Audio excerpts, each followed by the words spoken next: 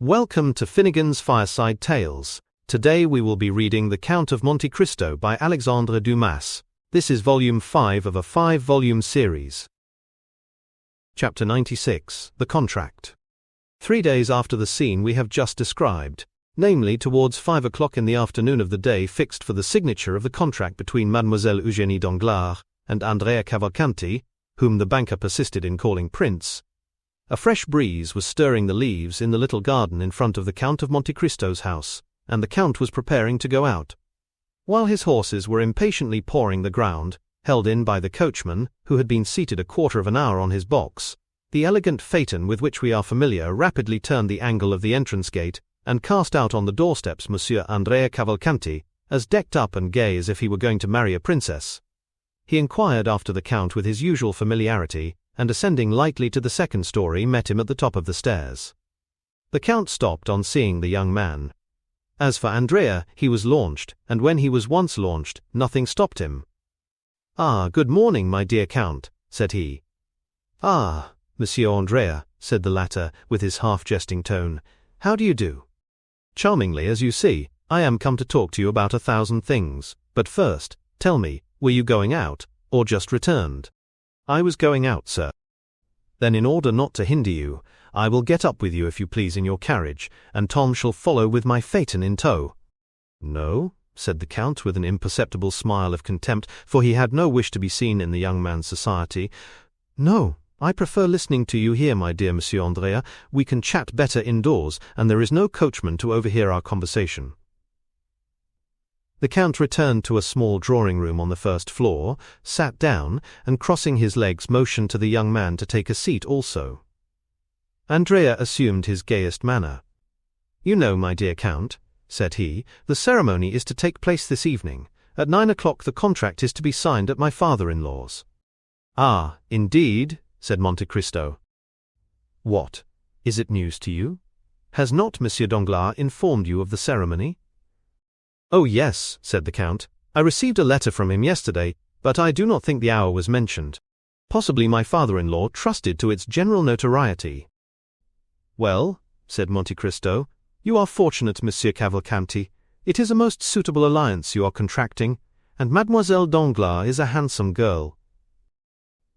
"Yes, indeed she is," replied Cavalcanti, in a very modest tone. "Above all, she is very rich. At least I believe so," said Monte Cristo. "Very rich, do you think?" replied the young man. "Doubtless, it is said Monsieur Danglars conceals at least half of his fortune."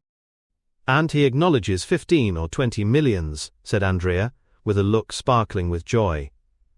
"Without reckoning," added Monte Cristo, "that he is on the eve of entering into a sort of speculation already in vogue in the United States and in England, but quite novel in France." Yes, I know what you mean. The railway of which he has obtained the grant, is it not?" "Precisely. It is generally believed he will gain 10 millions by that affair." "10 millions? Do you think so? It is magnificent," said Cavalcanti, who was quite confounded at the metallic sound of these golden words. "Without reckoning," replied Monte Cristo, "that all his fortune will come to you, and justly too, since Mademoiselle Danglars is an only daughter. Besides, your own fortune, as your father assured me, is almost equal to that of your betrothed, but enough of money matters. Do you know, Monsieur Andrea, I think you have managed this affair rather skillfully." "Not badly by any means," said the young man. "I was born for a diplomatist." "Well, you must become a diplomatist. Diplomacy, you know, is something that is not to be acquired. It is instinctive. Have you lost your heart?" "Indeed, I fear it," replied Andrea, in the tone in which he had heard Doranto Valère reply to Alceste at the Théâtre Français. "Is your love returned?" In Molière's comedy, Le Misanthrope. "I suppose so," said Andrea with a triumphant smile, "since I am accepted. But I must not forget one grand point." "Which?" "That I have been singularly assisted." "Nonsense." "I have indeed." "By circumstances?" "No, by you." "By me? Not at all, Prince," said Monte Cristo, laying a marked stress on the title. "What have I done for you? Are not your name, your social position, and your merit sufficient?" "No," said Andrea. "No, It is useless for you to say so, Count. I maintain that the position of a man like you has done more than my name, my social position, and my merit. You are completely mistaken, sir, said Monte Cristo coldly, who felt the perfidious maneuver of the young man, and understood the bearing of his words. You only acquired my protection after the influence and fortune of your father had been ascertained. For, after all, who procured for me, who had never seen either you or your illustrious father, the pleasure of your acquaintance? 2 of my good friends, Lord Wilmore and the Abbé Busoni. What encouraged me not to become your surety but to patronize you? Your father's name, so well known in Italy and so highly honored. Personally, I do not know you. This calm tone and perfect ease made Andrea feel that he was, for the moment, restrained by a more muscular hand than his own, and that the restraint could not be easily broken through.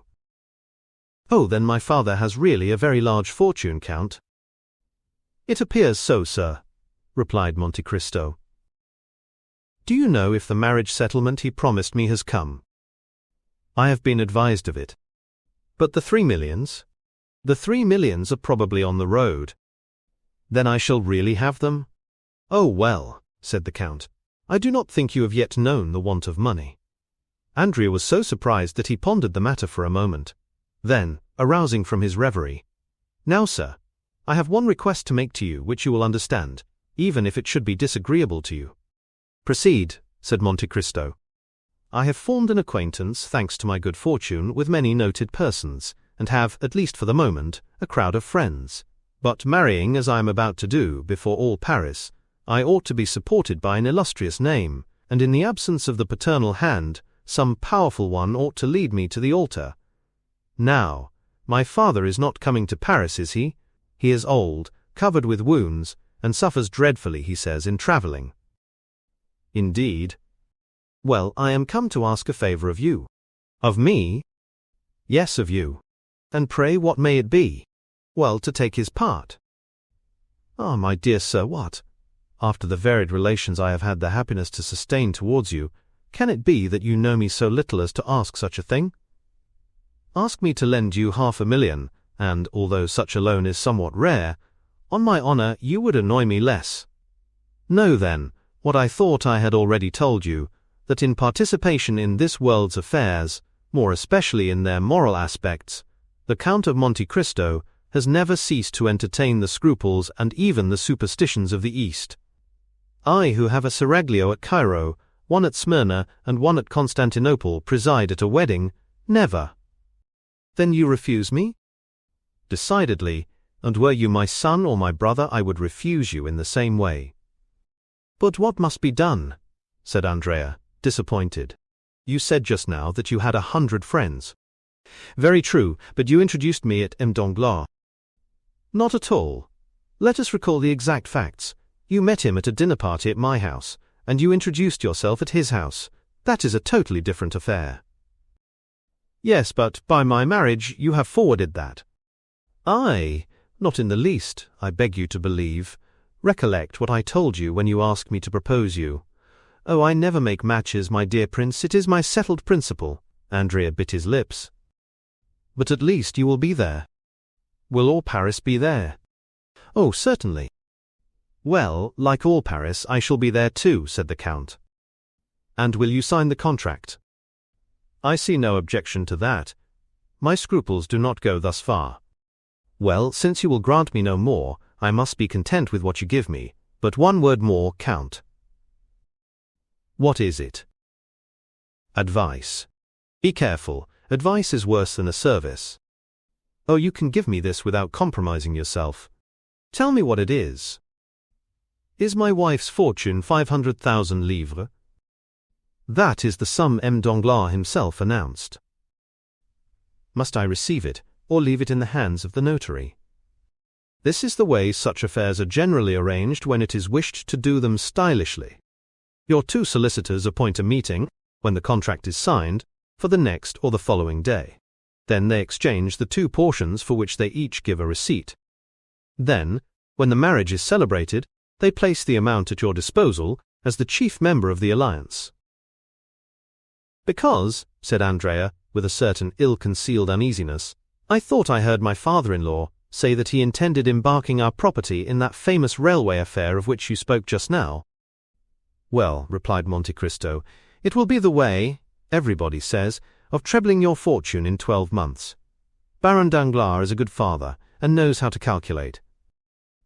In that case, said Andrea, everything is all right, excepting your refusal, which quite grieves me. You must attribute it only to natural scruples under similar circumstances. Well, said Andrea, let it be as you wish. This evening, then, at 9 o'clock. Adieu till then. Notwithstanding a slight resistance on the part of Monte Cristo, whose lips turned pale, but who preserved his ceremonious smile, Andrea seized the Count's hand, pressed it, jumped into his phaeton, and disappeared.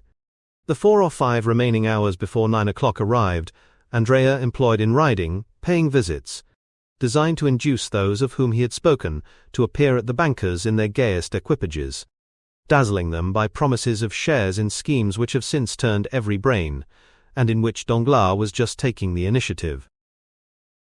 In fact, at 8:30 in the evening, the Grand Salon, the gallery adjoining, and the 3 other drawing-rooms on the same floor were filled with a perfumed crowd, who sympathized but little in the event, but who all participated in that love of being present wherever there is anything fresh to be seen. An academician would say that the entertainments of the fashionable world are collections of flowers which attract inconstant butterflies, famished bees, and buzzing drones. No one could deny that the rooms were splendidly illuminated. The light streamed forth on the gilt mouldings and the silk hangings, and all the bad taste of decorations, which had only their richness to boast of, shone in its splendor. Mademoiselle Eugénie was dressed with elegant simplicity in a figured white silk dress, and a white rose half concealed in her jet-black hair was her only ornament, unaccompanied by a single jewel. Her eyes, however, betrayed that perfect confidence which contradicted the girlish simplicity of this modest attire.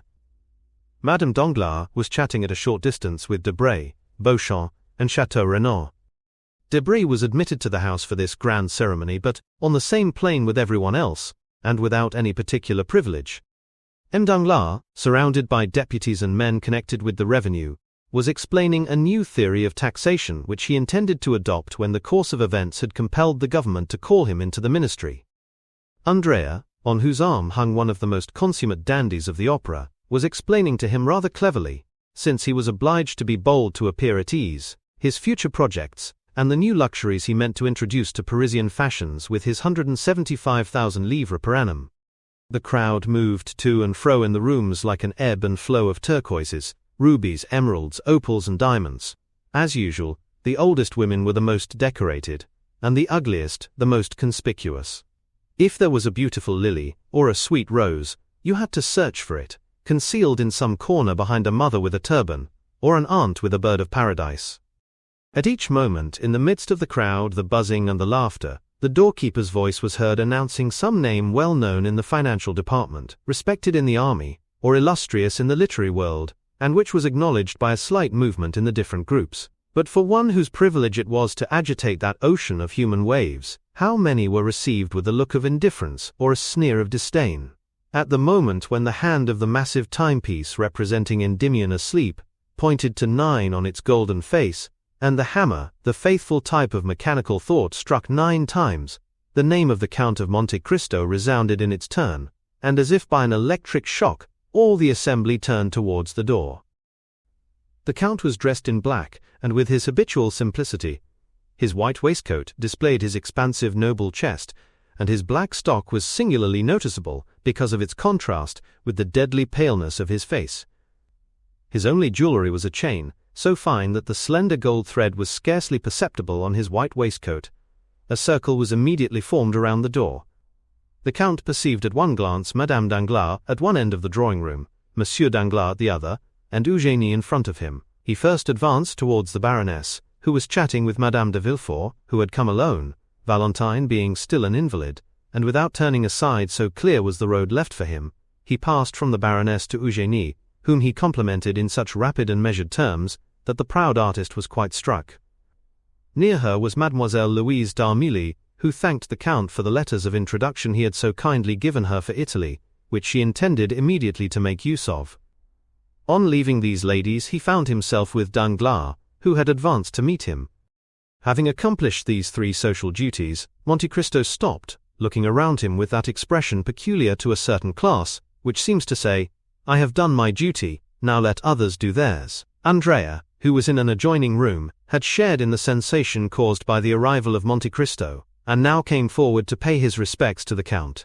He found him completely surrounded. All were eager to speak to him, as is always the case with those whose words are few and weighty. The solicitors arrived at this moment, and arranged their scrawled papers on the velvet cloth, embroidered with gold, which covered the table prepared for the signature. It was a gilt table supported on lion's claws. One of the notaries sat down, the other remained standing. They were about to proceed to the reading of the contract, which half Paris assembled was to sign.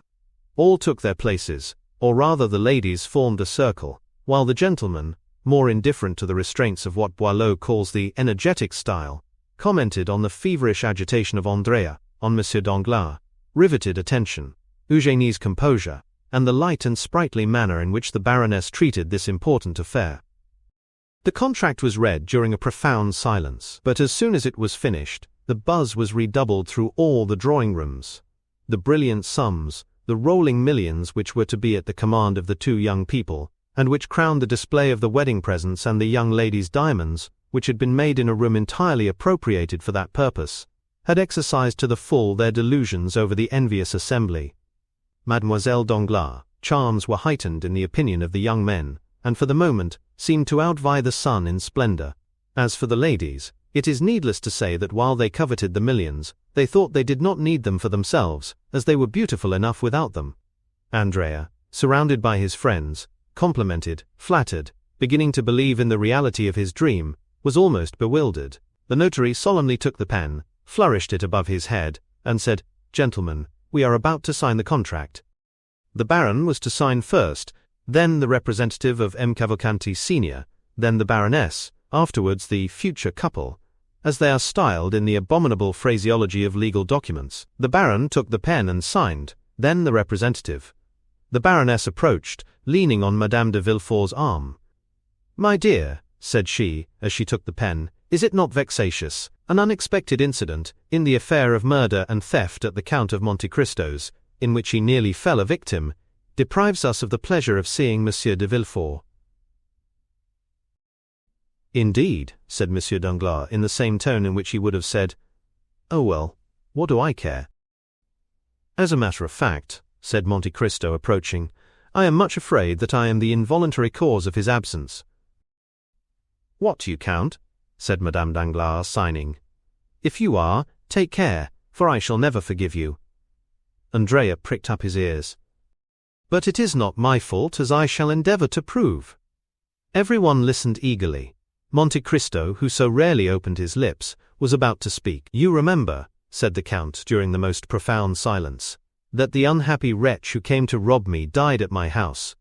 The supposition is that he was stabbed by his accomplice, on attempting to leave it." "Yes," said Danglars. "In order that his wounds might be examined, he was undressed, and his clothes were thrown into a corner, where the police picked them up, with the exception of the waistcoat, which they overlooked." Andrea turned pale and drew towards the door. He saw a cloud rising in the horizon, which appeared to forebode a coming storm. "Well, this waistcoat was discovered today, covered with blood, and with a hole over the heart." The ladies screamed, and 2 or 3 prepared to faint. "It was brought to me. No one could guess what the dirty rag could be. I alone suspected that it was the waistcoat of the murdered man. My valet, in examining this mournful relic, felt a paper in the pocket and drew it out. It was a letter addressed to you, Baron." "To me?"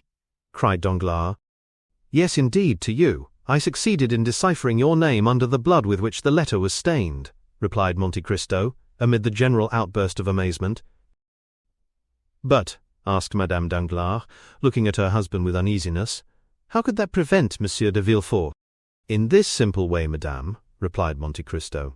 "The waistcoat and the letter were both what is termed circumstantial evidence. I therefore sent them to the king's attorney. You understand, my dear Baron, that legal methods are the safest in criminal cases. It was, perhaps, some plot against you."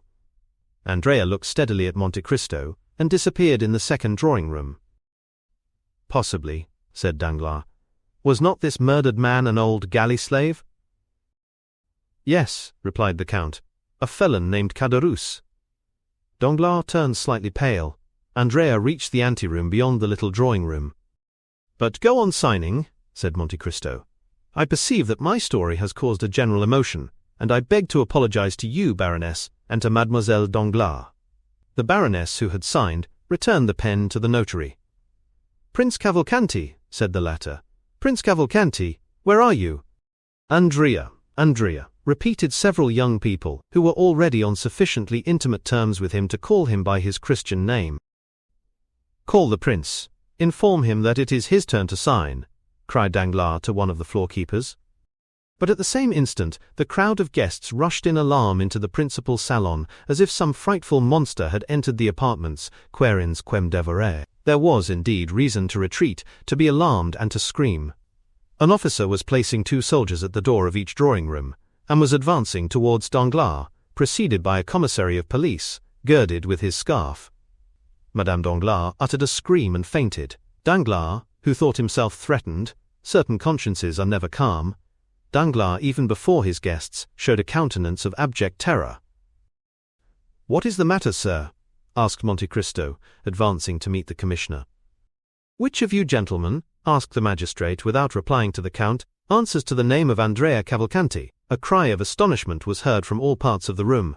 They searched, they questioned. "But who then is Andrea Cavalcanti?" asked Danglars in amazement. "A galley slave, escaped from confinement at Toulon." "And what crime has he committed?" "He is accused," said the commissary with his inflexible voice, "of having assassinated the man named Caderousse, his former companion in prison, at the moment he was making his escape from the house of the Count of Monte Cristo." Monte Cristo cast a rapid glance around him. Andrea was gone. Chapter 97. The Departure for Belgium. A few minutes after the scene of confusion produced in the salons of M. Danglars, by the unexpected appearance of the brigade of soldiers, and by the disclosure which had followed, the mansion was deserted with as much rapidity as if a case of plague or of cholera morbus had broken out among the guests. In a few minutes, through all the doors, down all the staircases, by every exit, everyone hastened to retire, or rather to fly, for it was a situation where the ordinary condolences, which even the best friends are so eager to offer in great catastrophes, were seen to be utterly futile. There remained in the banker's house only Danglars, closeted in his study, and making his statement to the officer of gendarmes, Madame Danglars, terrified in the boudoir with which we are acquainted, and Eugénie, who with haughty air and disdainful lip, had retired to her room, with her inseparable companion, Mademoiselle Louise d'Armilly. As for the numerous servants, more numerous that evening than usual, for their number was augmented by cooks and butlers from the Café de Paris, venting on their employers their anger at what they termed the insult to which they had been subjected, they collected in groups in the hall, in the kitchens, or in their rooms, thinking very little of their duty, which was thus naturally interrupted. Of all this household, only 2 persons deserve our notice. These are Mademoiselle Eugénie Danglars and Mademoiselle Louise d'Armilly. The betrothed had retired, as we said, with haughty air, disdainful lip, and the demeanor of an outraged queen, followed by her companion, who was paler and more disturbed than herself. On reaching her room, Eugénie locked her door, while Louise fell on a chair. "Ah, what a dreadful thing," said the young musician. "Who would have suspected it? Monsieur Andrea Cavalcanti, a murderer, a galley slave escaped, a convict." An ironical smile curled the lip of Eugénie. "In truth I was fated," said she. "I escaped the Morcerf only to fall into the Cavalcanti." "Oh, do not confound the two, Eugénie. Hold your tongue. The men are all infamous, and I am happy to be able now to do more than detest them. I despise them." "What shall we do?" asked Louise. "What shall we do?" "Yes. Why, the same we had intended doing 3 days since set off." "What? Although you are not now going to be married, you intend still?" "Listen, Louise. I hate this life of the fashionable world, always ordered, measured, ruled, like our music paper. What I have always wished for, desired and coveted, is the life of an artist, free and independent, relying only on my own resources, and accountable only to myself. Remain here.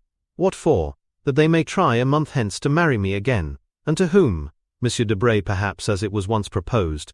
No, Louise, No, Louise, no. This evening's adventure will serve for my excuse. I did not seek one, I did not ask for one. God sends me this, and I hail it joyfully. How strong and courageous you are, said the fair, frail girl to her brunette companion.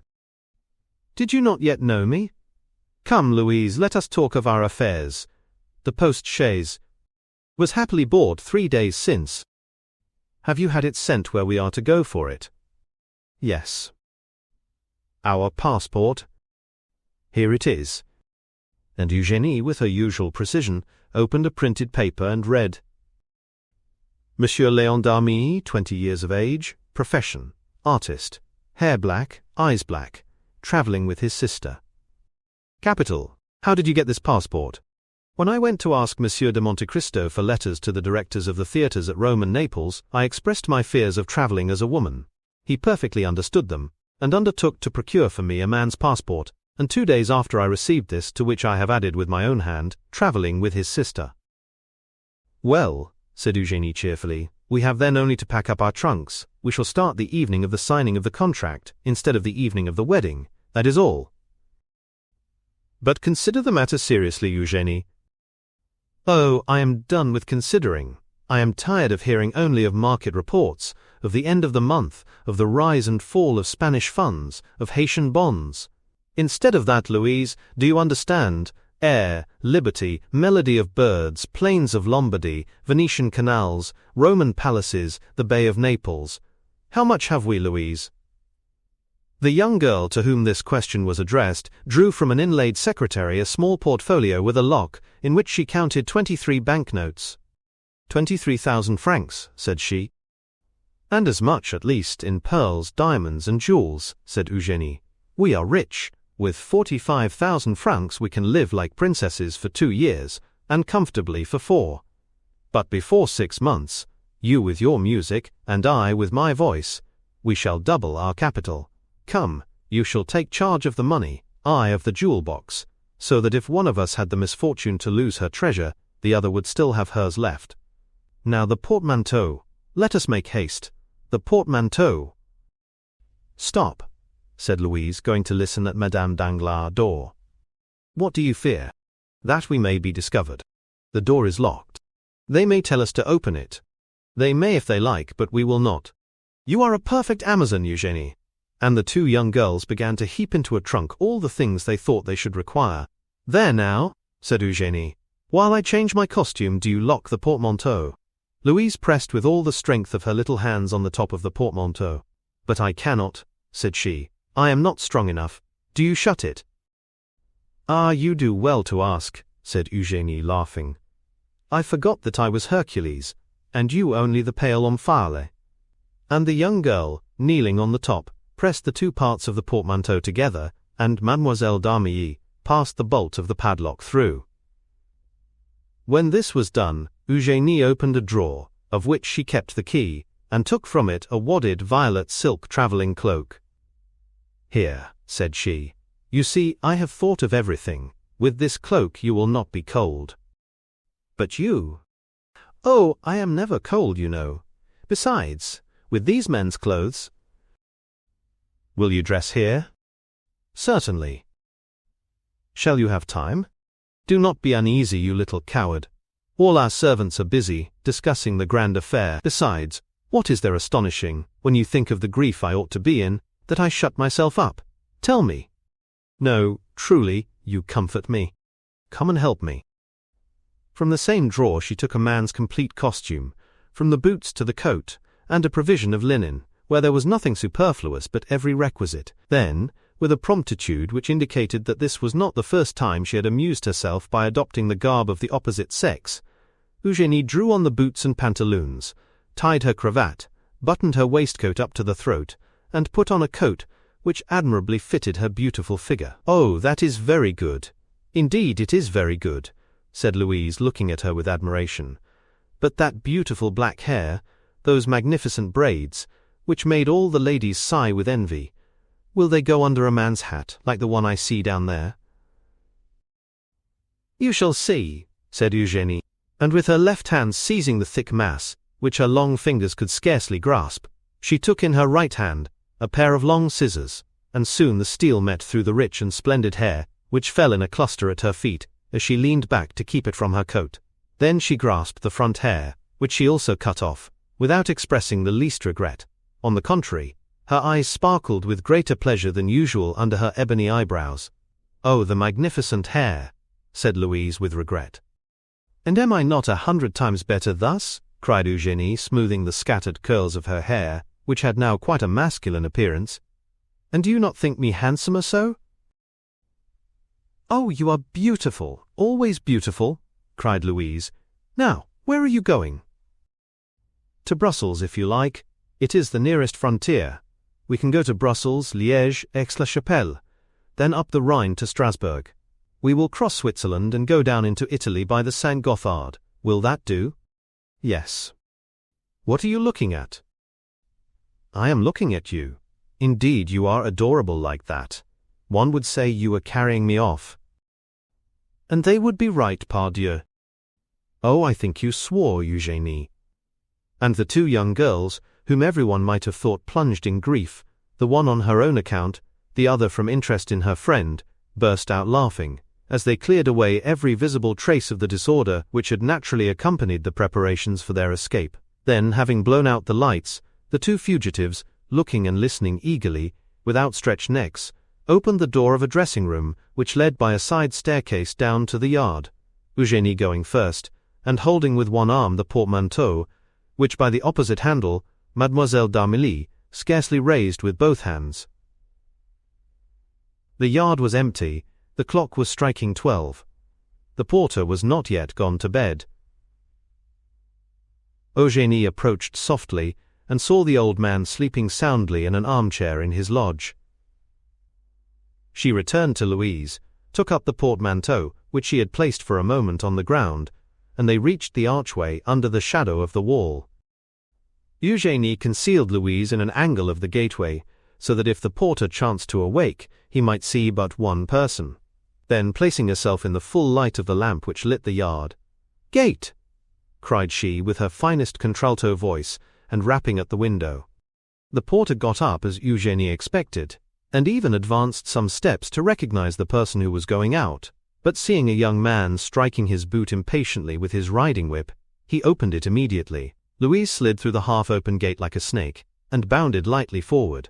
Eugénie, apparently calm, although in all probability her heart beat somewhat faster than usual, went out in her turn. A porter was passing, and they gave him the portmanteau. Then the two young girls, having told him to take it to number 36, Rue de la Victoire, walked behind this man, whose presence comforted Louise. As for Eugénie, she was as strong as a Judith or a Delilah. They arrived at the appointed spot. Eugénie ordered the porter to put down the portmanteau, gave him some pieces of money, and, having rapped at the shutter, sent him away. The shutter where Eugénie had rapped was that of a little laundress, who had been previously warned, and was not yet gone to bed. She opened the door. "Mademoiselle," said Eugénie, "let the porter get the post-chaise from the coach-house, and fetch some post-horses from the hotel. Here are 5 francs for his trouble." "Indeed," said Louise, "I admire you, and I could almost say respect you." The laundress looked on in astonishment, but as she had been promised 20 louis, she made no remark. In a quarter of an hour the porter returned with a postboy and horses which were harnessed, and put in the post-chaise in a minute, while the porter fastened the portmanteau on with the assistance of a cord and strap. "Here is the passport," said the postilion. "Which way are we going, young gentleman?" "To Fontainebleau," replied Eugénie with an almost masculine voice. "What do you say?" said Louise. "I am giving them the slip," said Eugénie. "This woman to whom we have given 20 louis may betray us for 40. We will soon alter our direction." And the young girl jumped into the britska, which was admirably arranged for sleeping in, without scarcely touching the step. "You are always right," said the music teacher, seating herself by the side of her friend. A quarter of an hour afterwards the postilion, having been put in the right road, passed with a crack of his whip through the gateway of the Barrière Saint-Martin. "Ah," said Louise, breathing freely, "here we are out of Paris." "Yes, my dear, the abduction is an accomplished fact," replied Eugénie. "Yes, and without violence," said Louise.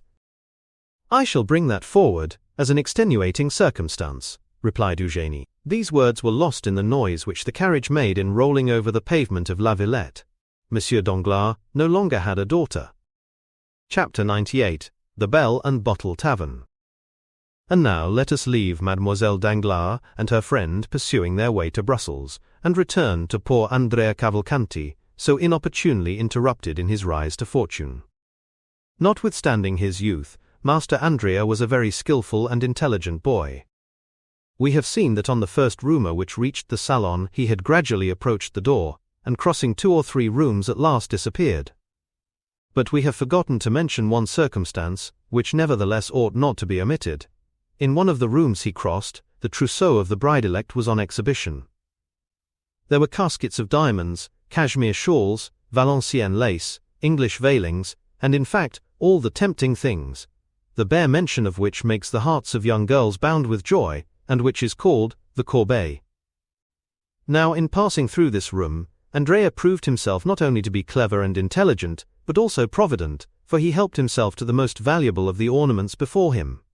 Literally the basket, because wedding gifts were originally brought in such a receptacle. Furnished with this plunder, Andrea leaped with a lighter heart from the window, intending to slip through the hands of the gendarmes. Tall and well-proportioned as an ancient gladiator, and muscular as a Spartan, he walked for a quarter of an hour without knowing where to direct his steps, actuated by the sole idea of getting away from the spot where if he lingered, he knew that he would surely be taken. Having passed through the Rue Mont Blanc, guided by the instinct which leads thieves always to take the safest path, he found himself at the end of the Rue Lafayette. There he stopped, breathless and panting. He was quite alone. On one side was the vast wilderness of the Saint-Lazare, on the other, Paris enshrouded in darkness. "Am I to be captured?" he cried. "No, not if I can use more activity than my enemies. My safety is now a mere question of speed." At this moment he saw a cab at the top of the Faubourg Poissonnière. The dull driver, smoking his pipe, was plodding along toward the limits of the Faubourg Saint-Denis, where no doubt he ordinarily had his station. "Ho, friend," said Benedetto. "What do you want, sir?" asked the driver. "Is your horse tired?" "Tired? Oh, yes, tired enough. He has done nothing the whole of this blessed day. 4 wretched fares and 20 sous over, making in all 7 francs, are all that I have earned, and I ought to take 10 to the owner." "Will you add these 20 francs to the 7 you have?" "With pleasure, sir. 20 francs are not to be despised. Tell me what I am to do for this." "A very easy thing, if your horse isn't tired." "I tell you he'll go like the wind. Only tell me which way to drive." "Towards the Louvre." "Ah, I know the way. You get good sweetened rum over there." "Exactly so. I merely wish to overtake one of my friends, with whom I am going to hunt tomorrow at Chapelle-en-Serval. He should have waited for me here with a cabriolet till 11:30. It is 12, and tired of waiting he must have gone on." "It is likely. Well, will you try and overtake him?" "Nothing I should like better. If you do not overtake him before we reach Bourget, you shall have 20 francs. If not before Louvre, 30. "And if we do overtake him?" 40, said Andrea, after a moment's hesitation, at the end of which he remembered that he might safely promise. "That's all right," said the man. "Hop in, and we're off." Hop là. Andrea got into the cab, which passed rapidly through the Faubourg Saint-Denis, along the Faubourg Saint-Martin, crossed the barrier, and threaded its way through the interminable Villette. They never overtook the chimerical friend, yet Andrea frequently inquired of people on foot whom he passed, and at the inns which were not yet closed, for a green cabriolet and bay horse, and as there are a great many cabriolets to be seen on the road to the Low Countries, and as 9/10 of them are green, the inquiries increased at every step.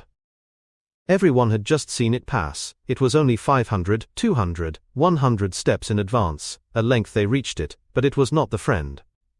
Once the cab was also passed by a calash, rapidly whirled along by 2 post-horses.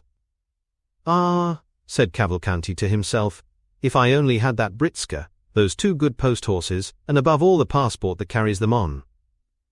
And he sighed deeply. The calash contained Mademoiselle Danglars and Mademoiselle d'Armilly. "Hurry, hurry," said Andrea, "we must overtake him soon." And the poor horse resumed the desperate gallop it had kept up since leaving the barrier, and arrived steaming at Louvre. "Certainly," said Andrea, "I shall not overtake my friend, but I shall kill your horse. Therefore, I had better stop. Here are 30 francs. I will sleep at the Red Horse, and will secure a place in the first coach. Good night, friend." And Andrea, after placing 6 pieces of 5 francs each in the man's hand, leaped lightly onto the pathway. The cabman joyfully pocketed the sum and turned back on his road to Paris. Andrea pretended to go towards the Red Horse Inn, but after leaning an instant against the door, and hearing the last sound of the cab which was disappearing from view, he went on his road, and with a lusty stride soon traversed the space of 2 leagues. Then he rested.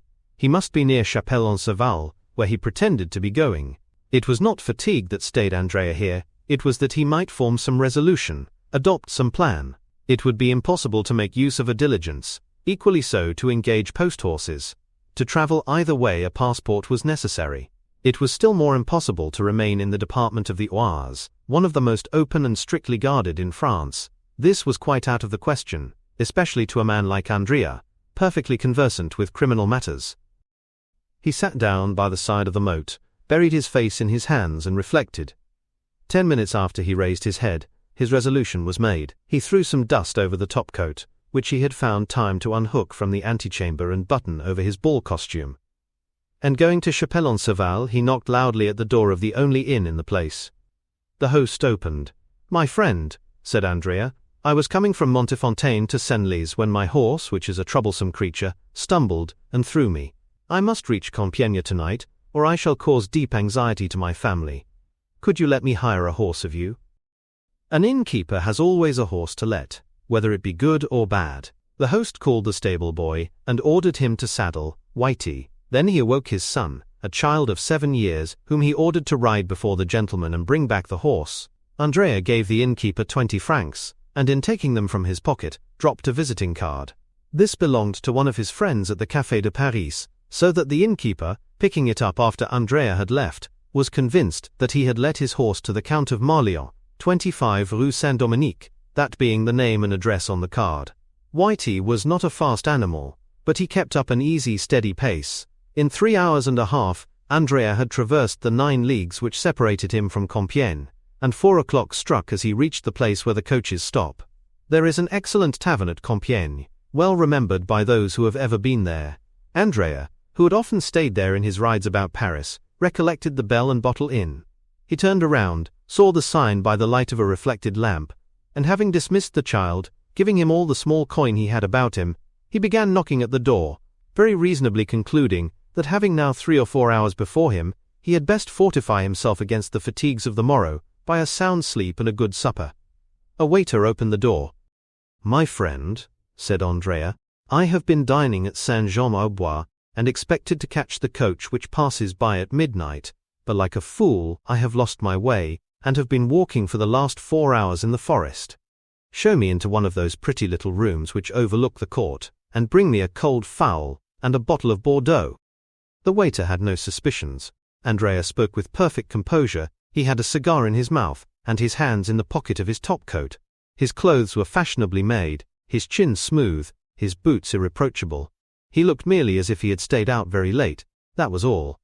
While the waiter was preparing his room, the hostess arose. Andrea assumed his most charming smile, and asked if he could have number 3, which he had occupied on his last stay at Compiègne. Unfortunately, number 3 was engaged by a young man who was traveling with his sister. Andrea appeared in despair, but consoled himself when the hostess assured him that number 7, prepared for him, was situated precisely the same as number 3, and while warming his feet and chatting about the last races at Chantilly, he waited until they announced his room to be ready. Andrea had not spoken without cause of the pretty rooms looking out upon the court of the Bell Tavern, which, with its triple galleries like those of a theatre, with the jessamine and clematis twining round the light columns, forms one of the prettiest entrances to an inn that you can imagine. The fowl was tender, the wine old, the fire clear and sparkling, and Andrea was surprised to find himself eating with as good an appetite as though nothing had happened. Then he went to bed and almost immediately fell into that deep sleep, which is sure to visit men of 20 years of age, even when they are torn with remorse. Now here we are obliged to own that Andrea ought to have felt remorse, but that he did not. This was the plan which had appealed to him to afford the best chance of his security. Before daybreak he would awake, leave the inn after rigorously paying his bill, and reaching the forest he would, under pretense of making studies in painting, test the hospitality of some peasants, procure himself the dress of a woodcutter and a hatchet, casting off the lion's skin to assume that of the woodman.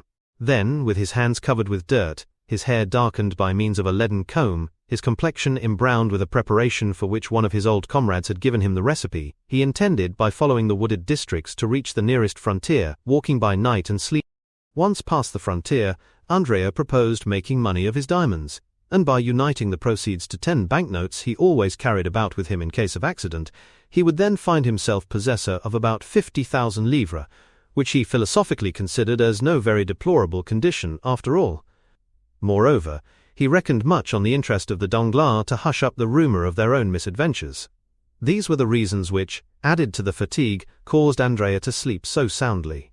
In order that he might awaken early, he did not close the shutters, but contented himself with bolting the door and placing on the table an unclasped and long-pointed knife, whose temper he well knew, and which was never absent from him.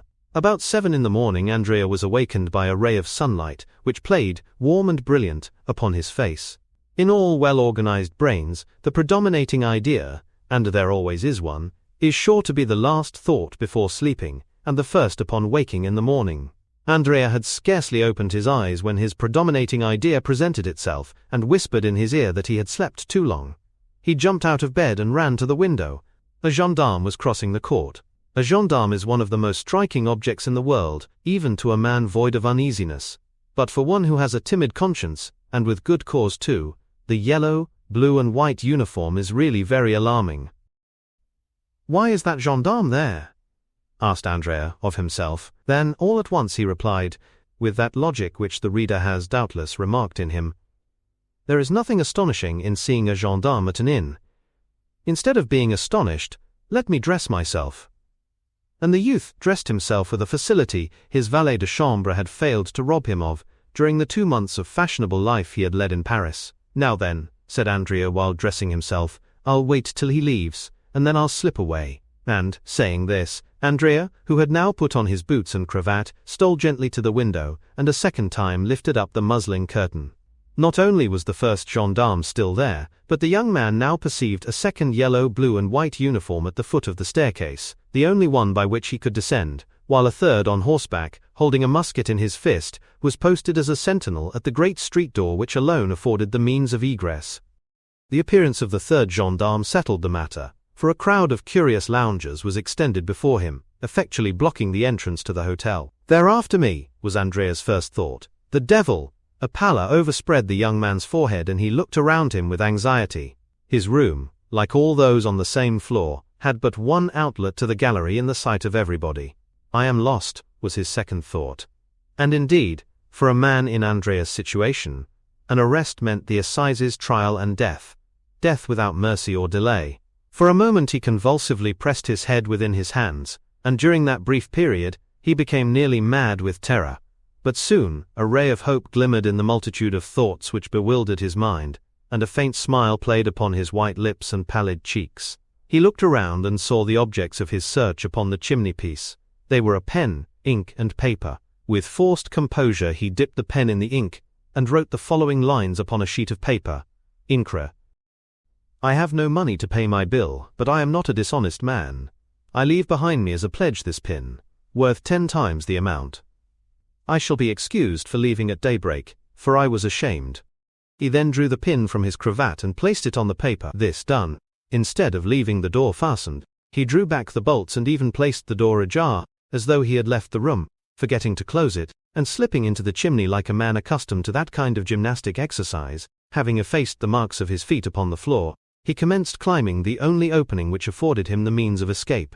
At this precise time the first gendarme Andrea had noticed walked upstairs, preceded by the commissary of police, and supported by the second gendarme who guarded the staircase, and was himself reinforced by the one stationed at the door. Andrea was indebted for this visit to the following circumstances. At daybreak, the telegraphs were set at work in all directions, and almost immediately the authorities in every district had exerted their utmost endeavors to arrest the murderer of Caderousse. Compiègne, that royal residence and fortified town, is well furnished with authorities, gendarmes and commissaries of police. They therefore began operations as soon as the telegraphic dispatch arrived, and the Bell and Bottle being the best-known hotel in the town, they had naturally directed their first inquiries there. Now, besides the reports of the sentinels guarding the Hôtel de Ville, which is next door to the Bell and Bottle, it had been stated by others that a number of travelers had arrived during the night. The sentinel, who was relieved at 6 o'clock in the morning, remembered perfectly that just as he was taking his post a few minutes past 4, a young man arrived on horseback, with a little boy before him. The young man, having dismissed the boy and horse, knocked at the door of the hotel, which was opened, and again closed after his entrance. This late arrival had attracted much suspicion, and the young man, being no other than Andrea, the commissary and gendarme, who was a brigadier, directed their steps towards his room. They found the door ajar. "Oh ho," said the brigadier, who thoroughly understood the trick, "a bad sign to find the door open. I would rather find it triply bolted." And indeed, the little note and pin upon the table confirmed, or rather corroborated, the sad truth. Andrea had fled. We say corroborated, because the brigadier was too experienced to be convinced by a single proof. He glanced around, looked in the bed, shook the curtains, opened the closets, and finally stopped at the chimney. Andrea had taken the precaution to leave no traces of his feet in the ashes, but still, it was an outlet, and in this light was not to be passed over without serious investigation. The brigadier sent for some sticks and straw, and having filled the chimney with them, set a light to it. The fire crackled, and the smoke ascended like the dull vapor from a volcano, but still, no prisoner fell down, as they expected. The fact was, that Andrea, at war with society ever since his youth, was quite as deep as a gendarme. Even though he were advanced to the rank of brigadier, and quite prepared for the fire, he had climbed out on the roof, and was crouching down against the chimney pots. At one time he thought he was saved, for he heard the brigadier exclaim in a loud voice, to the two gendarmes, "He is not here," but venturing to peep he perceived that the latter, instead of retiring, as might have been reasonably expected upon this announcement, were watching with increased attention. It was now his turn to look about him. The Hôtel de Ville, a massive 16th-century building, was on his right. Anyone could descend from the openings in the tower, and examine every corner of the roof below, and Andrea expected momentarily to see the head of a gendarme appear at one of these openings. If once discovered, he knew he would be lost, for the roof afforded no chance of escape. He therefore resolved to descend, not through the same chimney by which he had come up, but by a similar one conducting to another room. He looked around for a chimney from which no smoke issued, and having reached it, he disappeared through the orifice without being seen by anyone.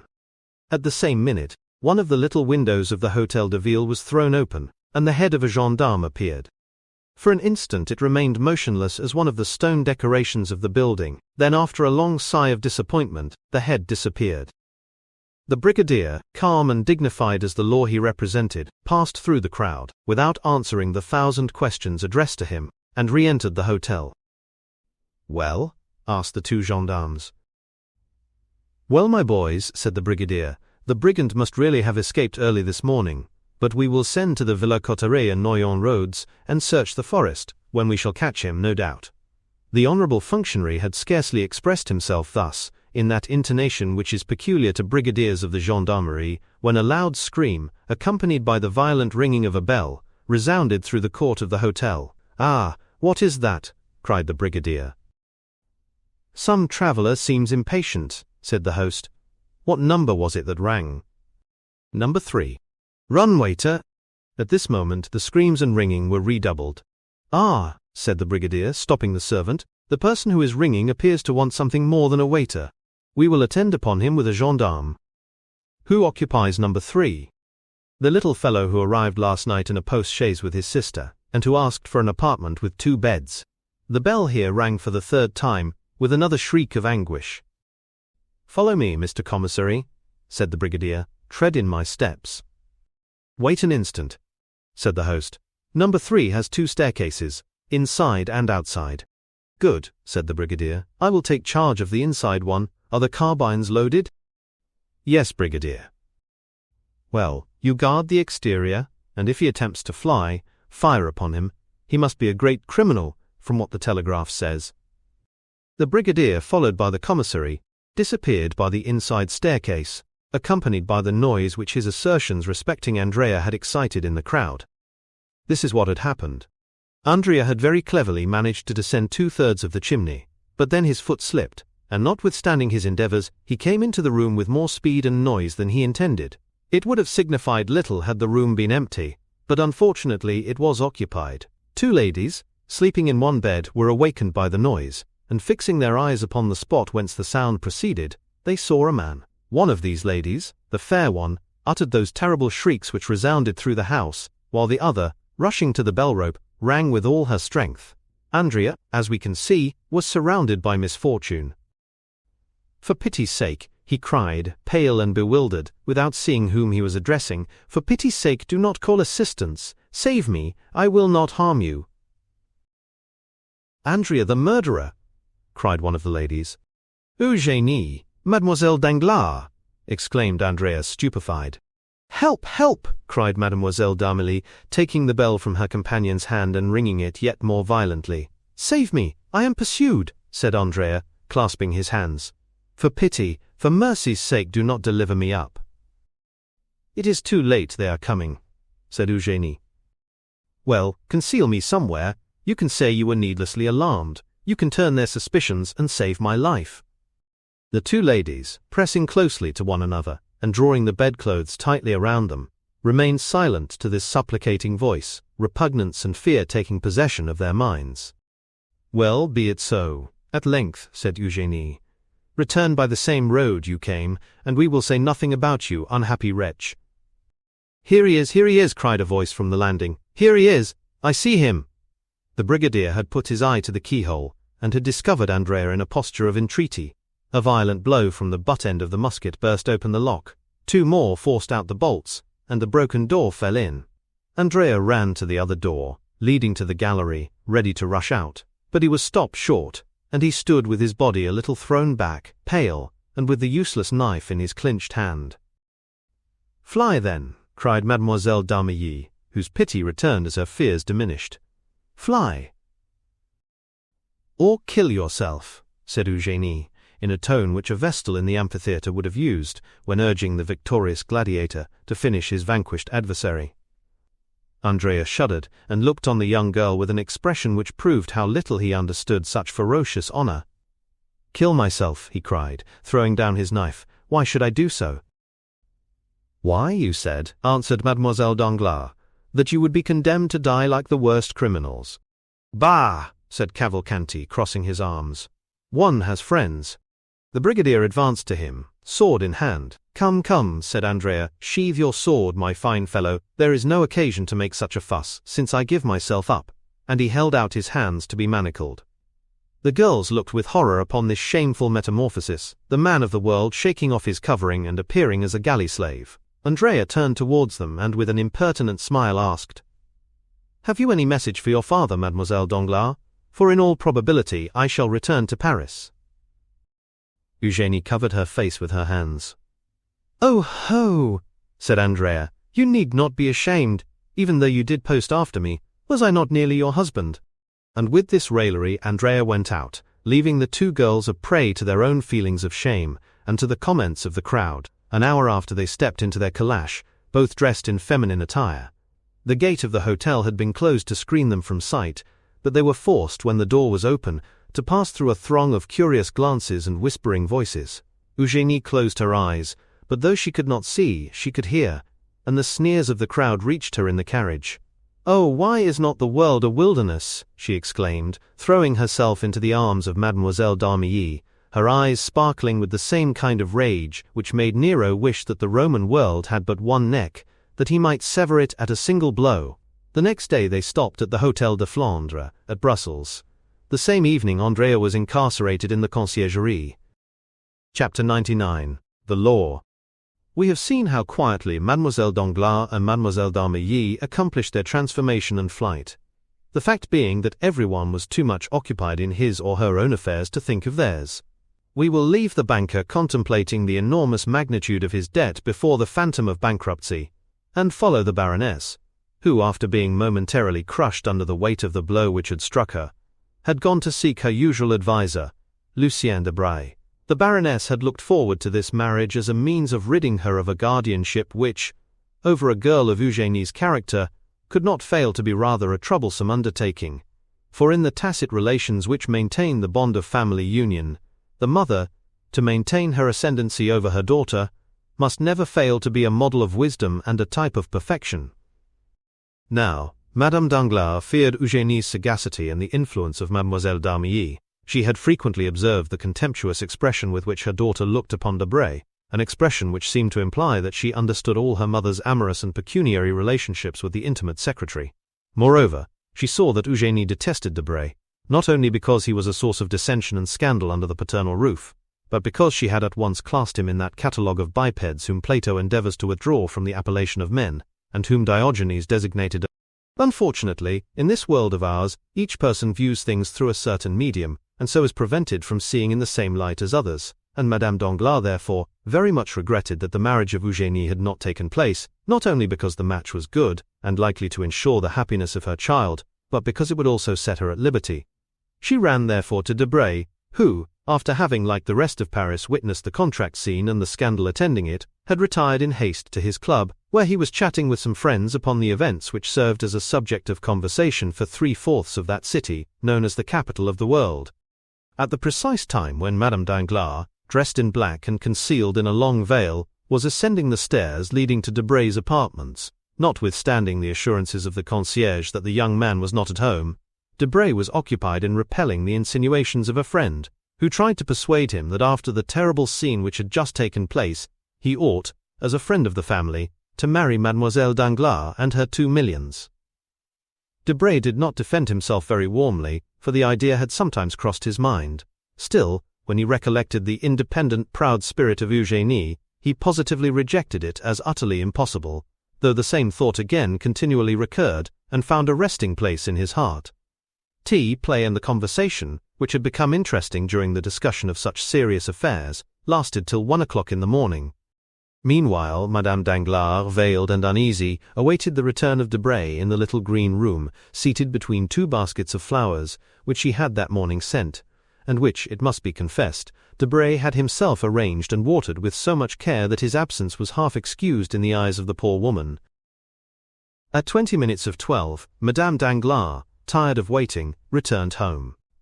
Women of a certain grade are like prosperous grisettes in one respect: they seldom return home after 12 o'clock. The Baroness returned to the hotel with as much caution as Eugénie used in leaving it. She ran lightly upstairs, and with an aching heart entered her apartment, contiguous, as we know, to that of Eugénie. She was fearful of exciting any remark, and believed firmly in her daughter's innocence and fidelity to the paternal roof. She listened at Eugénie's door, and hearing no sound tried to enter, but the bolts were in place. Madame Danglars then concluded that the young girl had been overcome with the terrible excitement of the evening, and had gone to bed and to sleep. She called the maid and questioned her. Mademoiselle Eugénie, said the maid, retired to her apartment with Mademoiselle d'Armilly. They then took tea together, after which they desired me to leave, saying that they needed me no longer. Since then, the maid had been below, and, like everyone else, she thought the young ladies were in their own room. Madame Danglars, therefore, went to bed without a shadow of suspicion, and began to muse over the recent events. In proportion as her memory became clearer, the occurrences of the evening were revealed in their true light. What she had taken for confusion was a tumult. What she had regarded as something distressing was in reality a disgrace. And then the Baroness remembered that she had felt no pity for poor Mercedes, who had been afflicted with as severe a blow through her husband and son. Eugénie, she said to herself, is lost, and so are we. The affair, as it will be reported, will cover us with shame, for in a society such as ours, satire inflicts a painful and incurable wound. How fortunate that Eugénie is possessed of that strange character which has so often made me tremble. And her glance was turned towards heaven, where a mysterious providence disposes all things, and out of a fault, nay, even a vice, sometimes produces a blessing. And then her thoughts, cleaving through space like a bird in the air, rested on Cavalcanti. This Andrea was a wretch, a robber, an assassin, and yet his manners showed the effects of a sort of education, if not a complete one.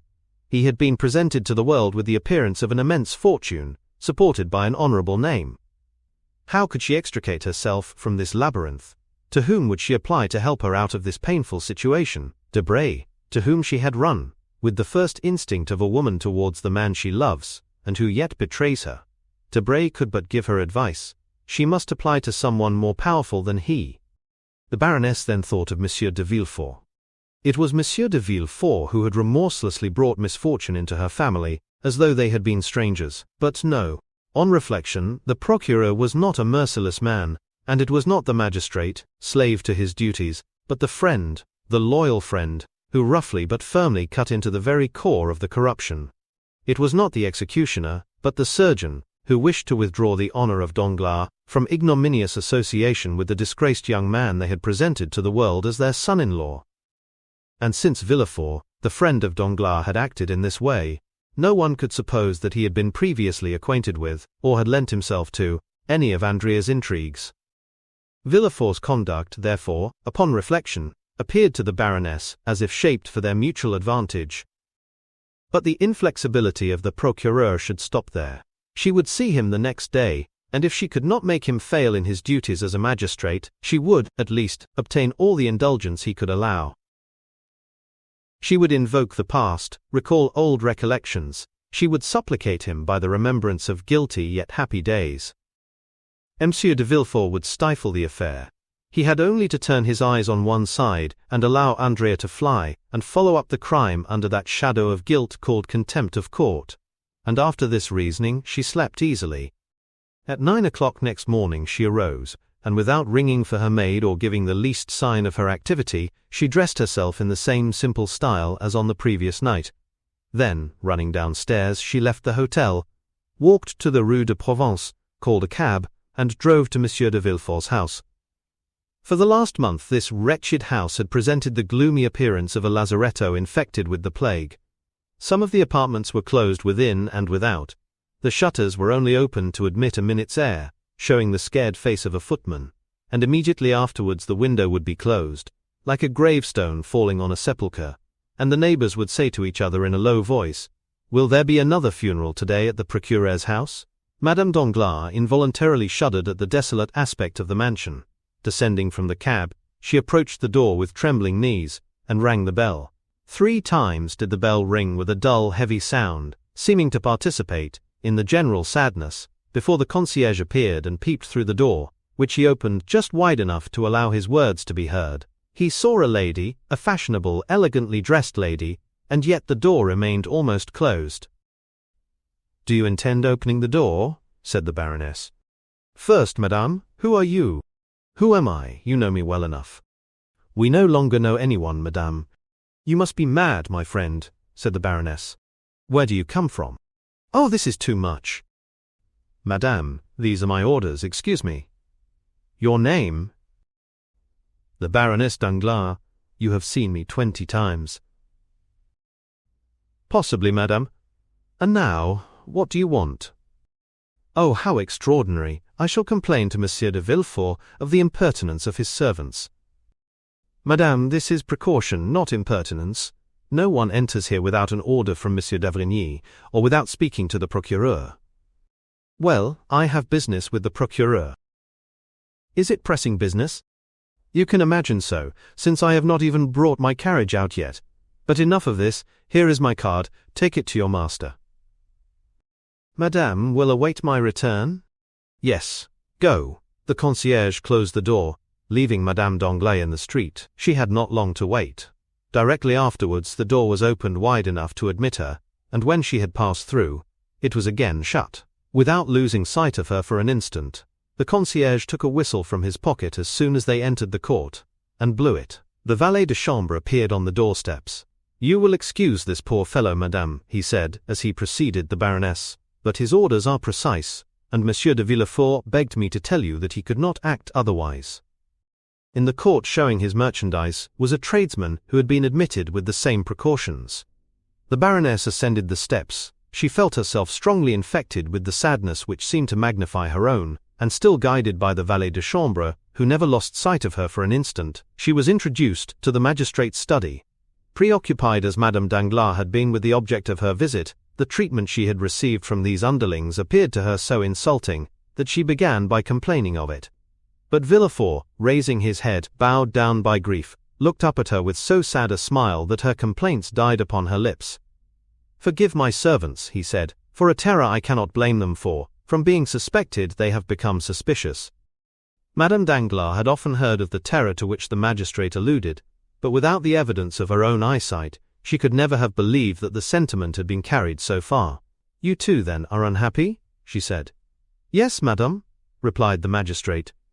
"Then you pity me?" "Sincerely, madame." "And you understand what brings me here?" "You wish to speak to me about the circumstance which has just happened?" "Yes, sir, a fearful misfortune." "You mean a mischance?" "A mischance?" repeated the Baroness. "Alas, madame," said the procureur with his imperturbable calmness of manner, "I consider those alone misfortunes which are irreparable." "And do you suppose this will be forgotten?" "Everything will be forgotten, madame," said Villefort. "Your daughter will be married tomorrow, if not today, in a week, if not tomorrow, and I do not think you can regret the intended husband of your daughter." Madame Danglars gazed on Villefort, stupefied to find him so almost insultingly calm. "Am I come to a friend?" she asked in a tone full of mournful dignity. "You know that you are, madame," said Villefort, whose pale cheeks became slightly flushed as he gave her the assurance, and truly this assurance carried him back to different events from those now occupying the Baroness and him. "Well then, be more affectionate, my dear Villefort," said the Baroness. "Speak to me not as a magistrate but as a friend, and when I am in bitter anguish of spirit, do not tell me that I ought to be gay." Villefort bowed. "When I hear misfortunes named, madame," he said, "I have within the last few months contracted the bad habit of thinking of my own, and then I cannot help drawing up an egotistical parallel in my mind. That is the reason that by the side of my misfortunes yours appear to me mere mischances. That is why my dreadful position makes yours appear enviable. But this annoys you. Let us change the subject. You were saying, madame?" "I came to ask you, my friend," said the Baroness, "what will be done with this impostor?" "Impostor?" repeated Villefort. "Certainly, madame. You appear to extenuate some cases and exaggerate others. Impostor, indeed! Monsieur Andrea Cavalcanti, or rather Monsieur Benedetto, is nothing more nor less than an assassin." "Sir, I do not deny the justice of your correction, but the more severely you arm yourself against that unfortunate man, the more deeply will you strike our family. Come, forget him for a moment, and instead of pursuing him, let him go." "You are too late, madame. The orders are issued." "Well, should he be arrested? Do they think they will arrest him?" "I hope so. If they should arrest him, I know that sometimes prisoners afford means of escape. Will you leave him in prison?" The procureur shook his head. "At least keep him there till my daughter be married." "Impossible, madame. Justice has its formalities." "What, even for me?" said the Baroness, half jesting, half in earnest. "For all, even for myself among the rest," replied Villefort. "Ah!" exclaimed the Baroness, without expressing the ideas which the exclamation betrayed. Villefort looked at her with that piercing glance which reads the secrets of the heart. "Yes, I know what you mean," he said. "You refer to the terrible rumors spread abroad in the world, that the deaths which have kept me in mourning for the last 3 months, and from which Valentine has only escaped by a miracle, have not happened by natural means." "I was not thinking of that," replied Madame Danglars quickly. "Yes, you were thinking of it, and with justice. You could not help thinking of it, and saying to yourself, 'You, who pursue crimes so vindictively, answer now, why are there unpunished crimes in your dwelling?'" The Baroness became pale. "You were saying this, were you not?" "Well, I own it. I will answer you."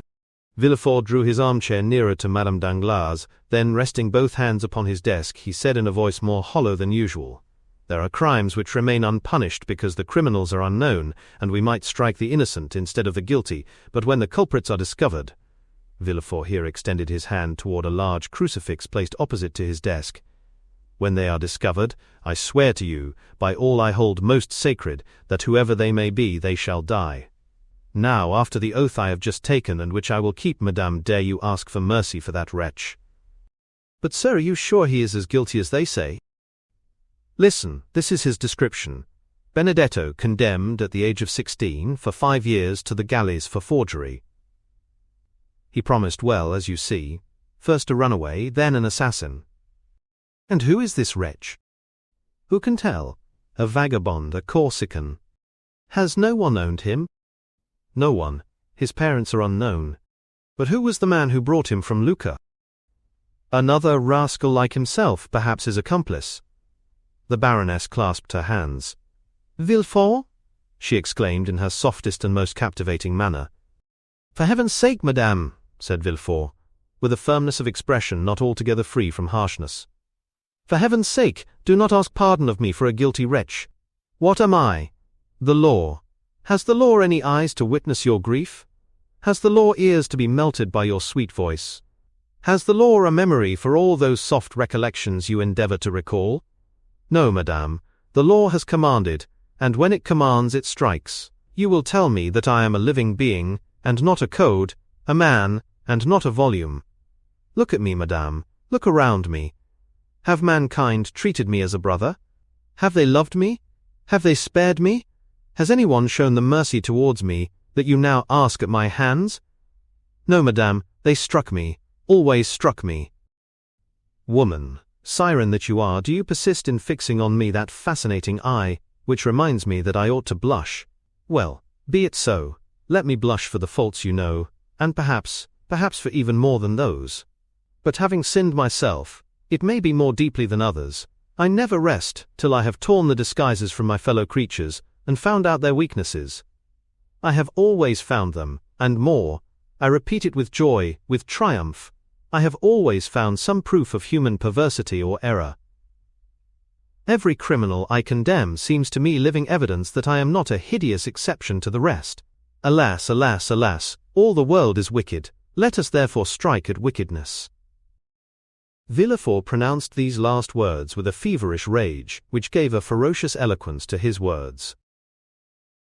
But, said Madame Danglars, resolving to make a last effort, this young man, though a murderer, is an orphan, abandoned by everybody. So much the worse, or rather so much the better. It has been so ordained that he may have none to weep his fate. But this is trampling on the weak, sir. The weakness of a murderer. His dishonor reflects upon us. Is not death in my house? Oh, sir, exclaimed the Baroness, you are without pity for others. Well then, I tell you they will have no mercy on you. Be it so, said Villefort, raising his arms to heaven. At least, delay the trial till the next assizes. We shall then have 6 months before us. No, madame, said Villefort. Instructions have been given. There are yet 5 days left. 5 days are more than I require. Do you not think that I also long for forgetfulness? While working night and day I sometimes lose all recollection of the past, and then I experience the same sort of happiness I can imagine the dead feel. Still, it is better than suffering. But sir, he has fled. Let him escape. Inaction is a pardonable offense. I tell you it is too late. Early this morning the telegraph was employed, and at this very minute— Sir, said the valet de chambre, entering the room, a dragoon has brought this dispatch from the Minister of the Interior. Villefort seized the letter and hastily broke the seal. Madame Danglars trembled with fear. Villefort started with joy. Arrested, he exclaimed. He was taken at Compiègne, and all is over. Madame Danglars rose from her seat, pale and cold. Adieu, sir, she said. Adieu, madame, replied the king's attorney, as in an almost joyful manner he conducted her to the door. Then, turning to his desk, he said, striking the letter with the back of his right hand, Come, I had a forgery, 3 robberies, and 2 cases of arson. I only wanted a murder, and here it is. It will be a splendid session. Chapter 100. The Apparition. As the procureur had told Madame Danglars, Valentine was not yet recovered. Bowed down with fatigue, she was indeed confined to her bed, and it was in her own room, and from the lips of Madame de Villefort, that she heard all the strange events we have related. We mean the flight of Eugénie, and the arrest of Andrea Cavalcanti, or rather Benedetto, together with the accusation of murder pronounced against him. But Valentine was so weak that this recital scarcely produced the same effect it would have done had she been in her usual state of health. Indeed, her brain was only the seat of vague ideas, and confused forms, mingled with strange fancies, alone presented themselves before her eyes. During the daytime, Valentine's perceptions remained tolerably clear, owing to the constant presence of Monsieur Noirtier, who caused himself to be carried to his granddaughter's room, and watched her with his paternal tenderness. Villefort also, on his return from the law courts, frequently passed an hour or two with his father and child. At 6 o'clock Villefort retired to his study. At 8, Monsieur d'Avrigny himself arrived, bringing the night draught prepared for the young girl, and then Monsieur Noirtier was carried away. A nurse of the doctor's choice succeeded them, and never left till about 10 or 11 o'clock, when Valentine was asleep. As she went downstairs she gave the keys of Valentine's room to Monsieur de Villefort, so that no one could reach the sick room excepting through that of Madame de Villefort and little Edward.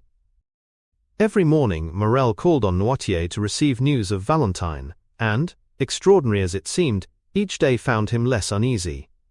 Certainly, though Valentine still labored under dreadful nervous excitement, she was better, and moreover Monte Cristo had told him when, half distracted, he had rushed to the Count's house, that if she were not dead in 2 hours, she would be saved.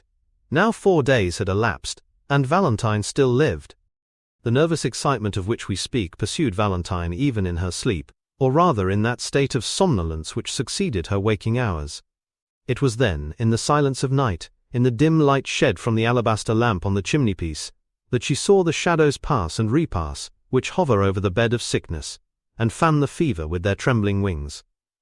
First she fancied she saw her stepmother threatening her, then Morrel stretched his arms towards her. Sometimes mere strangers, like the Count of Monte Cristo, came to visit her. Even the very furniture, in these moments of delirium, seemed to move, and this state lasted till about 3 o'clock in the morning, when a deep heavy slumber overcame the young girl, from which she did not awake till daylight. On the evening of the day on which Valentine had learned of the flight of Eugénie and the arrest of Benedetto, Villefort having retired as well as Noirtier and d'Avrigny, her thoughts wandered in a confused maze, alternately reviewing her own situation and the events she had just heard. 11 o'clock had struck. The nurse, having placed the beverage prepared by the doctor within reach of the patient, and locked the door, was listening with terror to the comments of the servants in the kitchen, and storing her memory with all the horrible stories which had for some months past amused the occupants of the antechambers in the house of the king's attorney. Meanwhile an unexpected scene was passing in the room which had been so carefully locked. 10 minutes had elapsed since the nurse had left. Valentine, who for the last hour had been suffering from the fever which returned nightly, incapable of controlling her ideas, was forced to yield to the excitement which exhausted itself in producing and reproducing a succession and recurrence of the same fancies and images. The night lamp threw out countless rays, each resolving itself into some strange form to her disordered imagination, when suddenly, by its flickering light, Valentine thought she saw the door of her library, which was in the recess by the chimney-piece, open slowly, though she in vain listened for the sound of the hinges on which it turned. At any other time Valentine would have seized the silken bell-pull and summoned assistance. But nothing astonished her in her present situation. Her reason told her that all the visions she beheld were but the children of her imagination, and the conviction was strengthened by the fact that in the morning no traces remained of the nocturnal phantoms, who disappeared with the coming of daylight.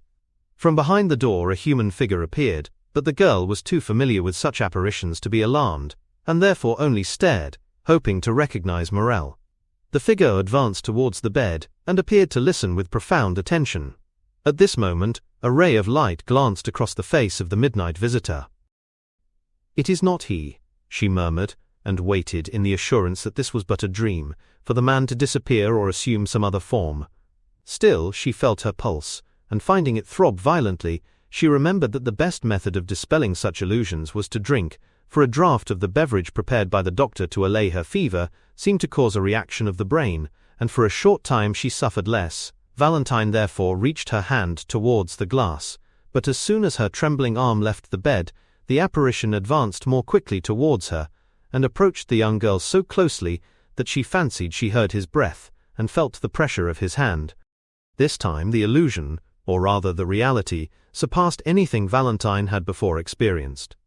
She began to believe herself really alive and awake, and the belief that her reason was this time not deceived made her shudder. The pressure she felt was evidently intended to arrest her arm, and she slowly withdrew it. Then the figure, from whom she could not detach her eyes, and who appeared more protecting than menacing, took the glass, and walking towards the nightlight held it up, as if to test its transparency. This did not seem sufficient. The man, or rather the ghost, for he trod so softly that no sound was heard, then poured out about a spoonful into the glass, and drank it. Valentine witnessed this scene with a sentiment of stupefaction. Every minute she had expected that it would vanish and give place to another vision, but the man, instead of dissolving like a shadow, again approached her, and said in an agitated voice, "Now you may drink." Valentine shuddered. It was the first time one of these visions had ever addressed her in a living voice, and she was about to utter an exclamation. The man placed his finger on her lips. "The Count of Monte Cristo," she murmured. It was easy to see that no doubt now remained in the young girl's mind as to the reality of the scene. Her eyes started with terror, her hands trembled, and she rapidly drew the bedclothes closer to her. Still, the presence of Monte Cristo at such an hour, his mysterious, fanciful, and extraordinary entrance into her room through the wall, might well seem impossibilities to her shattered reason. "Do not call anyone. Do not be alarmed," said the Count. "Do not let a shade of suspicion or uneasiness remain in your breast. The man standing before you, Valentine, for this time it is no ghost, is nothing more than the tenderest father and the most respectful friend you could dream of." Valentine could not reply. The voice, which indicated the real presence of a being in the room, alarmed her so much that she feared to utter a syllable. Still, the expression of her eyes seemed to inquire, "If your intentions are pure, why are you here?" The Count's marvelous sagacity understood all that was passing in the young girl's mind. "Listen to me," he said. "Or rather, look upon me. Look at my face, paler even than usual, and my eyes red with weariness. For 4 days I have not closed them, for I have been constantly watching you, to protect and preserve you for Maximilian." The blood mounted rapidly to the cheeks of Valentine, for the name just announced by the Count dispelled all the fear with which his presence had inspired her. "Maximilian," she exclaimed, and so sweet did the sound appear to her that she repeated it. "Maximilian, has he then owned all to you?" "Everything. He told me your life was his, and I have promised him that you shall live." "You have promised him that I shall live?" "Yes." "But, sir, you spoke of vigilance and protection. Are you a doctor?" "Yes. The best you could have at the present time, believe me." "But you say you have watched," said Valentine uneasily. "Where have you been? I have not seen you." The Count extended his hand towards the library. "I was hidden behind that door," he said, "which leads into the next house which I have rented." Valentine turned her eyes away, and with an indignant expression of pride and modest fear, exclaimed, "Sir, I think you have been guilty of an unparalleled intrusion, and that what you call protection is more like an insult." "Valentine," he answered, "during my long watch over you, all I have observed has been what people visited you, what nourishment was prepared, and what beverage was served. Then, when the latter appeared dangerous to me, I entered, as I have now done, and substituted in the place of the poison a healthful draught, which, instead of producing the death intended, caused life to circulate in your veins." "Poison! Death!" exclaimed Valentine, half believing herself under the influence of some feverish hallucination. "What are you saying, sir?" "Hush, my child," said Monte Cristo, again placing his finger upon her lips. "I did say poison and death. But drink some of this." And the Count took a bottle from his pocket, containing a red liquid, of which he poured a few drops into the glass. "Drink this, and then take nothing more tonight." Valentine stretched out her hand, but scarcely had she touched the glass when she drew back in fear. Monte Cristo took the glass, drank half its contents, and then presented it to Valentine, who smiled and swallowed the rest. "Oh yes," she exclaimed, "I recognize the flavor of my nocturnal beverage which refreshed me so much, and seemed to ease my aching brain. Thank you, sir, thank you." "This is how you have lived during the last 4 nights, Valentine," said the Count. "But oh, how I passed that time! Oh, the wretched hours I have endured, the torture to which I have submitted when I saw the deadly poison poured into your glass, and how I trembled lest you should drink it before I could find time to throw it away." "Sir," said Valentine at the height of her terror, You say you endured tortures when you saw the deadly poison poured into my glass. But if you saw this, you must also have seen the person who poured it. Yes. Valentine raised herself in bed and drew over her chest, which appeared whiter than snow, the embroidered cambric, still moist with the cold dews of delirium, to which were now added those of terror. You saw the person? Repeated the young girl. Yes, repeated the Count. What you tell me is horrible, sir. You wish to make me believe something too dreadful. What? Attempt to murder me in my father's house, in my room, on my bed of sickness? Oh, leave me, sir. You are tempting me. You make me doubt the goodness of Providence. It is impossible. It cannot be. Are you the first that this hand has stricken? Have you not seen Monsieur de Saint-Méran, Madame de Saint-Méran, Barrois, all fall? Would not Monsieur Noirtier also have fallen a victim, had not the treatment he has been pursuing for the last 3 years neutralized the effects of the poison? Oh, heaven, said Valentine, is this the reason why grandpapa has made me share all his beverages during the last month? And have they all tasted of a slightly bitter flavor, like that of dried orange peel? Oh, yes, yes. Then that explains all, said Monte Cristo. Your grandfather knows, then, that a poisoner lives here. Perhaps he even suspects the person. He has been fortifying you, his beloved child, against the fatal effects of the poison, which has failed because your system was already impregnated with it. But even this would have availed little against a more deadly medium of death employed 4 days ago, which is generally but too fatal. But who, then, is this assassin, this murderer? Let me also ask you a question. Have you never seen anyone enter your room at night? Oh yes, I have frequently seen shadows pass close to me, approach and disappear, but I took them for visions raised by my feverish imagination, and indeed when you entered I thought I was under the influence of delirium. Then you do not know who it is that attempts your life? No, said Valentine, who could desire my death? You shall know it now then, said Monte Cristo, listening. How do you mean? Said Valentine, looking anxiously around. Because you are not feverish or delirious tonight, but thoroughly awake, midnight is striking, which is the hour murderers choose. Oh, heavens! Exclaimed Valentine, wiping off the drops which ran down her forehead.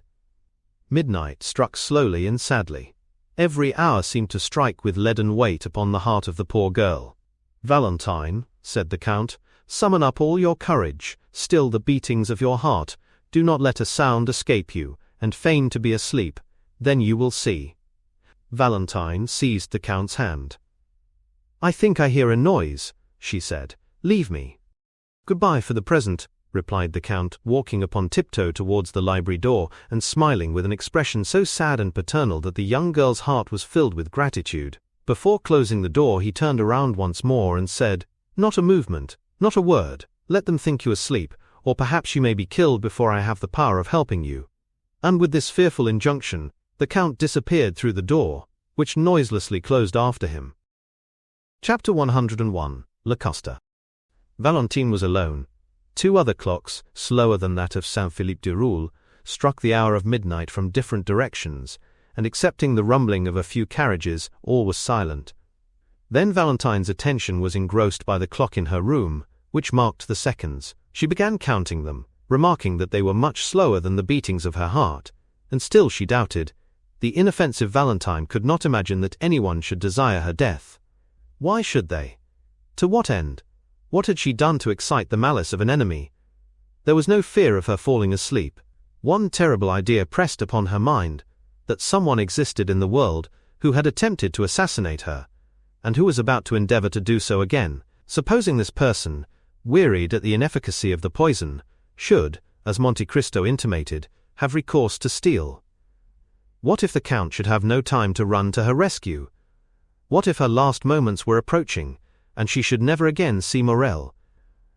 When this terrible chain of ideas presented itself, Valentine was nearly persuaded to ring the bell, and call for help, but through the door she fancied she saw the luminous eye of the Count, that eye which lived in her memory, and the recollection overwhelmed her with so much shame, that she asked herself whether any amount of gratitude could ever repay his adventurous and devoted friendship.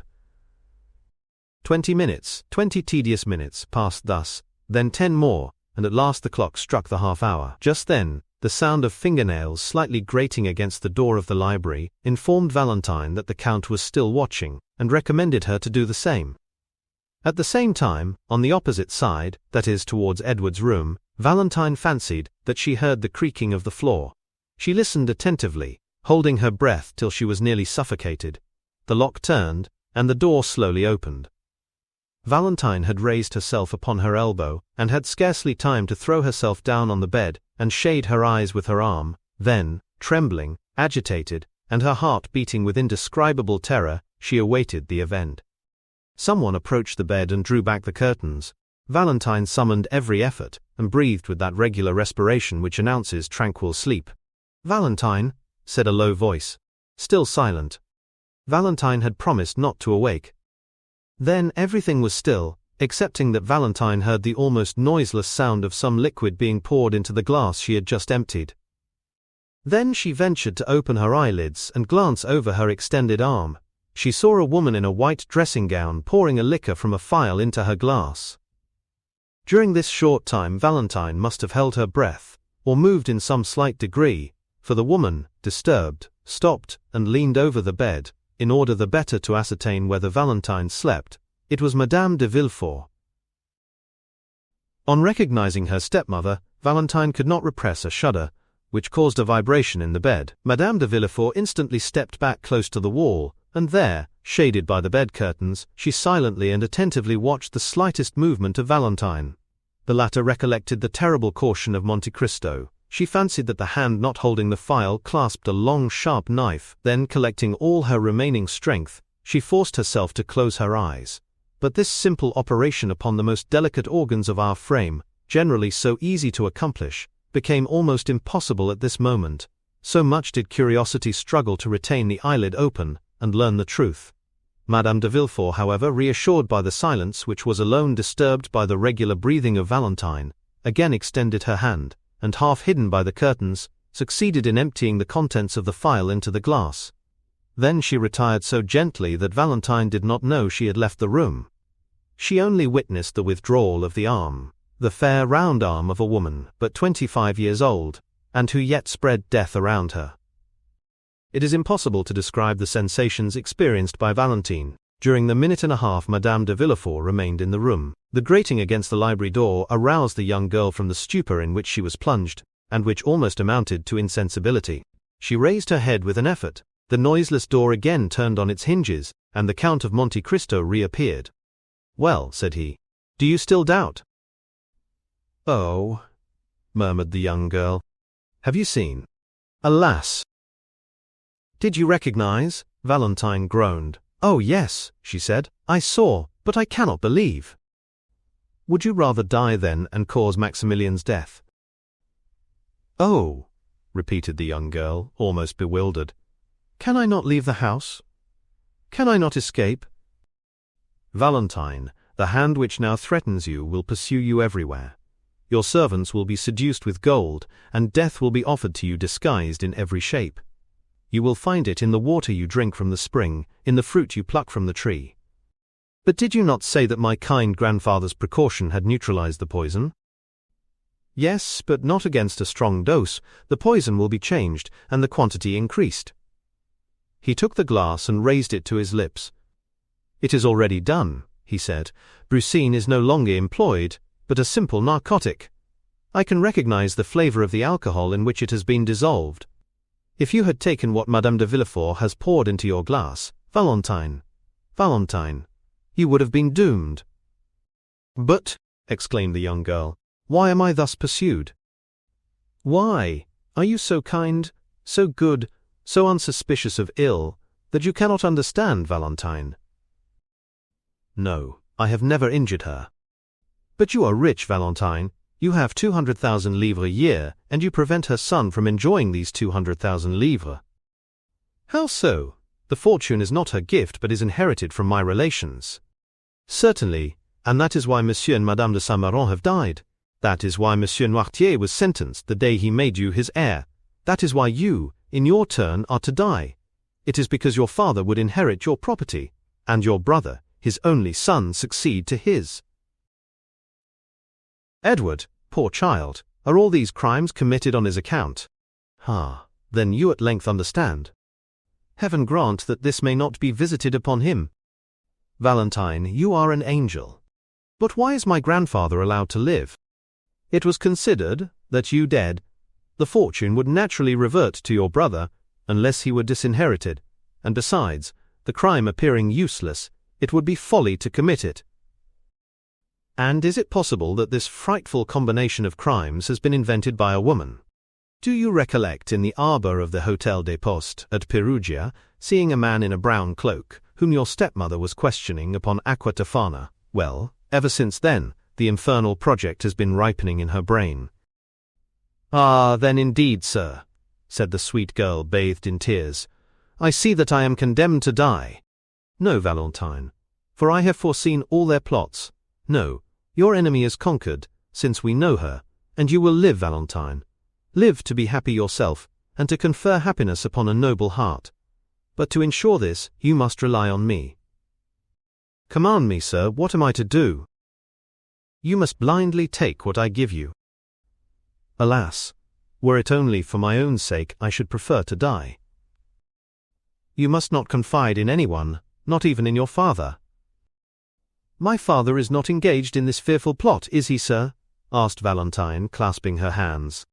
No, and yet your father, a man accustomed to judicial accusations, ought to have known that all these deaths have not happened naturally. It is he who should have watched over you. He should have occupied my place. He should have emptied that glass. He should have risen against the assassin, spectre, against spectre, he murmured in a low voice as he concluded his sentence. Sir, said Valentine, I will do all I can to live, for there are two beings whose existence depends upon mine, my grandfather and Maximilian. I will watch over them as I have over you.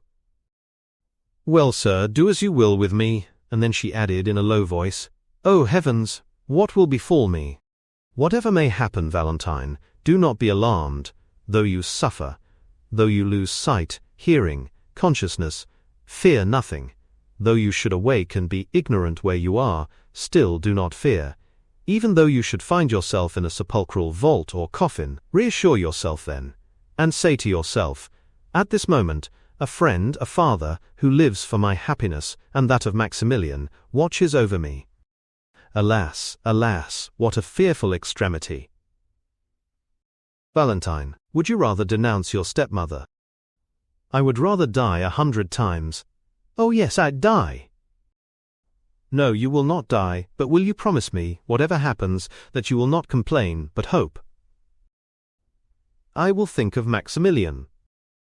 You are my own darling child, Valentine. I alone can save you, and I will. Valentine, in the extremity of her terror, joined her hands, for she felt that the moment had arrived to ask for courage, and began to pray, and while uttering little more than incoherent words, she forgot that her white shoulders had no other covering than her long hair, and that the pulsations of her heart could be seen through the lace of her nightdress. Monte Cristo gently laid his hand on the young girl's arm, drew the velvet coverlet close to her throat, and said with a paternal smile, My child, believe in my devotion to you, as you believe in the goodness of Providence, and the love of Maximilian. Then he drew from his waistcoat pocket the little emerald box, raised the golden lid, and took from it a pastille about the size of a pea, which he placed in her hand. She took it, and looked attentively on the Count. There was an expression on the face of her intrepid protector, which commanded her veneration. She evidently interrogated him by her look. Yes, said he. Valentine carried the pastille to her mouth, and swallowed it. And now, my dear child, adieu for the present. I will try and gain a little sleep, for you are saved. Go, said Valentine. Whatever happens, I promise you not to fear. Monte Cristo for some time kept his eyes fixed on the young girl, who gradually fell asleep, yielding to the effects of the narcotic the Count had given her. Then he took the glass, emptied 3 parts of the contents in the fireplace, that it might be supposed Valentine had taken it, and replaced it on the table. Then he disappeared, after throwing a farewell glance on Valentine, who slept with the confidence and innocence of an angel. Chapter 102. Valentine. The night light continued to burn on the chimney-piece, exhausting the last drops of oil which floated on the surface of the water. The globe of the lamp appeared of a reddish hue, and the flame, brightening before it expired, threw out the last flickerings, which in an inanimate object have been so often compared with the convulsions of a human creature in its final agonies. A dull and dismal light was shed over the bedclothes and curtains surrounding the young girl. All noise in the streets had ceased, and the silence was frightful. It was then that the door of Edward's room opened, and a head we have before noticed appeared in the glass opposite. It was Madame de Villefort, who came to witness the effects of the drink she had prepared. She stopped in the doorway, listened for a moment to the flickering of the lamp, the only sound in that deserted room, and then advanced to the table to see if Valentine's glass were empty. It was still about a quarter full, as we before stated. Madame de Villefort emptied the contents into the ashes, which she disturbed that they might the more readily absorb the liquid. Then she carefully rinsed the glass, and wiping it with her handkerchief, replaced it on the table. If anyone could have looked into the room just then, he would have noticed the hesitation with which Madame de Villefort approached the bed and looked fixedly on Valentine. The dim light, the profound silence, and the gloomy thoughts inspired by the hour, and still more by her own conscience, all combined to produce a sensation of fear. The poisoner was terrified at the contemplation of her own work. At length she rallied, drew aside the curtain, and leaning over the pillow gazed intently on Valentine. The young girl no longer breathed, no breath issued through the half-closed teeth, the white lips no longer quivered. The eyes were suffused with a bluish vapor, and the long black lashes rested on a cheek white as wax. Madame de Villefort gazed upon the face so expressive even in its stillness. Then she ventured to raise the coverlet and press her hand upon the young girl's heart. It was cold and motionless. She only felt the pulsation in her own fingers, and withdrew her hand with a shudder. One arm was hanging out of the bed. From shoulder to elbow it was molded after the arms of Germain Pion's Graces. But the forearm seemed to be slightly distorted by convulsion, and the hand, so delicately formed, was resting with stiff outstretched fingers on the framework of the bed. The nails, too, were turning blue. Germain Pion was a famous French sculptor, 1535 to 1598. His best-known work is The Three Graces, now in the Louvre. Madame de Villefort had no longer any doubt. All was over. She had consummated the last terrible work she had to accomplish. There was no more to do in the room, so the poisoner retired stealthily, as though fearing to hear the sound of her own footsteps. But as she withdrew she still held aside the curtain, absorbed in the irresistible attraction always exerted by the picture of death, so long as it is merely mysterious and does not excite disgust. Just then the lamp again flickered. The noise startled Madame de Villefort, who shuddered and dropped the curtain.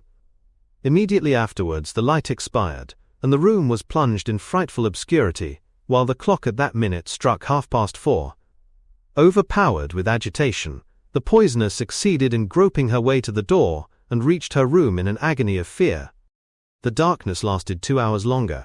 Then by degrees a cold light crept through the Venetian blinds, until at length it revealed the objects in the room. About this time the nurse's cough was heard on the stairs, and the woman entered the room with a cup in her hand. To the tender eye of a father or a lover, the first glance would have sufficed to reveal Valentine's condition. But to this hireling, Valentine only appeared to sleep. "Good!" she exclaimed, approaching the table. "She has taken part of her draught. The glass is 3/4 empty." Then she went to the fireplace and lit the fire, and although she had just left her bed she could not resist the temptation offered by Valentine's sleep, so she threw herself into an armchair to snatch a little more rest. The clock striking 8 awoke her. Astonished at the prolonged slumber of the patient, and frightened to see that the arm was still hanging out of the bed, she advanced towards Valentine, and for the first time noticed the white lips. She tried to replace the arm, but it moved with a frightful rigidity which could not deceive a sick nurse. She screamed aloud, then running to the door exclaimed, "Help! Help!" "What is the matter?" asked Monsieur d'Avrigny at the foot of the stairs, it being the hour he usually visited her. "What is it?" asked Villefort, rushing from his room. "Doctor, do you hear them call for help?" Yes, let us hasten up, it was in Valentine's room." But before the doctor and the father could reach the room, the servants who were on the same floor had entered, and seeing Valentine pale and motionless on her bed, they lifted up their hands towards heaven, and stood transfixed, as though struck by lightning. "Call Madame de Villefort," "Wake Madame de Villefort," cried the procureur from the door of his chamber, which apparently he scarcely dared to leave. But instead of obeying him, the servant stood watching Monsieur d'Avrigny, who ran to Valentine and raised her in his arms. "What? This one too?" he exclaimed.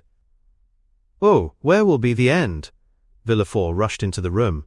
"What are you saying, doctor?" he exclaimed, raising his hands to heaven. "I say that Valentine is dead," replied d'Avrigny, in a voice terrible in its solemn calm. M. de Villefort staggered and buried his head in the bed. On the exclamation of the doctor and the cry of the father, the servants all fled with muttered imprecations. They were heard running down the stairs and through the long passages. Then there was a rush in the court. Afterwards all was still. They had, one and all, deserted the accursed house. Just then Madame de Villefort, in the act of slipping on her dressing gown, threw aside the drapery and for a moment stood motionless, as though interrogating the occupants of the room, while she endeavored to call up some rebellious tears. On a sudden she stepped, or rather bounded with outstretched arms, towards the table. She saw d'Avrigny curiously examining the glass, which she felt certain of having emptied during the night. It was now a third full, just as it was when she threw the contents into the ashes. The spectre of Valentine rising before the poisoner would have alarmed her less. It was indeed the same color as the draught she had poured into the glass, and which Valentine had drank. It was indeed the poison, which could not deceive Monsieur d'Avrigny, which he now examined so closely. It was doubtless a miracle from heaven that, notwithstanding her precautions, there should be some trace, some proof remaining to reveal the crime. While Madame de Villefort remained rooted to the spot like a statue of terror, and Villefort with his head hidden in the bedclothes saw nothing around him, d'Avrigny approached the window, that he might the better examine the contents of the glass, and dipping the tip of his finger in, tasted it. "Ah," he exclaimed, "it is no longer brucine that is used, let me see what it is." Then he ran to one of the cupboards in Valentine's room, which had been transformed into a medicine closet, and taking from its silver case a small bottle of nitric acid, dropped a little of it into the liquor, which immediately changed to a blood-red color. "Ah!" exclaimed d'Avrigny, in a voice in which the horror of a judge unveiling the truth was mingled with the delight of a student making a discovery. Madame de Villefort was overpowered, her eyes first flashed and then swam, she staggered towards the door, and disappeared. Directly afterwards the distant sound of a heavy weight falling on the ground was heard, but no one paid any attention to it. The nurse was engaged in watching the chemical analysis, and Villefort was still absorbed in grief. Monsieur d'Avrigny alone had followed Madame de Villefort with his eyes, and watched her hurried retreat. He lifted up the drapery over the entrance to Edward's room, and his eye reaching as far as Madame de Villefort's apartment, he beheld her extended lifeless on the floor. "Go to the assistance of Madame de Villefort," he said to the nurse. "Madame de Villefort is ill." "But Mademoiselle de Villefort," stammered the nurse. "Mademoiselle de Villefort no longer requires help," said d'Avrigny, "since she is dead." "Dead, dead," groaned forth Villefort in a paroxysm of grief, which was the more terrible from the novelty of the sensation in the iron heart of that man. "Dead," repeated a third voice. "Who said Valentine was dead?" The two men turned round, and saw Morrel standing at the door, pale and terror-stricken. This is what had happened. At the usual time, Morrel had presented himself at the little door leading to Noirtier's room. Contrary to custom, the door was open, and having no occasion to ring, he entered. He waited for a moment in the hall, and called for a servant to conduct him to Monsieur Noirtier. But no one answered, the servants having, as we know, deserted the house. Morrel had no particular reason for uneasiness. Monte Cristo had promised him that Valentine should live, and so far he had always fulfilled his word. Every night the Count had given him news, which was the next morning confirmed by Noirtier. Still, this extraordinary silence appeared strange to him, and he called a second and third time. Still no answer. Then he determined to go up. Noirtier's room was opened, like all the rest. The first thing he saw was the old man sitting in his armchair in his usual place, but his eyes expressed alarm, which was confirmed by the pallor which overspread his features. "How are you, sir?" asked Morrel, with a sickness of heart. "Well," answered the old man, by closing his eyes, but his appearance manifested increasing uneasiness. You are thoughtful, sir, continued Morel. You want something. Shall I call one of the servants? Yes, replied Noirtier. Morel pulled the bell, but though he nearly broke the cord, no one answered. He turned towards Noirtier. The pallor and anguish expressed on his countenance momentarily increased. "Oh," exclaimed Morel, "why do they not come? Is anyone ill in the house?" The eyes of Noirtier seemed as though they would start from their sockets. "What is the matter? You alarm me. Valentine? Valentine?" "Yes, yes," sighed Noirtier. Maximilien tried to speak, but he could articulate nothing. He staggered and supported himself against the wainscot. Then he pointed to the door. "Yes, yes, yes," continued the old man. Maximilien rushed up the little staircase, while Noirtier's eyes seemed to say, "Quicker, quicker." In a minute, the young man darted through several rooms, till at length he reached Valentine's. There was no occasion to push the door, it was wide open. A sob was the only sound he heard. He saw, as though in a mist, a black figure kneeling and buried in a confused mass of white drapery. A terrible fear transfixed him. It was then he heard a voice exclaim, "Valentine is dead," and another voice which, like an echo, repeated, "Dead! Dead!" Chapter 103. Maximilien. Villefort rose, half ashamed of being surprised in such a paroxysm of grief. The terrible office he had held for 25 years had succeeded in making him more or less than man. His glance, at first wandering, fixed itself upon Morel. "Who are you, sir," he asked, "that forget that this is not the manner to enter a house stricken with death? Go, sir, go." But Morel remained motionless. He could not detach his eyes from that disordered bed, and the pale corpse of the young girl who was lying on it. "Go, do you hear?" said Villefort, while d'Avrigny advanced to lead Morel out. Maximilien stared for a moment at the corpse, gazed all around the room, then upon the two men. He opened his mouth to speak, but finding it impossible to give utterance to the innumerable ideas that occupied his brain, he went out, thrusting his hands through his hair in such a manner that Villefort and d'Avrigny, for a moment diverted from the engrossing topic, exchanged glances, which seemed to say, "He is mad." But in less than 5 minutes the staircase groaned beneath an extraordinary weight. Morel was seen carrying, with superhuman strength, the armchair containing Noirtier upstairs. When he reached the landing he placed the armchair on the floor, and rapidly rolled it into Valentine's room. This could only have been accomplished by means of unnatural strength, supplied by powerful excitement. But the most fearful spectacle was Noirtier being pushed towards the bed, his face expressing all his meaning, and his eyes supplying the want of every other faculty. That pale face and flaming glance appeared to Villefort like a frightful apparition.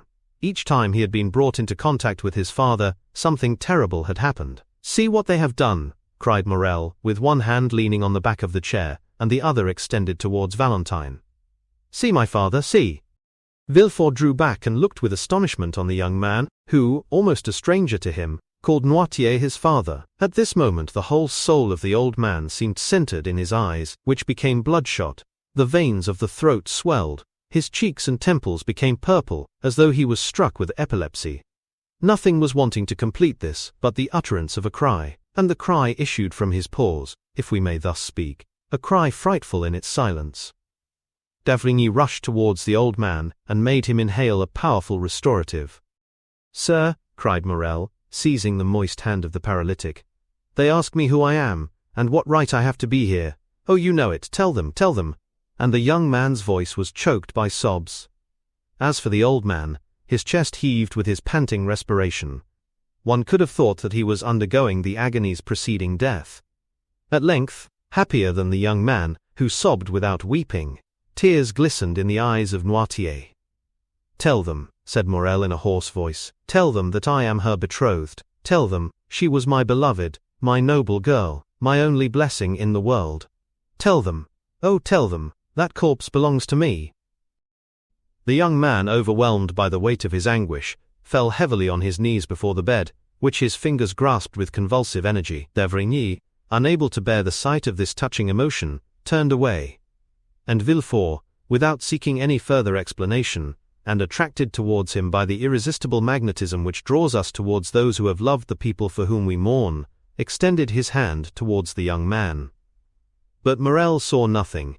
He had grasped the hand of Valentine, and unable to weep, vented his agony in groans as he bit the sheets.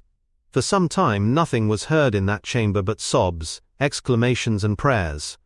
At length Villefort, the most composed of all, spoke. "Sir," said he to Maximilian, "you say you loved Valentine, that you were betrothed to her. I knew nothing of this engagement, of this love, yet I, her father, forgive you, for I see that your grief is real and deep, and besides my own sorrow is too great for anger to find a place in my heart. But you see that the angel whom you hoped for has left this earth. She has nothing more to do with the adoration of men. Take a last farewell, sir, of her sad remains. Take the hand you expected to possess once more within your own, and then separate yourself from her forever. Valentine now requires only the ministrations of the priest." "You are mistaken, sir," exclaimed Morel, raising himself on one knee, his heart pierced by a more acute pang than any he had yet felt. "You are mistaken. Valentine, dying as she has, not only requires a priest, but an avenger. You or Monsieur de Villefort, send for the priest. I will be the avenger." "What do you mean, sir?" asked Villefort, trembling at the new idea inspired by the delirium of Morel. "I tell you, sir, that two persons exist in you. The father has mourned sufficiently. Now let the procureur fulfill his office." The eyes of Noirtier glistened, and d'Avrigny approached. "Gentlemen," said Morel, reading all that passed through the minds of the witnesses to the scene, "I know what I am saying, and you know as well as I do what I am about to say. Valentine has been assassinated." Villefort hung his head, d'Avrigny approached nearer, and Noirtier said, "Yes," with his eyes. "Now, sir," continued Morel, "in these days no one can disappear by violent means without some inquiries being made as to the cause of her disappearance, even were she not a young, beautiful and adorable creature like Valentine. Mr. Procureur," said Morel with increasing vehemence, "no mercy is allowed. I denounce the crime. It is your place to seek the assassin." The young man's implacable eyes interrogated Villefort, who, on his side, glanced from Noirtier to d'Avrigny. But instead of finding sympathy in the eyes of the doctor and his father, he only saw an expression as inflexible as that of Maximilian. "Yes," indicated the old man. "Assuredly," said d'Avrigny. "Sir," said Villefort, striving to struggle against this triple force and his own emotion. "Sir, you are deceived. No one commits crimes here. I am stricken by fate. It is horrible indeed, but no one assassinates." The eyes of Noirtier lighted up with rage, and d'Avrigny prepared to speak. Morel, however, extended his arm, and commanded silence. "And I say that murders are committed here," said Morel, whose voice, though lower in tone, lost none of its terrible distinctness. "I tell you that this is the fourth victim within the last 4 months. I tell you, Valentine's life was attempted by poison 4 days ago, though she escaped, owing to the precautions of Monsieur Noirtier. I tell you that the dose has been double, the poison changed, and that this time it has succeeded. I tell you that you know these things as well as I do, since this gentleman has forewarned you, both as a doctor and as a friend." "Oh, you rave, sir," exclaimed Villefort, in vain endeavoring to escape the net in which he was taken. "I rave?" said Morel. "Well then, I appeal to Monsieur d'Avrigny himself. Ask him, sir, if he recollects the words he uttered in the garden of this house, on the night of Madame de Saint-Méran's death. You thought yourselves alone, and talked about that tragical death, and the fatality you mentioned then is the same which has caused the murder of Valentine." Villefort and d'Avrigny exchanged looks. "Yes, yes," continued Morel, "recall the scene, for the words you thought were only given to silence and solitude fell into my ears. Certainly, after witnessing the culpable indolence manifested by Monsieur de Villefort towards his own relations, I ought to have denounced him to the authorities. Then I should not have been an accomplice to thy death, as I now am, sweet beloved Valentine, but the accomplice shall become the avenger. This fourth murder is apparent to all, and if thy father abandon thee, Valentine, it is I, and I swear it, that shall pursue the assassin." And this time, as though nature had at least taken compassion on the vigorous frame, nearly bursting with its own strength, the words of Morel were stifled in his throat, his breast heaved, the tears, so long rebellious, gushed from his eyes, and he threw himself weeping on his knees by the side of the bed. Then d'Avrigny spoke. And I, too, he exclaimed in a low voice. I unite with Monsieur Morel in demanding justice for crime. My blood boils at the idea of having encouraged a murderer by my cowardly concession. Oh, merciful heavens, murmured Villefort. Morel raised his head, and reading the eyes of the old man which gleamed with unnatural luster. Stay, he said. Monsieur Noirtier wishes to speak. Yes, indicated Noirtier, with an expression the more terrible, from all his faculties being centered in his glance. Do you know the assassin? Asked Morel. Yes, replied Noirtier. And will you direct us? Exclaimed the young man.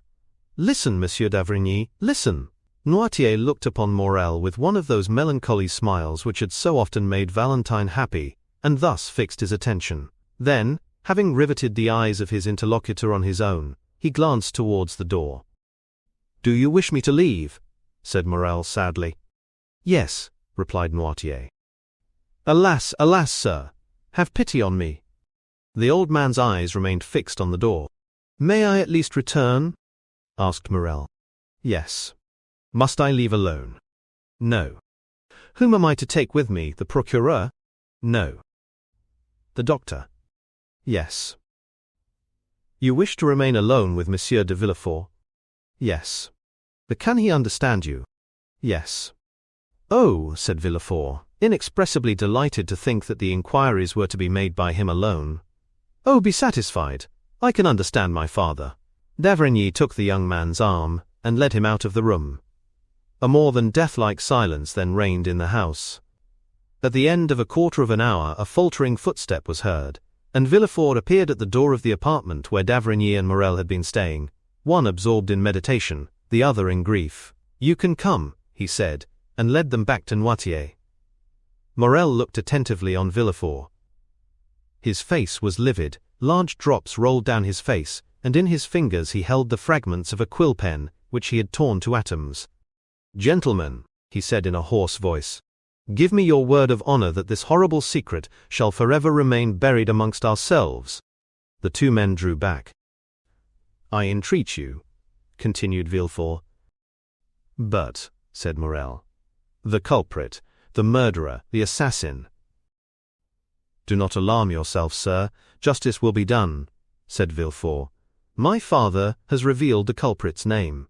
My father thirsts for revenge as much as you do, yet even he conjures you as I do to keep this secret. Do you not, father? Yes, resolutely, replied Noirtier. Morel suffered an exclamation of horror and surprise to escape him. Oh, sir, said Villefort, arresting Maximilian by the arm, if my father, the inflexible man, makes this request, it is because he knows, be assured, that Valentine will be terribly revenged. Is it not so, father? The old man made a sign in the affirmative. Villefort continued. He knows me, and I have pledged my word to him. Rest assured, gentlemen, that within 3 days, in a less time than justice would demand, the revenge I shall have taken for the murder of my child will be such as to make the boldest heart tremble. And as he spoke these words he ground his teeth, and grasped the old man's senseless hand. Will this promise be fulfilled, Monsieur Noirtier? Asked Morel, while d'Avrigny looked inquiringly. Yes, replied Noirtier, with an expression of sinister joy. Swear then, said Villefort, joining the hands of Morel and d'Avrigny, swear that you will spare the honor of my house and leave me to avenge my child. D'Avrigny turned round and uttered a very feeble yes, but Morel, disengaging his hand, rushed to the bed, and after having pressed the cold lips of Valentine with his own, hurriedly left, uttering a long deep groan of despair and anguish. We have before stated that all the servants had fled. M. de Villefort was therefore obliged to request Monsieur d'Avrigny to superintend all the arrangements consequent upon a death in a large city, more especially a death under such suspicious circumstances. It was something terrible to witness the silent agony, the mute despair of Noirtier, whose tears silently rolled down his cheeks. Villefort retired to his study, and d'Avrigny left to summon the doctor of the mayoralty, whose office it is to examine bodies after decease, and who is expressly named the doctor of the dead. Monsieur Noirtier could not be persuaded to quit his grandchild. At the end of a quarter of an hour Monsieur d'Avrigny returned with his associate. They found the outer gate closed, and not a servant remaining in the house. Villefort himself was obliged to open to them, but he stopped on the landing. he had not the courage to again visit the death chamber. The two doctors therefore entered the room alone. Noirtier was near the bed, pale, motionless and silent as the corpse. The district doctor approached with the indifference of a man accustomed to spend half his time amongst the dead. He then lifted the sheet which was placed over the face, and just unclosed the lips. "Alas," said d'Avrigny, "she is indeed dead, poor child." "Yes," answered the doctor laconically, dropping the sheet he had raised. Noirtier uttered a kind of hoarse, rattling sound. The old man's eyes sparkled, and the good doctor understood that he wished to behold his child.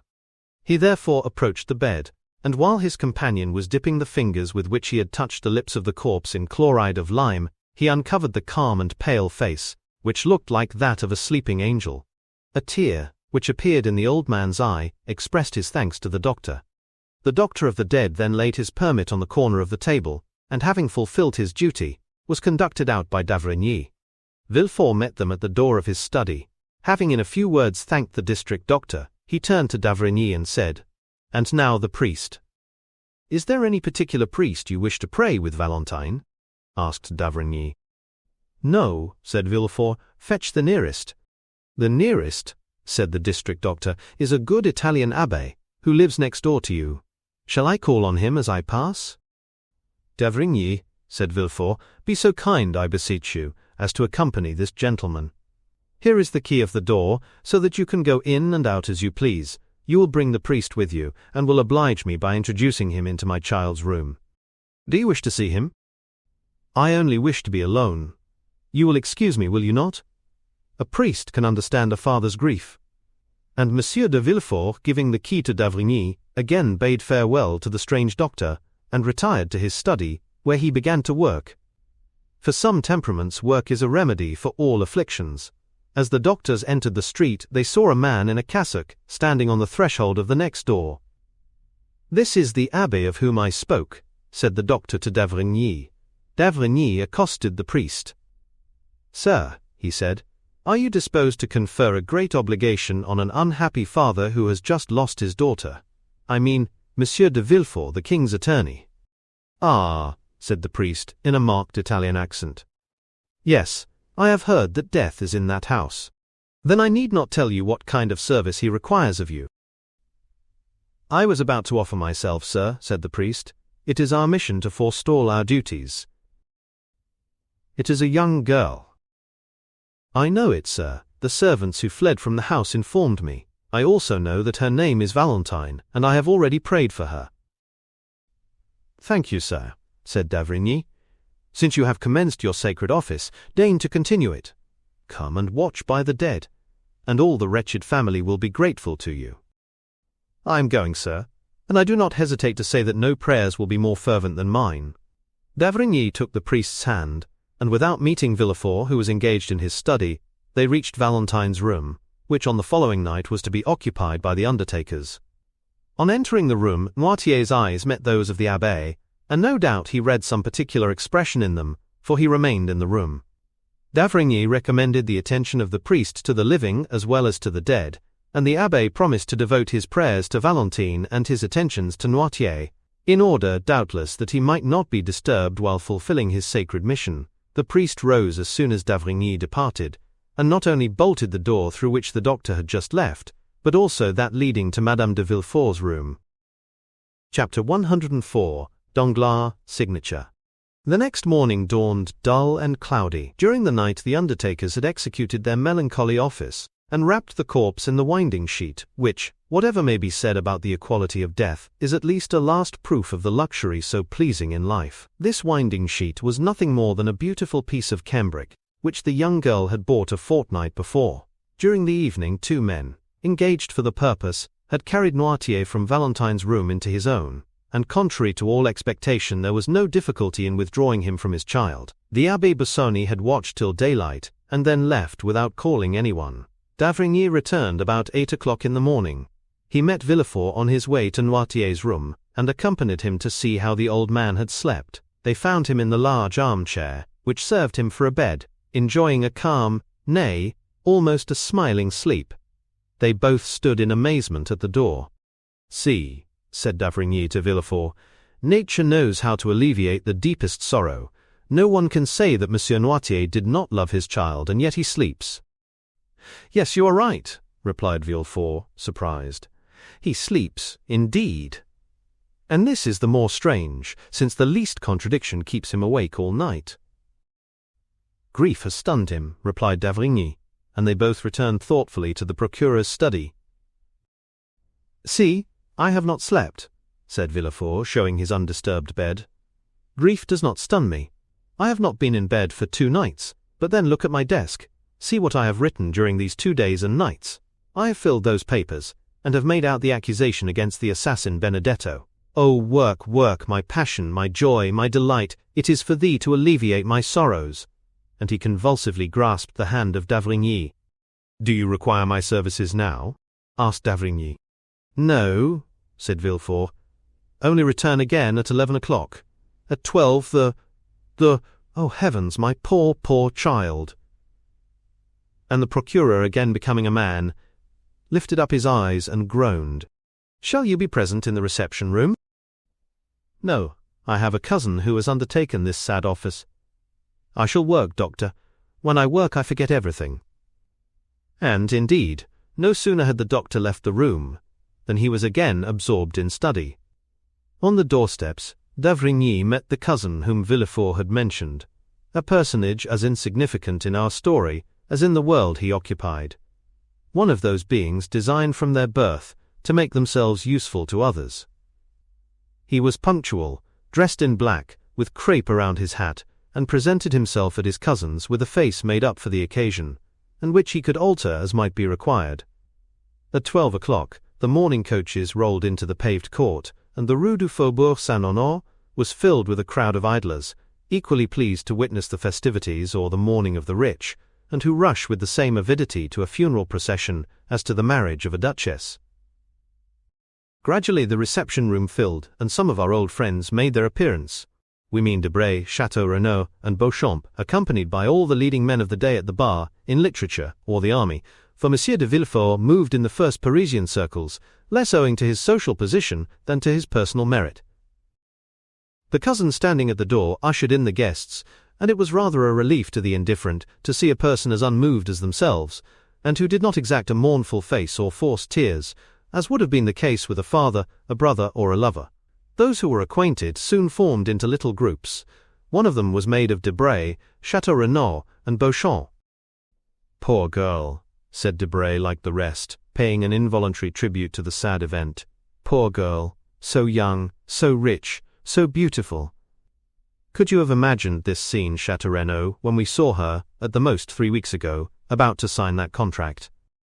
"Indeed, no," said Château Renaud. "Did you know her?" "I spoke to her once or twice at Madame de Morcerf's, among the rest. She appeared to me charming, though rather melancholy. Where is her stepmother, do you know?" "She is spending the day with the wife of the worthy gentleman who is receiving us." "Who is he?" "Whom do you mean?" "The gentleman who receives us. Is he a deputy?" "Oh no, I am condemned to witness those gentlemen every day," said Beauchamp, "but he is perfectly unknown to me." "Have you mentioned this death in your paper?" "It has been mentioned, but the article is not mine. Indeed, I doubt if it will please Monsieur Villefort, for it says that if 4 successive deaths had happened anywhere else than in the house of the king's attorney, he would have interested himself somewhat more about it." "Still," said Château Renaud, "Dr. d'Avrigny, who attends my mother, declares he is in despair about it. But whom are you seeking, Debray?" "I am seeking the Count of Monte Cristo," said the young man. "I met him on the boulevard, on my way here," said Beauchamp. "I think he is about to leave Paris. He was going to his banker." "His banker? Danglars is his banker, is he not?" asked Château Renaud of Debray. "I believe so," replied the secretary with slight uneasiness. "But Monte Cristo is not the only one I miss here. I do not see Morrel." "Morrel? Do they know him?" asked Château Renaud.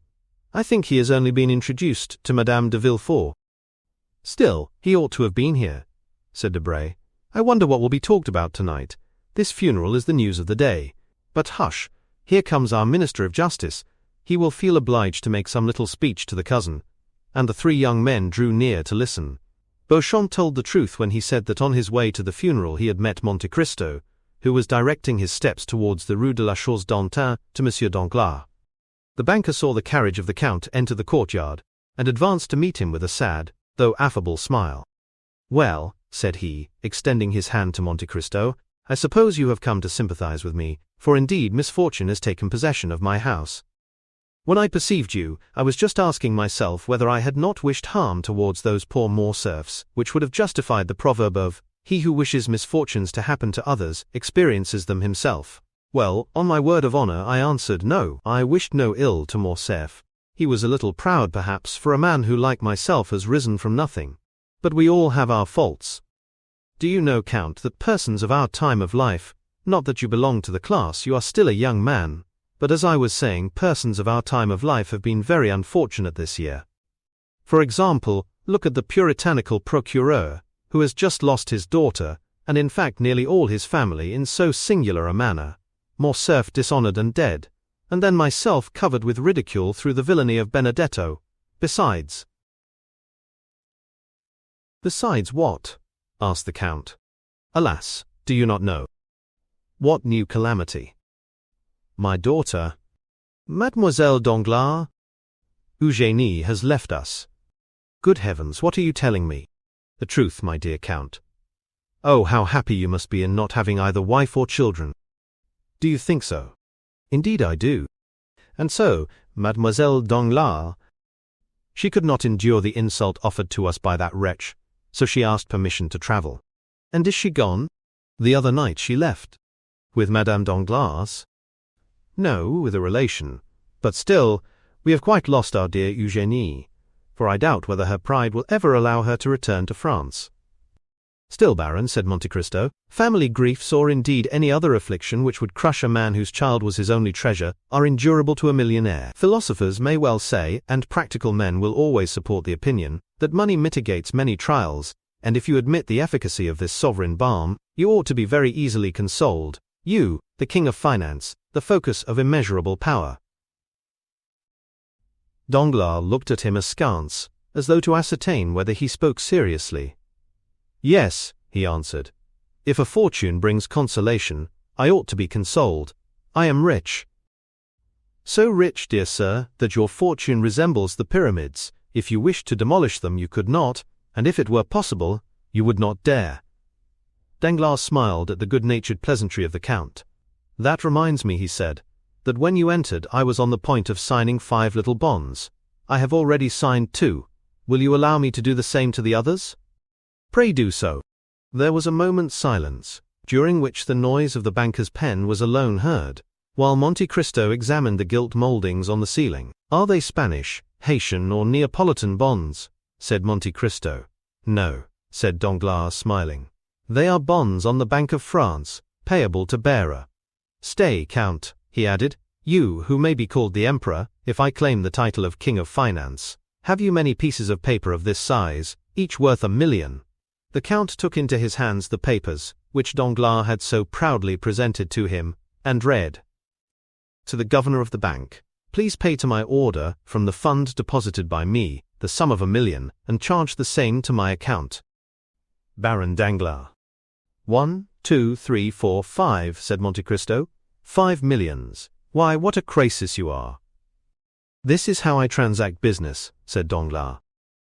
It is really wonderful, said the Count. Above all, if, as I suppose, it is payable at sight. It is indeed, said Danglars. It is a fine thing to have such credit. Really, it is only in France these things are done. 5 millions on 5 little scraps of paper, it must be seen to be believed. You do not doubt it? No. You say so with an accent. Stay, you shall be convinced. Take my clerk to the bank, and you will see him leave it with an order on the treasury for the same sum. No, said Monte Cristo, folding the 5 notes. Most decidedly not. The thing is so curious, I will make the experiment myself. I am credited on you for 6 millions. I have drawn 900,000 francs. You therefore still owe me 5 millions and 100,000 francs. I will take the 5 scraps of paper that I now hold as bonds, with your signature alone, and here is a receipt in full for the 6 millions between us. I had prepared it beforehand, for I am much in want of money today. And Monte Cristo placed the bonds in his pocket with one hand, while with the other he held out the receipt to Danglars. If a thunderbolt had fallen at the banker's feet, he could not have experienced greater terror. "What?" he stammered. "Do you mean to keep that money?" Excuse me, but I owe this money to the charity fund, a deposit which I promised to pay this morning." "Oh, well then," said Monte Cristo, "I am not particular about these 5 notes. Pay me in a different form. I wished, from curiosity, to take these, that I might be able to say that without any advice or preparation, the house of Danglars had paid me 5 millions without a minute's delay. It would have been remarkable. But here are your bonds. Pay me differently." And he held the bonds towards Danglars, who seized them like a vulture extending its claws to withhold the food that is being wrested from its grasp. Suddenly he rallied, made a violent effort to restrain himself, and then a smile gradually widened the features of his disturbed countenance.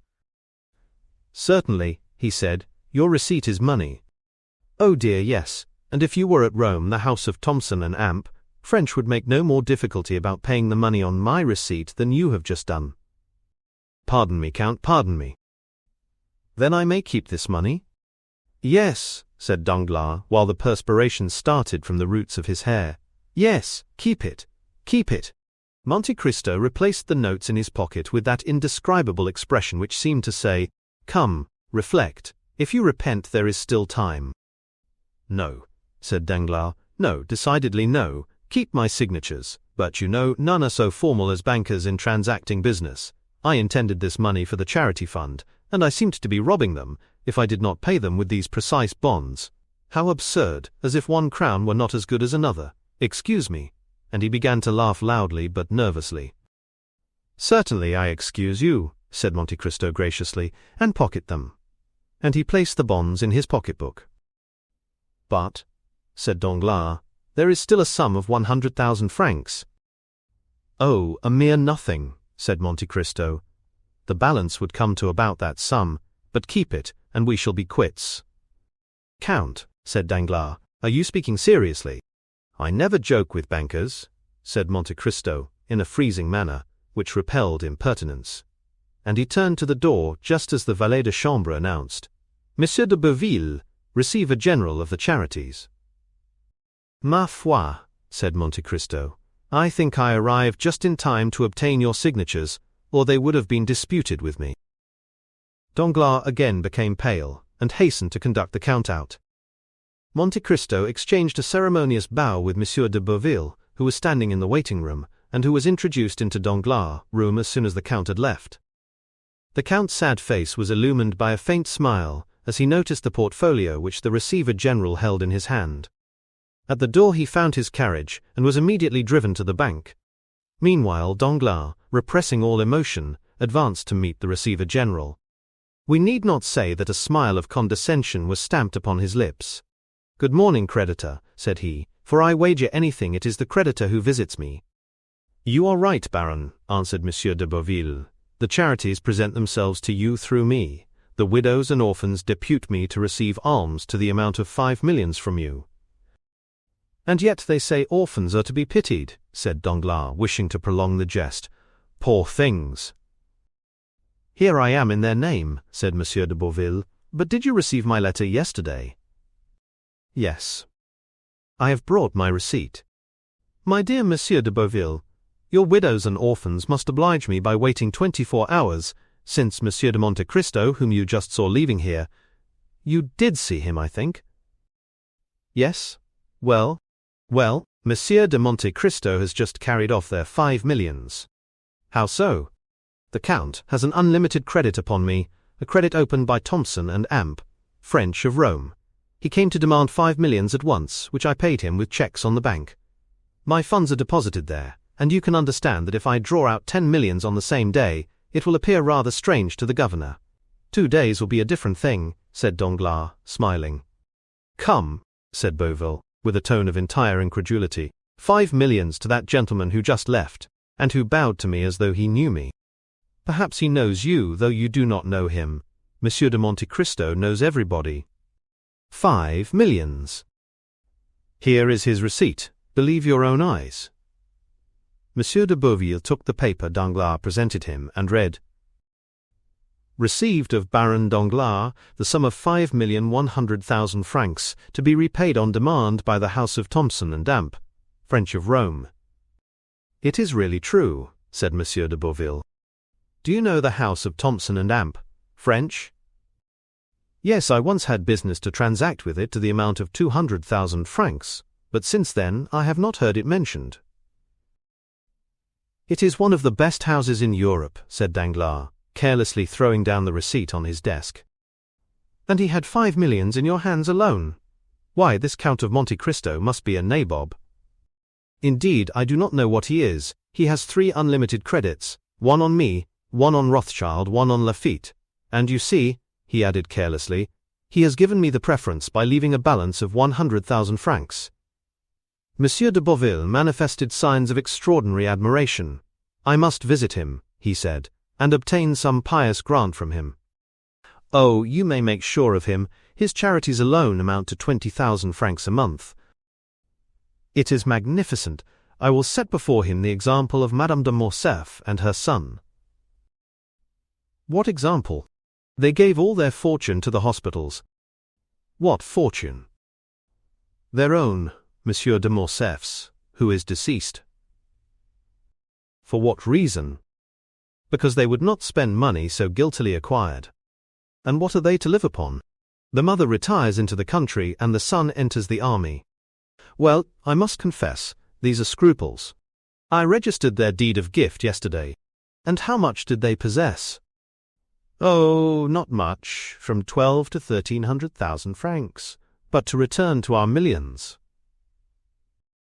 Certainly, said Danglars in the most natural tone in the world. Are you then pressed for this money? Yes, for the examination of our cash takes place tomorrow.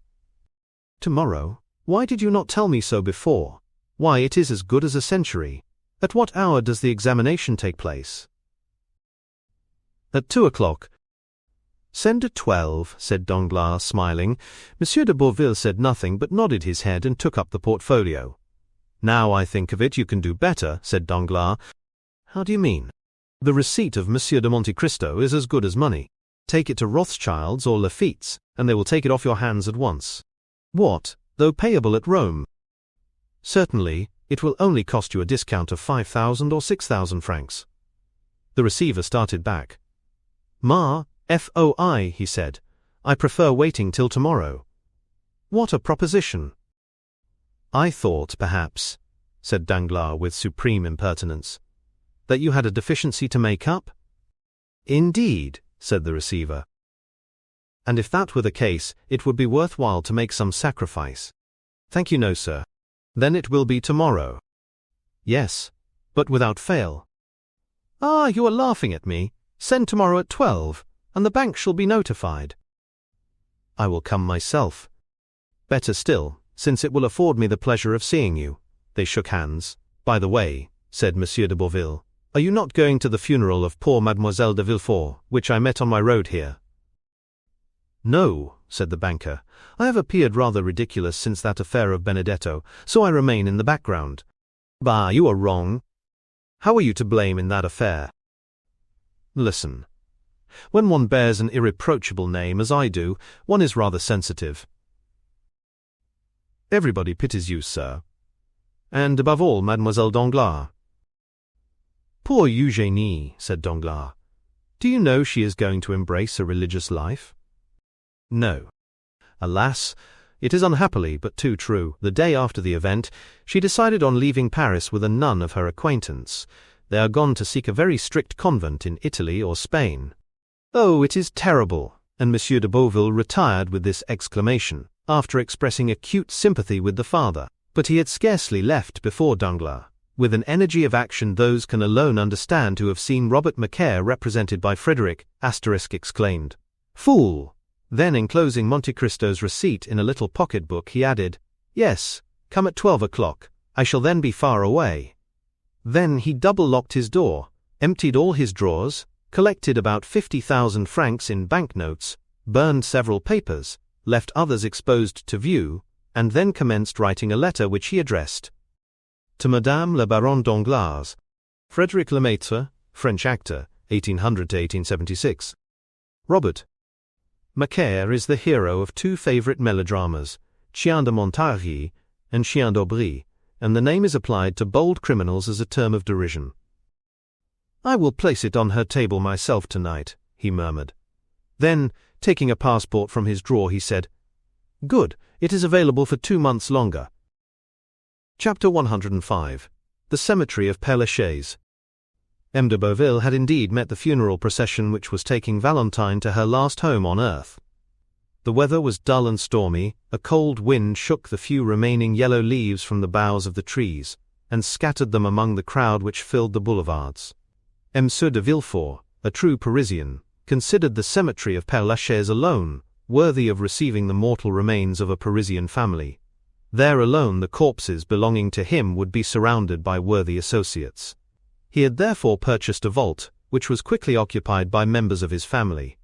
On the front of the monument was inscribed, "The families of Saint-Méran and Villefort," for such had been the last wish expressed by poor Renée, Valentine's mother. The pompous procession therefore wended its way towards Père Lachaise from the Faubourg Saint-Honore. Having crossed Paris, it passed through the Faubourg du Temple, then leaving the exterior boulevards it reached the cemetery. More than 50 private carriages followed the 20 mourning coaches, and behind them more than 500 persons joined in the procession on foot. These last consisted of all the young people whom Valentine's death had struck like a thunderbolt, and who, notwithstanding the raw chilliness of the season, could not refrain from paying a last tribute to the memory of the beautiful, chaste, and adorable girl, thus cut off in the flower of her youth. As they left Paris, an equipage with 4 horses, at full speed, was seen to draw up suddenly. It contained Monte Cristo. The Count left the carriage, and mingled in the crowd who followed on foot. Château Renaud perceived him, and immediately alighting from his coupe, joined him. The Count looked attentively through every opening in the crowd. He was evidently watching for someone, but his search ended in disappointment. "Where is Morel?" he asked. "Do either of these gentlemen know where he is?" "We have already asked that question," said Château Renaud, "for none of us has seen him." The Count was silent, but continued to gaze around him. At length they arrived at the cemetery. The piercing eye of Monte Cristo glanced through clusters of bushes and trees, and was soon relieved from all anxiety, for seeing a shadow glide between the yew trees, Monte Cristo recognized him whom he sought. One funeral is generally very much like another in this magnificent metropolis. Black figures are seen scattered over the long white avenues. The silence of earth and heaven is alone, broken by the noise made by the crackling branches of hedges planted around the monuments. Then follows the melancholy chant of the priests, mingled now and then with a sob of anguish, escaping from some woman concealed behind a mass of flowers.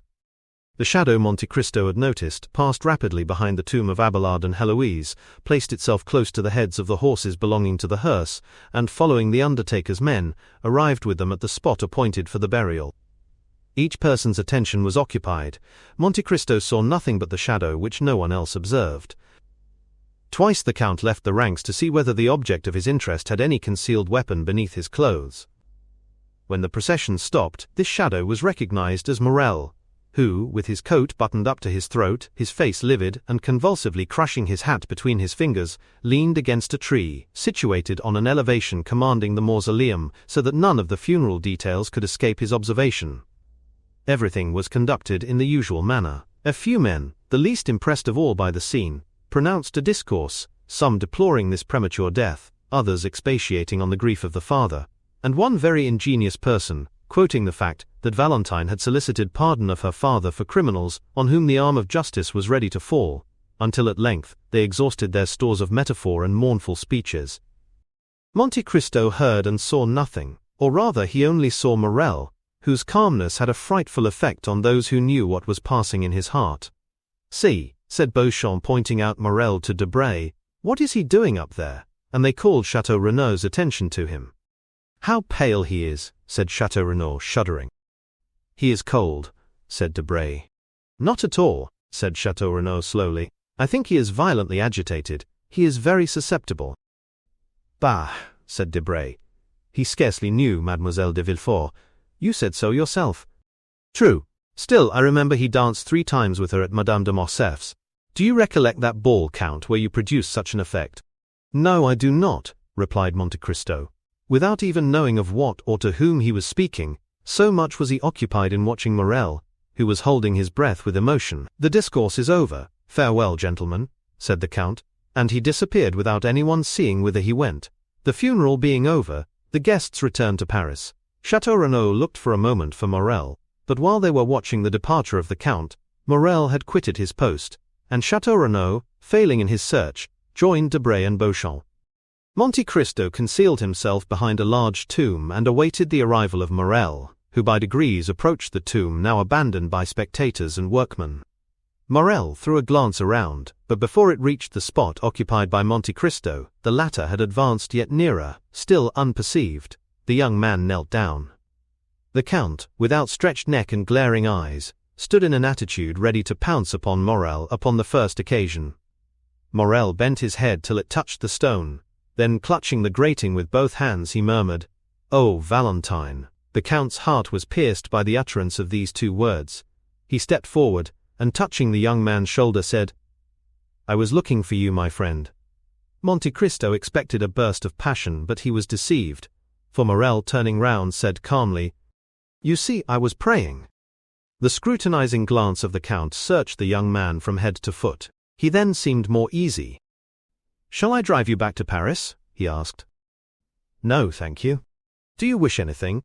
"Leave me to pray." The Count withdrew without opposition, but it was only to place himself in a situation where he could watch every movement of Morrel, who at length arose, brushed the dust from his knees and turned towards Paris, without once looking back. He walked slowly down the Rue de la Roquette.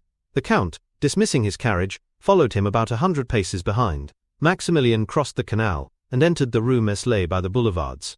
5 minutes after the door had been closed on Morrel's entrance, it was again opened for the Count. Julie was at the entrance of the garden, where she was attentively watching Penelon, who, entering with zeal into his profession of gardener, was very busy grafting some Bengal roses. "Ah, Count," she exclaimed, with the delight manifested by every member of the family whenever he visited the Rue Meslay. "Maximilian has just returned, has he not, madame?" asked the Count. "Yes, I think I saw him pass, but pray call Emmanuel." "Excuse me, madam, but I must go up to Maximilian's room this instant," replied Monte Cristo. "I have something of the greatest importance to tell him." "Go then," she said with a charming smile, which accompanied him until he had disappeared. Monte Cristo soon ran up the staircase conducting from the ground floor to Maximilian's room. When he reached the landing he listened attentively, but all was still. Like many old houses occupied by a single family, the room door was panelled with glass, but it was locked. Maximilian was shut in, and it was impossible to see what was passing in the room, because a red curtain was drawn before the glass. The Count's anxiety was manifested by a bright color which seldom appeared on the face of that imperturbable man. "What shall I do?" he uttered, and reflected for a moment. "Shall I ring?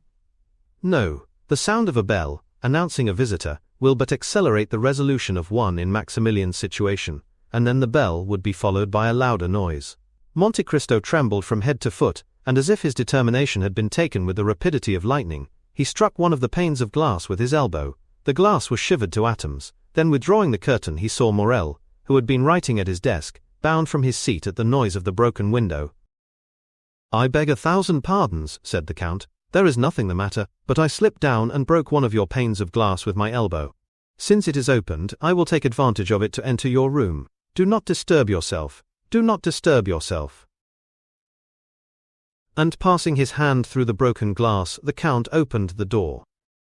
Morrel, evidently discomposed, came to meet Monte Cristo less with the intention of receiving him than to exclude his entry. "Ma foi," said Monte Cristo, rubbing his elbow, "it's all your servant's fault. Your stairs are so polished, it is like walking on glass." "Are you hurt, sir?" coldly asked Morrel. "I believe not. But what are you about there? You were writing." "I? Your fingers are stained with ink." "Ah, true, I was writing. I do sometimes, soldier though I am." Monte Cristo advanced into the room. Maximilian was obliged to let him pass, but he followed him. "You were writing?" said Monte Cristo with a searching look. "I have already had the honor of telling you I was," said Morrel. The Count looked around him. "Your pistols are beside your desk," said Monte Cristo, pointing with his finger to the pistols on the table. "I am on the point of starting on a journey," replied Morrel disdainfully. "My friend," exclaimed Monte Cristo in a tone of exquisite sweetness. "Sir?"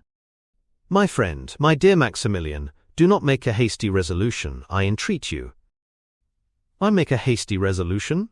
said Morrel, shrugging his shoulders. "Is there anything extraordinary in a journey?" "Maximilian," said the Count, "let us both lay aside the mask we have assumed. You no more deceive me with that false calmness than I impose upon you with my frivolous solicitude. You can understand, can you not, that to have acted as I have done, to have broken that glass, to have intruded on the solitude of a friend, you can understand that to have done all this, I must have been actuated by real uneasiness, or rather by a terrible conviction. Morrel, you are going to destroy yourself." "Indeed, Count," said Morrel, shuddering. "What has put this into your head?" "I tell you that you are about to destroy yourself," continued the Count, "and here is proof of what I say."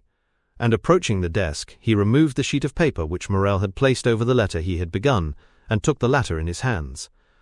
Morrel rushed forward to tear it from him, but Monte Cristo, perceiving his intention, seized his wrist with his iron grasp.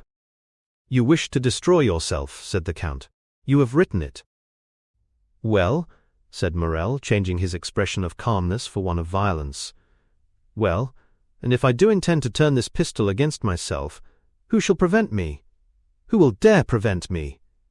All my hopes are blighted, my heart is broken, my life a burden, everything around me is sad and mournful, earth has become distasteful to me, and human voices distract me. It is a mercy to let me die, for if I live I shall lose my reason and become mad. When, sir, I tell you all this with tears of heartfelt anguish, can you reply that I am wrong? Can you prevent my putting an end to my miserable existence? Tell me, sir, could you have the courage to do so?" "Yes, Morrel," said Monte Cristo with a calmness which contrasted strangely with the young man's excitement. "Yes, I would do so."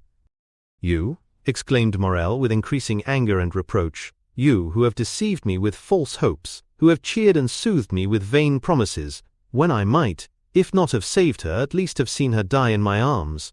You, who pretend to understand everything, even the hidden sources of knowledge, and to enact the part of a guardian angel upon earth, and could not even find an antidote to a poison administered to a young girl.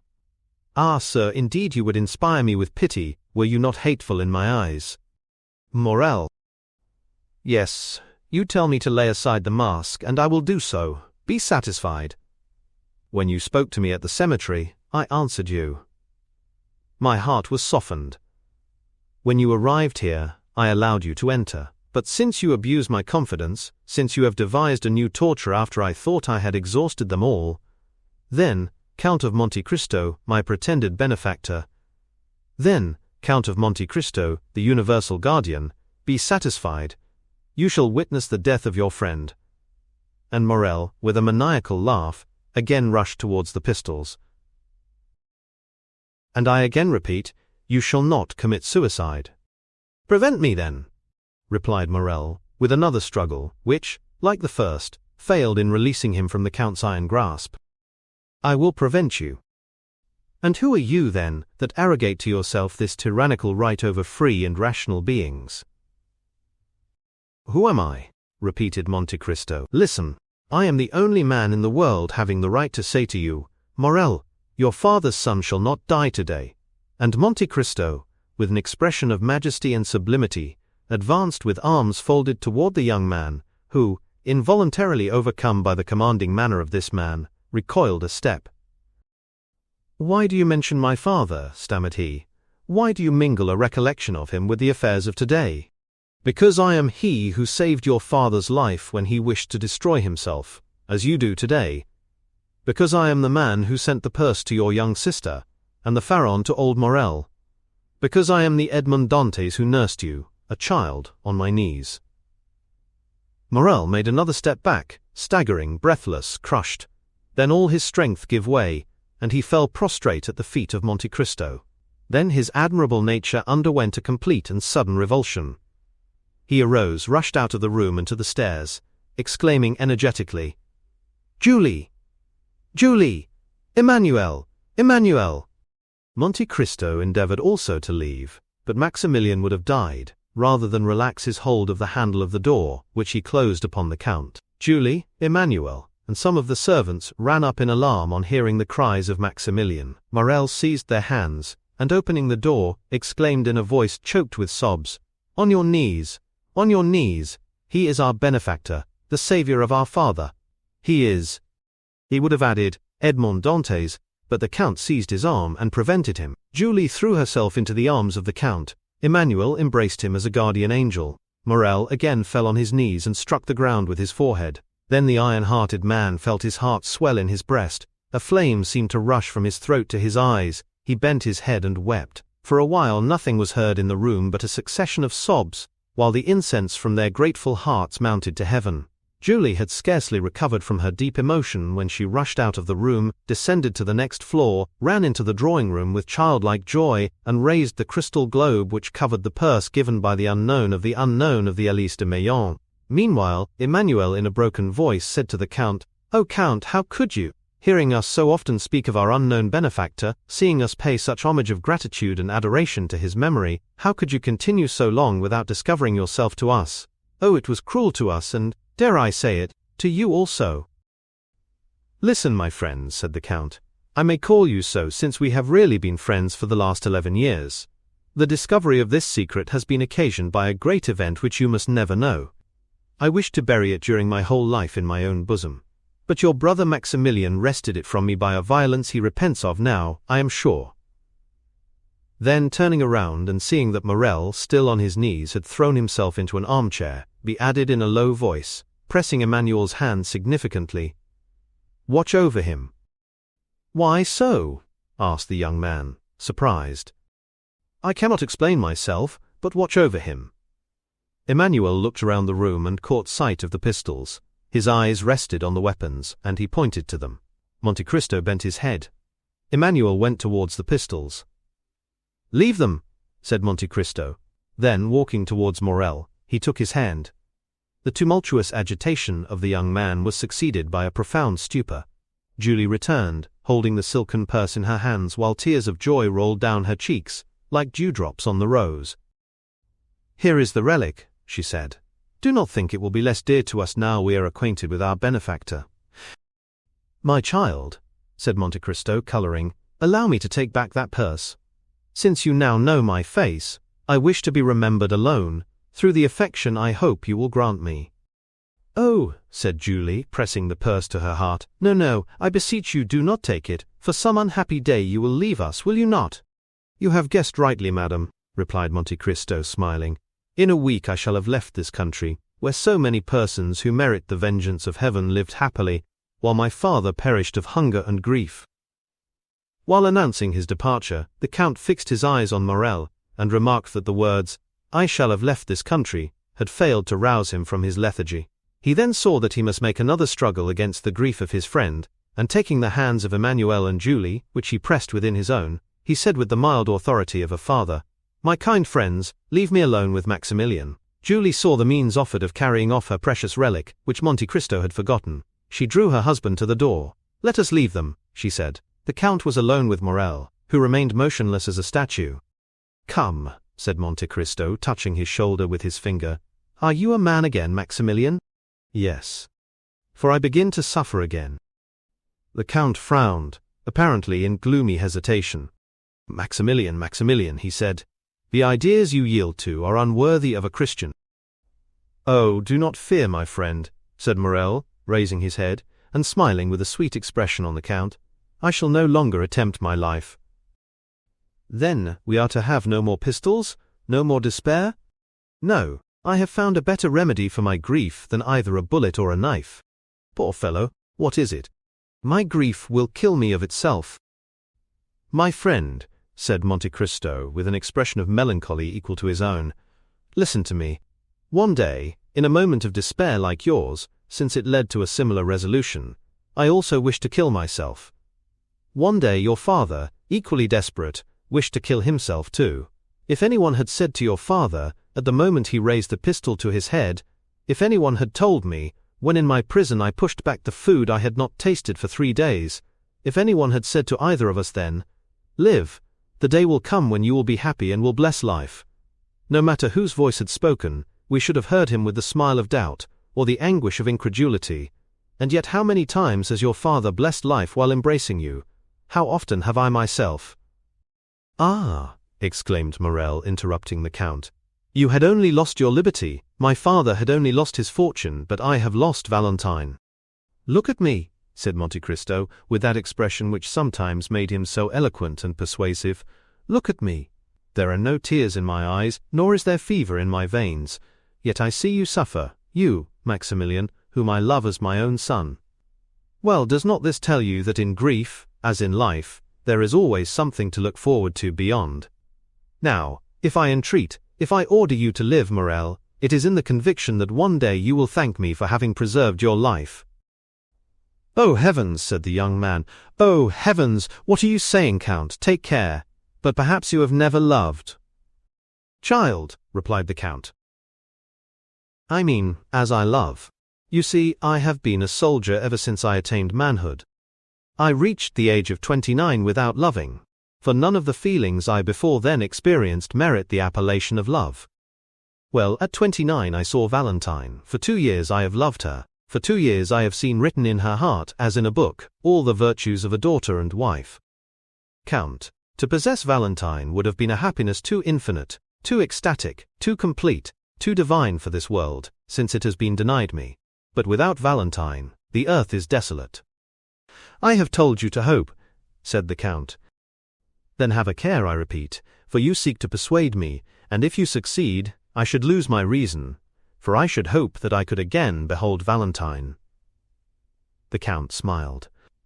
"My friend, my father," said Morrel with excitement, "have a care, I again repeat, for the power you wield over me alarms me. Weigh your words before you speak, for my eyes have already become brighter, and my heart beats strongly. Be cautious, or you will make me believe in supernatural agencies.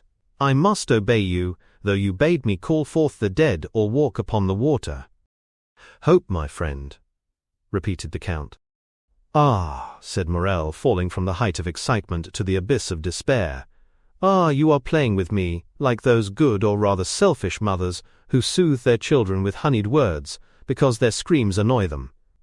No, my friend, I was wrong to caution you. Do not fear. I will bury my grief so deep in my heart, I will disguise it so, that you shall not even care to sympathize with me. Adieu, my friend, adieu." "On the contrary," said the Count, "after this time you must live with me. You must not leave me, and in a week we shall have left France behind us." "And you still bid me hope?" "I tell you to hope, because I have a method of curing you. Count, you render me sadder than before, if it be possible. You think the result of this blow has been to produce an ordinary grief, and you would cure it by an ordinary remedy, change of scene." And Morrel dropped his head with disdainful incredulity. "What can I say more?"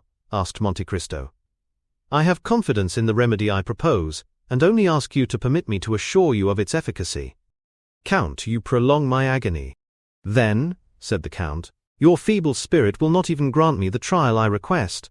Come, do you know of what the Count of Monte Cristo is capable? Do you know that he holds terrestrial beings under his control? Nay, that he can almost work a miracle? Well, wait for the miracle I hope to accomplish, or—" "Or?" repeated Morrel. "Or, take care, Morrel, lest I call you ungrateful. Have pity on me, Count. I feel so much pity towards you, Maximilian, that— Listen to me attentively. If I do not cure you in a month, to the day, to the very hour, mark my words, Morrel, I will place loaded pistols before you, and a cup of the deadliest Italian poison, a poison more sure and prompt than that which has killed Valentine. Will you promise me?" "Yes, for I am a man, and have suffered like yourself, and also contemplated suicide. Indeed, often since misfortune has left me, I have longed for the delights of an eternal sleep." "But you are sure you will promise me this?" said Morrel, intoxicated. "I not only promise, but swear it," said Monte Cristo, extending his hand. "In a month, then, on your honor, if I am not consoled, you will let me take my life into my own hands, and whatever may happen, you will not call me ungrateful?" "In a month, to the day, the very hour and the date are sacred, Maximilian. I do not know whether you remember that this is the 5th of September. It is 10 years today since I saved your father's life, who wished to die." Morrel seized the Count's hand and kissed it. The Count allowed him to pay the homage he felt due to him. In a month you will find on the table, at which we shall be then sitting, good pistols and a delicious draught. But on the other hand, you must promise me not to attempt your life before that time. Oh, I also swear it. Monte Cristo drew the young man towards him, and pressed him for some time to his heart. And now, he said, after today you will come and live with me. You can occupy Haydée's apartment, and my daughter will at least be replaced by my son. Haydée, said Morel, what has become of her? She departed last night. To leave you? To wait for me. Hold yourself ready then to join me at the Champs-Élysées, and lead me out of this house without anyone seeing my departure. Maximilian hung his head, and obeyed with childlike reverence. Chapter 106, Dividing the Proceeds. The apartment on the second floor of the house in the Rue Saint-Germain-des-Prés, where Albert de Morcerf had selected a home for his mother, was let to a very mysterious person. This was a man whose face the concierge himself had never seen, for in the winter his chin was buried in one of the large red handkerchiefs worn by gentlemen's coachmen on a cold night, and in the summer he made a point of always blowing his nose just as he approached the door. Contrary to custom, this gentleman had not been watched, for as the report ran that he was a person of high rank, and one who would allow no impertinent interference, his incognito was strictly respected. His visits were tolerably regular, though occasionally he appeared a little before or after his time, but generally, both in summer and winter, he took possession of his apartment about 4 o'clock, though he never spent the night there.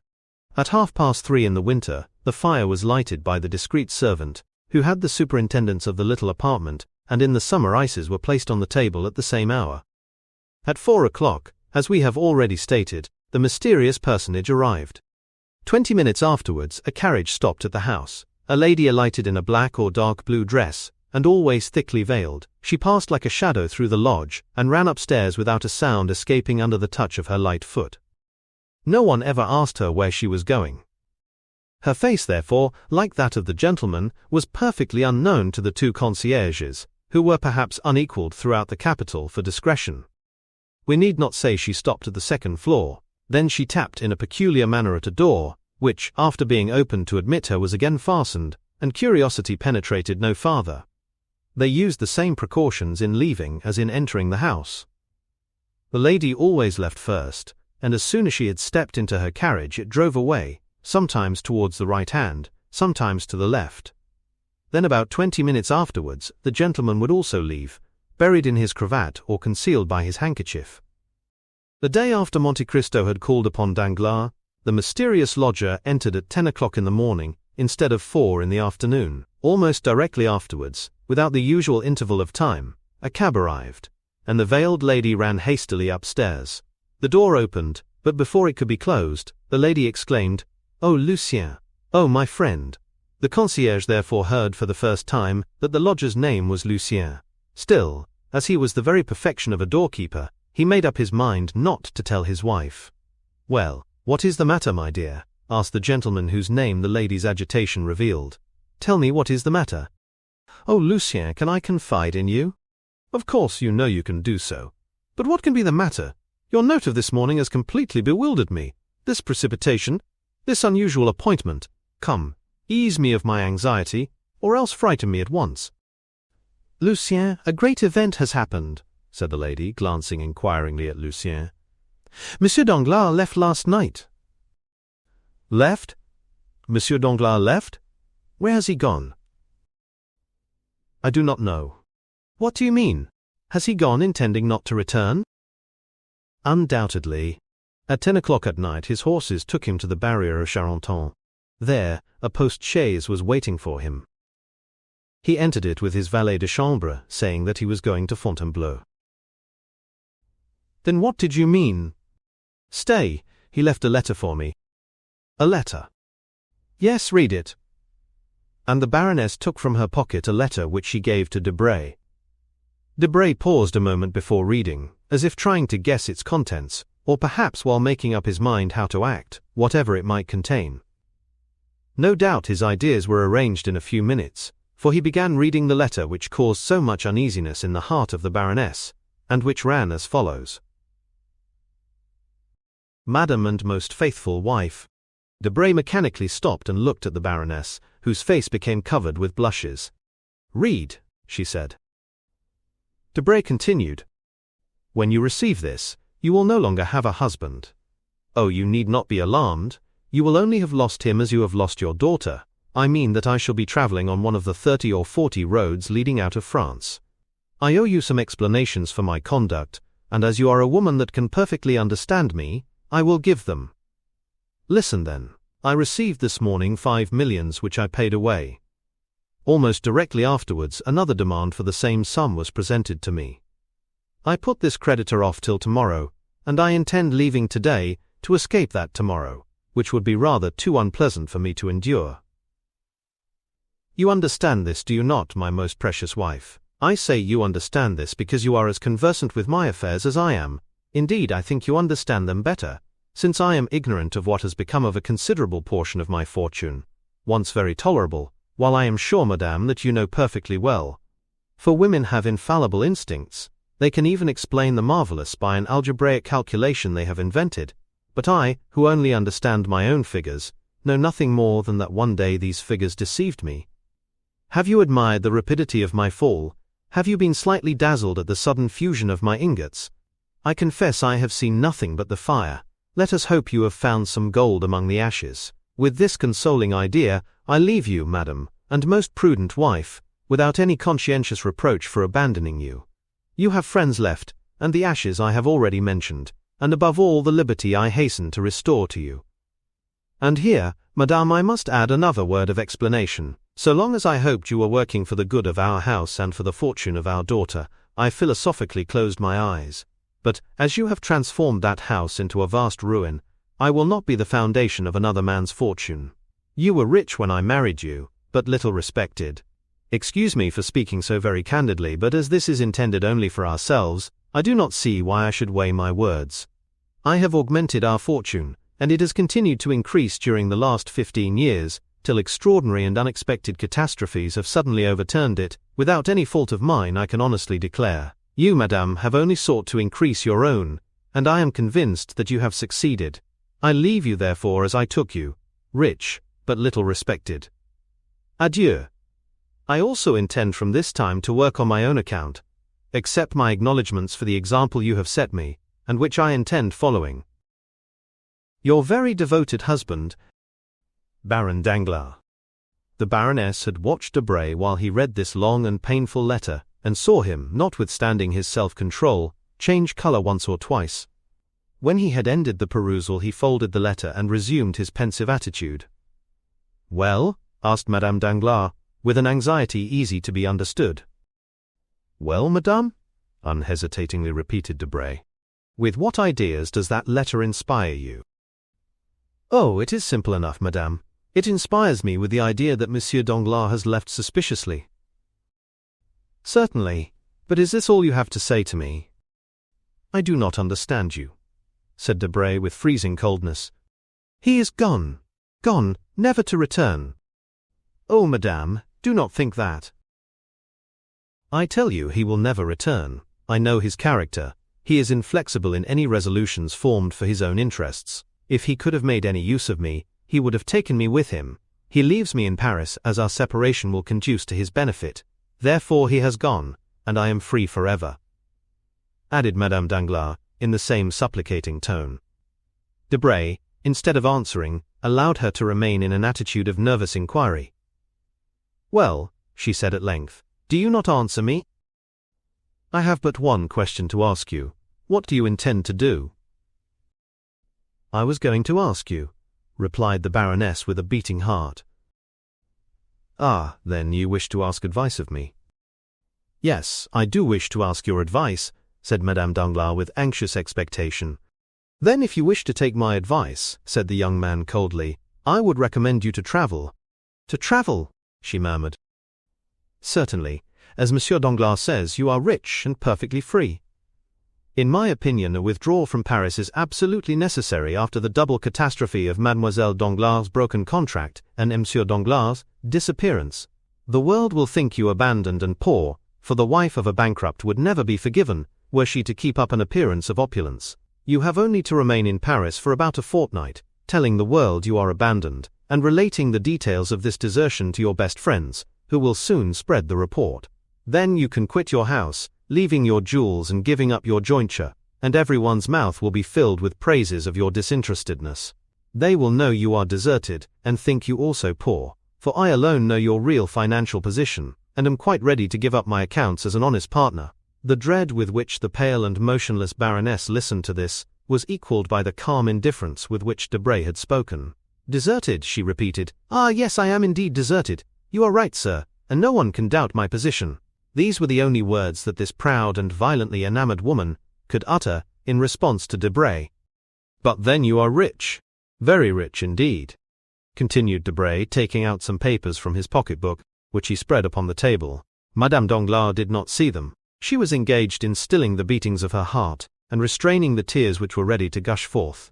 At length a sense of dignity prevailed, and if she did not entirely master her agitation, she at least succeeded in preventing the fall of a single tear.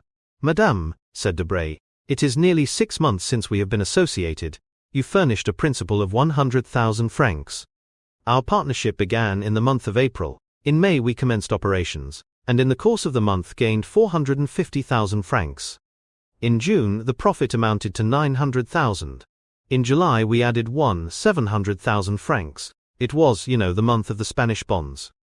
In August we lost 300,000 francs at the beginning of the month, but on the 13th we made up for it, and we now find that our accounts, reckoning from the first day of partnership up to yesterday, when I closed them, showed a capital of 400,000 francs, that is, 200,000 for each of us. Now, madame," said Debray, delivering up his accounts in the methodical manner of a stockbroker, "there are still 80,000 francs, the interest of this money, in my hands." "But," said the Baroness, "I thought you never put the money out to interest." "Excuse me, madame," said Debray coldly, "I had your permission to do so, and I have made use of it.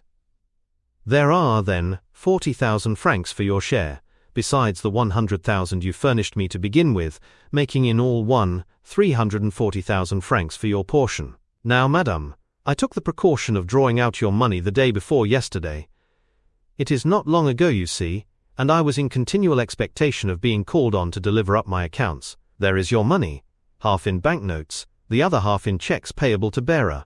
I say there, for as I did not consider my house safe enough, or lawyers sufficiently discreet, and as landed property carries evidence with it, and moreover since you have no right to possess anything independent of your husband, I have kept this sum, now your whole fortune, in a chest concealed under that closet, and for greater security, I myself concealed it there. Now, madame," continued Debray, first opening the closet, then the chest, "now, madame, here are 800 notes of 1,000 francs each, resembling, as you see, a large book bound in iron. To this I add a certificate in the funds of 25,000 francs. Then, for the odd cash making I think about 110,000 francs, here is a check upon my banker, who, not being Monsieur Danglars, will pay you the amount, you may rest assured." Madame Danglars mechanically took the check, the bond, and the heap of banknotes. This enormous fortune made no great appearance on the table. Madame Danglars, with tearless eyes, but with her breast heaving with concealed emotion, placed the banknotes in her bag, put the certificate and check into her pocketbook, and then, standing pale and mute, awaited one kind word of consolation. But she waited in vain. "Now, madame," said Debray, "you have a splendid fortune, an income of about 60,000 livres a year, which is enormous for a woman who cannot keep an establishment here for a year at least. You will be able to indulge all your fancies. Besides, should you find your income insufficient, you can, for the sake of the past, madame, make use of mine, and I am ready to offer you all I possess on loan." "Thank you, sir. Thank you," replied the Baroness. "You forget that what you have just paid me is much more than a poor woman requires, who intends for some time at least to retire from the world." Debray was for a moment surprised, but immediately recovering himself he bowed with an air which seemed to say, "As you please, madame." Madame Danglars had until then, perhaps, hoped for something, but when she saw the careless bow of Debray, and the glance by which it was accompanied, together with his significant silence, she raised her head, and without passion or violence, or even hesitation, ran downstairs, disdaining to address a last farewell to one who could thus part from her. "Bah," said Debray when she had left, These are fine projects. She will remain at home, read novels, and speculate at cards, since she can no longer do so on the bourse. Then, taking up his account book, he cancelled with the greatest care all the entries of the amounts he had just paid away. "I have 1,060,000 francs remaining," he said. "What a pity Mademoiselle de Villefort is dead. She suited me in every respect, and I would have married her." And he calmly waited until the 20 minutes had elapsed after Madame Danglars' departure before he left the house. During this time he occupied himself in making figures, with his watch by his side. Asmodeus, that diabolical personage, who would have been created by every fertile imagination if Lesage had not acquired the priority in his great masterpiece, would have enjoyed a singular spectacle, if he had lifted up the roof of the little house in the Rue Saint-Germain-des-Prés, while Debray was casting up his figures.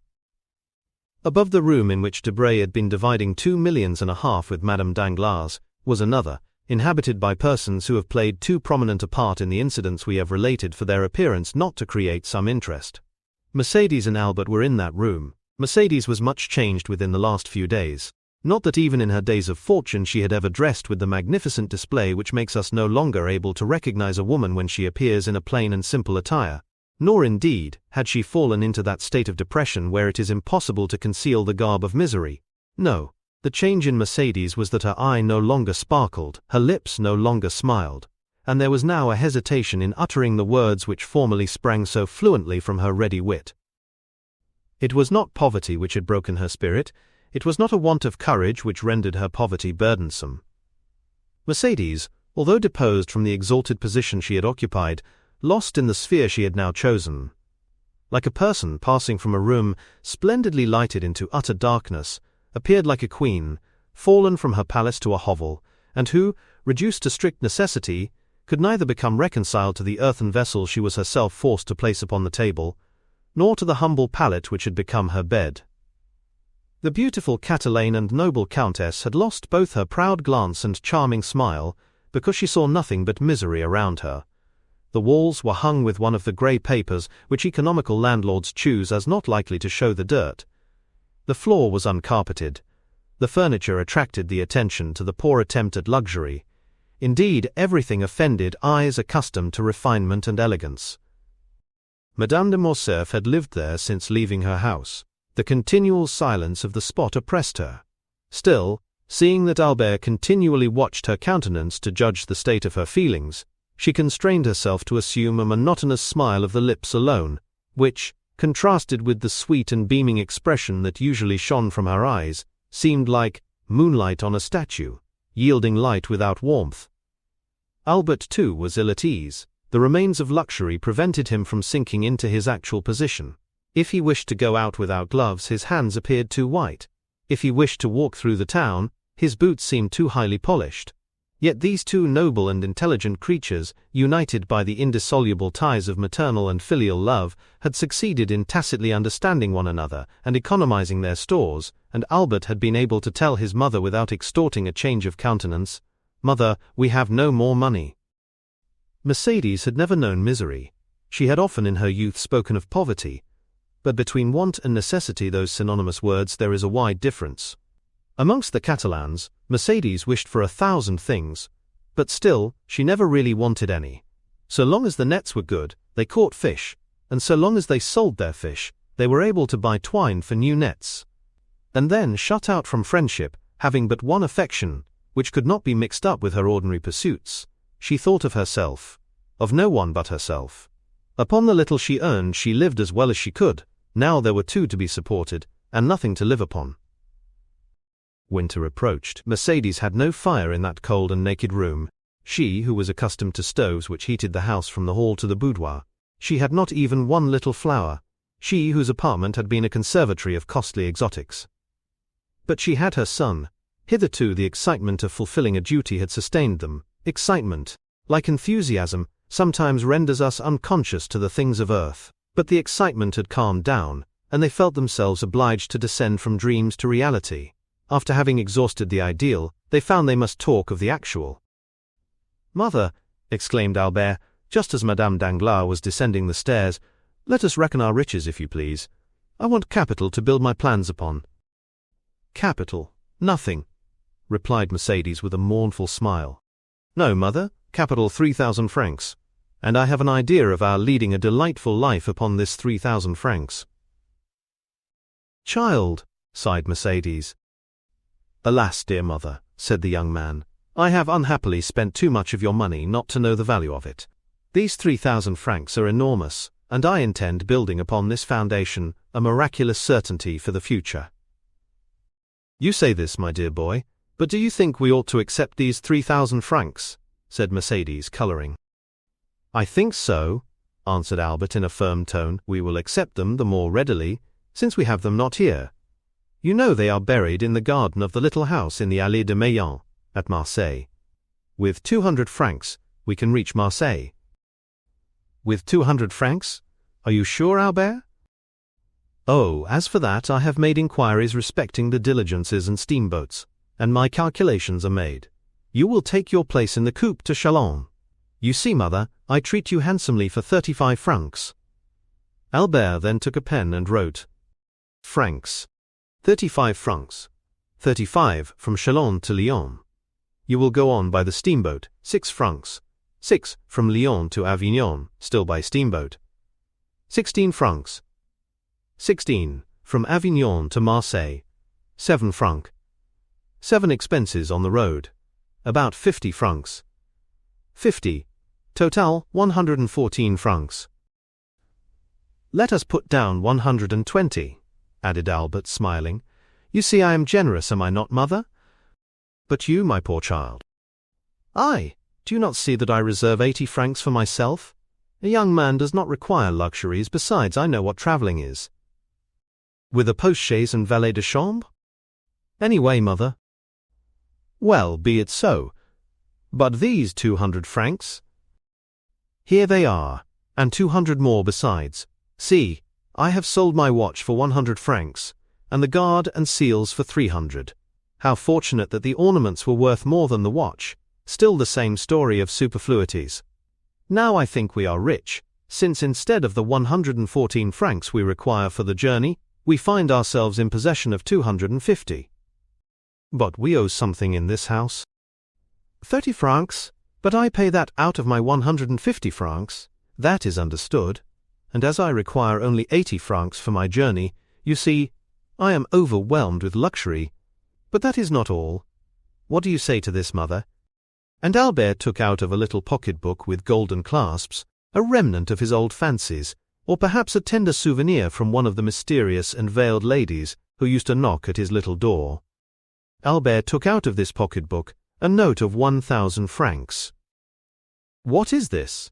Asked Mercedes. 1,000 francs. But whence have you obtained them? Listen to me, mother, and do not yield too much to agitation. And Albert, rising, kissed his mother on both cheeks, then stood looking at her. You cannot imagine, mother, how beautiful I think you, said the young man, impressed with a profound feeling of filial love. You are indeed the most beautiful and most noble woman I ever saw. Dear child, said Mercedes, endeavouring in vain to restrain a tear which glistened in the corner of her eye. Indeed, you only wanted misfortune to change my love for you to admiration. I am not unhappy while I possess my son. Ah, just so, said Albert. Here begins the trial. Do you know the decision we have come to, mother? Have we come to any? Yes. It is decided that you are to live at Marseille, and that I am to leave for Africa, where I will earn for myself the right to use the name I now bear, instead of the one I have thrown aside. Mercedes sighed. Well, mother, I yesterday engaged myself as substitute in the Spahis. Lowering his eyes with a certain feeling of shame, for even he was unconscious of the sublimity of his self-abasement. I thought my body was my own, and that I might sell it. I yesterday took the place of another. I sold myself for more than I thought I was worth, he added, attempting to smile. I fetched 2,000 francs. Then these 1,000 francs, said Mercedes, shuddering, are the half of the sum, mother. The other will be paid in a year. Mercedes raised her eyes to heaven with an expression it would be impossible to describe, and tears, which had hitherto been restrained, now yielded to her emotion, and ran down her cheeks. The price of his blood, she murmured.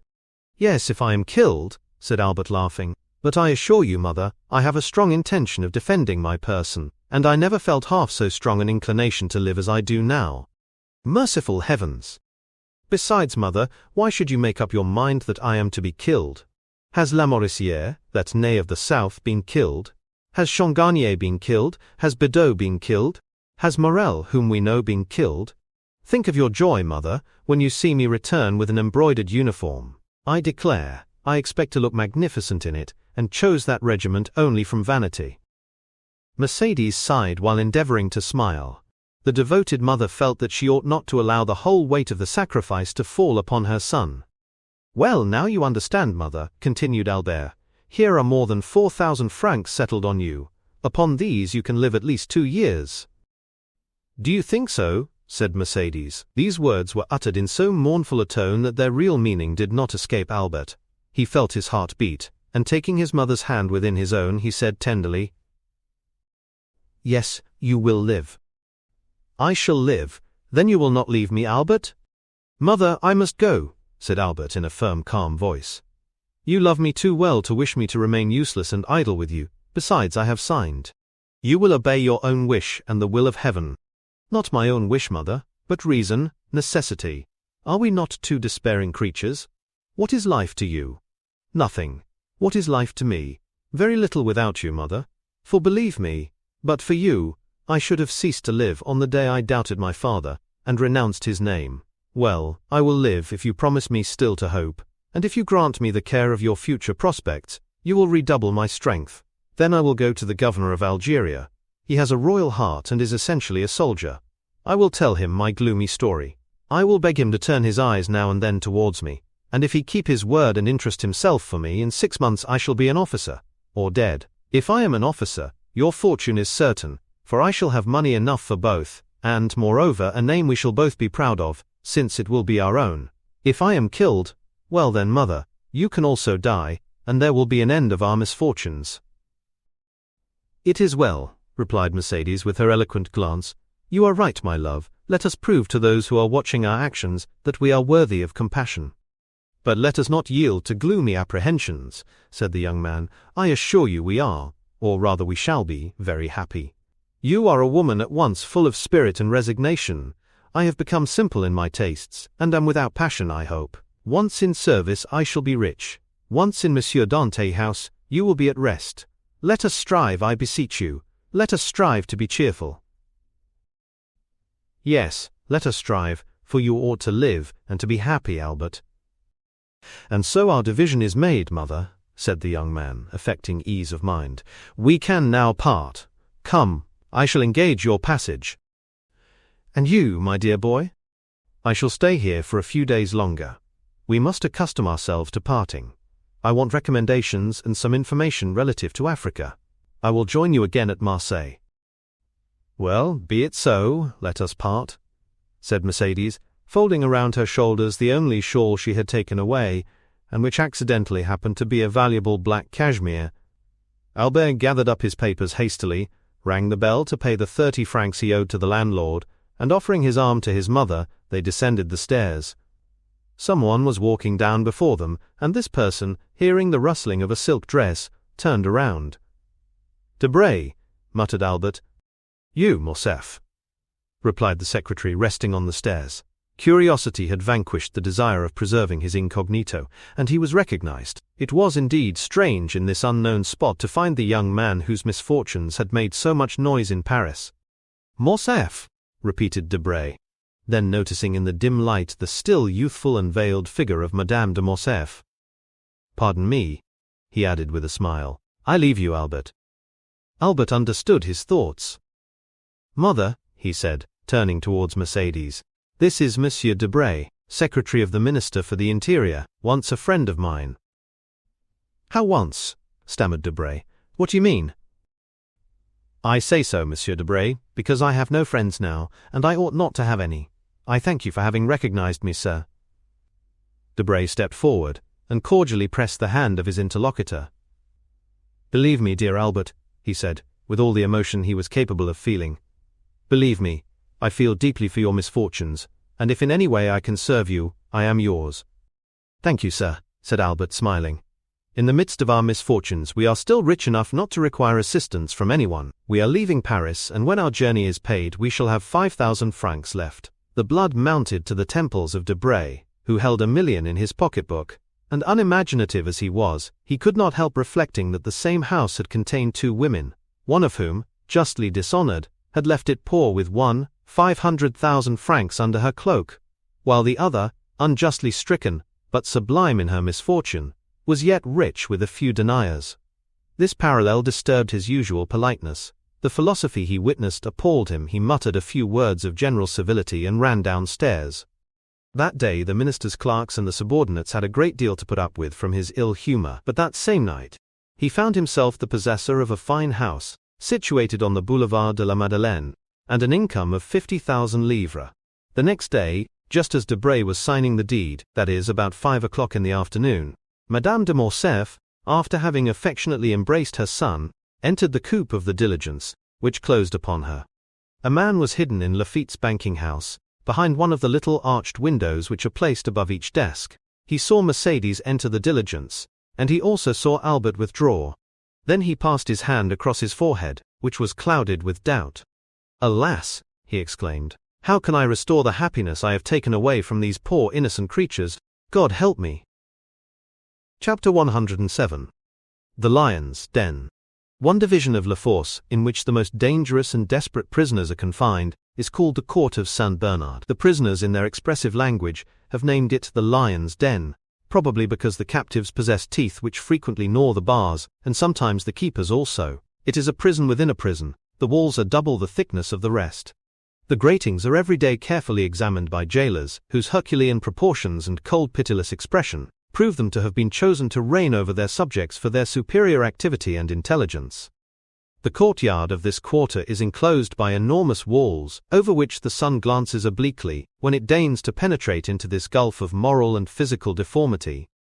On this paved yard are to be seen, pacing to and fro from morning till night, pale, careworn and haggard, like so many shadows, the men whom justice holds beneath the steel she is sharpening.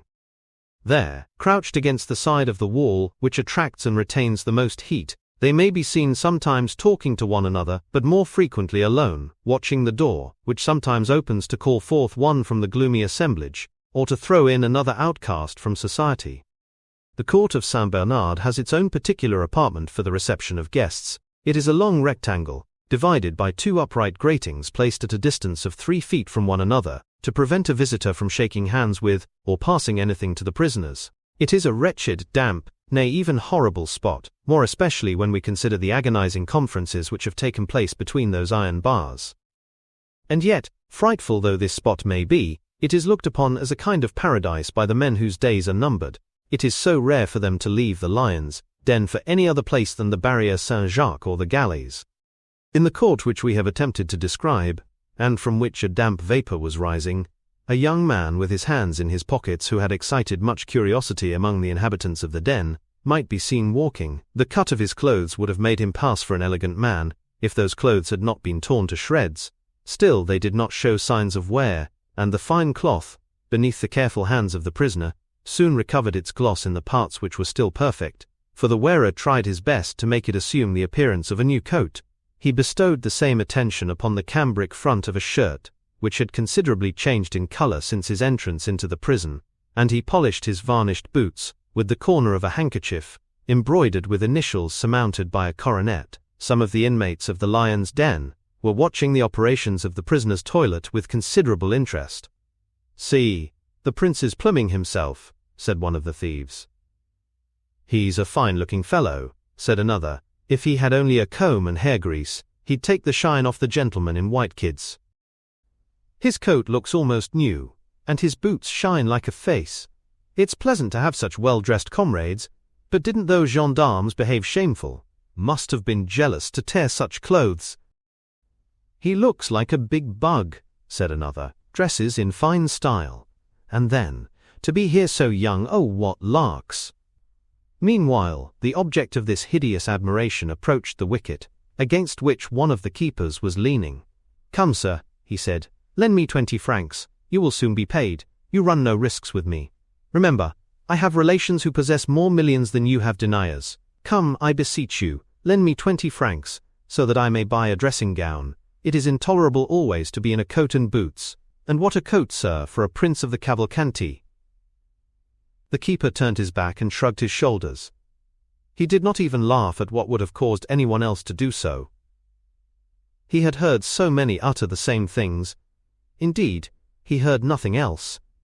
"Come," said Andrea, "you are a man void of compassion. I'll have you turned out." This made the keeper turn around, and he burst into a loud laugh. The prisoners then approached, and formed a circle. "I tell you, that with that wretched sum," continued Andrea, "I could obtain a coat, and a room in which to receive the illustrious visitor I am daily expecting." Of course," said the prisoners. "Anyone can see he's a gentleman." "Well then, lend him the 20 francs, said the keeper, leaning on the other shoulder. "Surely you will not refuse a comrade." "I am no comrade of these people," said the young man proudly. "You have no right to insult me thus." The thieves looked at one another with low murmurs, and a storm gathered over the head of the aristocratic prisoner, raised less by his own words than by the manner of the keeper. The latter, sure of quelling the tempest when the waves became too violent, allowed them to rise to a certain pitch that he might be revenged on the importunate Andrea, and besides it would afford him some recreation during the long day. The thieves had already approached Andrea, some screaming, "La savate! La savate!" a cruel operation, which consists in cuffing a comrade who may have fallen into disgrace, not with an old shoe, but with an iron-heeled one. Others proposed the anguille, another kind of recreation, in which a handkerchief is filled with sand, pebbles, and 2-sou pieces, when they have them, which the wretches beat like a flail over the head and shoulders of the unhappy sufferer. "Let us horsewhip the fine gentleman," said others. But Andrea, turning towards them, winked his eyes, rolled his tongue around his cheeks, and smacked his lips in a manner equivalent to 100 words among the bandits when forced to be silent. It was a Masonic sign Caderousse had taught him. He was immediately recognized as one of them. The handkerchief was thrown down, and the iron-heeled shoe replaced on the foot of the wretch to whom it belonged. Some voices were heard to say that the gentleman was right, that he intended to be civil in his way, and that they would set the example of liberty of conscience, and the mob retired. The keeper was so stupefied at this scene that he took Andrea by the hands, and began examining his person, attributing the sudden submission of the inmates of the Lion's Den to something more substantial than mere fascination. Andrea made no resistance, although he protested against it. Suddenly a voice was heard at the wicket. "Benedetto!" exclaimed an inspector. The keeper relaxed his hold. "I am called," said Andrea. "To the visitors' room," said the same voice. "You see, someone pays me a visit. Ah, my dear sir, you will see whether a Cavalcanti is to be treated like a common person." And Andrea, gliding through the court like a black shadow, rushed out through the wicket, leaving his comrades, and even the keeper, lost in wonder. Certainly a call to the visitors' room had scarcely astonished Andrea less than themselves, for the wily youth, instead of making use of his privilege of waiting to be claimed on his entry into La Force, had maintained a rigid silence. "Everything," he said, "proves me to be under the protection of some powerful person. This sudden fortune, the facility with which I have overcome all obstacles, an unexpected family and an illustrious name awarded to me, gold showered down upon me, and the most splendid alliances about to be entered into. An unhappy lapse of fortune, and the absence of my protector have cast me down, certainly, but not forever. The hand which has retreated for a while will be again stretched forth to save me at the very moment when I shall think myself sinking into the abyss. Why should I risk an imprudent step? It might alienate my protector. He has 2 means of extricating me from this dilemma, the one by a mysterious escape, managed through bribery, the other by buying off my judges with gold. I will say and do nothing until I am convinced that he has quite abandoned me, and then—" Andrea had formed a plan which was tolerably clever. The unfortunate youth was intrepid in the attack, and rude in the defense. He had borne with the public prison, and with privations of all sorts. Still, by degrees, nature, or rather custom, had prevailed, and he suffered from being naked, dirty and hungry. It was at this moment of discomfort that the inspector's voice called him to the visiting room. Andrea felt his heart leap with joy. It was too soon for a visit from the examining magistrate, and too late for one from the director of the prison, or the doctor. It must, then, be the visitor he hoped for. Behind the grating of the room into which Andrea had been led, he saw, while his eyes dilated with surprise, the dark and intelligent face of Bertuccio, who was also gazing with sad astonishment upon the iron bars, the bolted doors, and the shadow which moved behind the other grating. "Ah," said Andrea, deeply affected. "Good morning, Benedetto," said Bertuccio, with his deep, hollow voice. You, said the young man, looking fearfully around him. "Do you not recognize me, unhappy child?" "Silence, be silent," said Andrea, who knew the delicate sense of hearing possessed by the walls. "For heaven's sake, do not speak so loud." "You wish to speak with me alone, do you not?" said Bertuccio. "Oh yes." "That is well." And Bertuccio, feeling in his pocket, signed to a keeper whom he saw through the window of the wicket. "Read," he said. "What is that?" asked Andrea. "An order to conduct you to a room, and to leave you there to talk to me." "Oh!" cried Andrea, leaping with joy. Then he mentally added, "Still, my unknown protector, I am not forgotten. They wish for secrecy, since we are to converse in a private room. I understand. Bertuccio has been sent by my protector." The keeper spoke for a moment with an official, then opened the iron gates and conducted Andrea to a room on the first floor. The room was whitewashed, as is the custom in prisons, but it looked quite brilliant to a prisoner, though a stove, a bed, a chair, and a table formed the whole of its sumptuous furniture. Bertuccio sat down upon the chair, Andrea threw himself upon the bed, the keeper retired. "Now," said the steward, "what have you to tell me?" "And you?" said Andrea. "You speak first." "Oh no, you must have much to tell me, since you have come to seek me." "Well, be it so. You have continued your course of villainy. You have robbed, you have assassinated." "Well, I should say, if you had me taken to a private room only to tell me this, you might have saved yourself the trouble. I know all these things. But there are some with which, on the contrary, I am not acquainted. Let us talk of those, if you please. Who sent you?" Come, you are going on quickly, Monsieur Benedetto." "Yes, and to the point. Let us dispense with useless words. Who sends you?" "No one." "How did you know I was in prison?" "I recognized you some time since as the insolent dandy who so gracefully mounted his horse in the Champs-Élysées." "Oh, the Champs-Élysées? Ah yes, we burn, as they say at the game of pincette. The Champs-Élysées?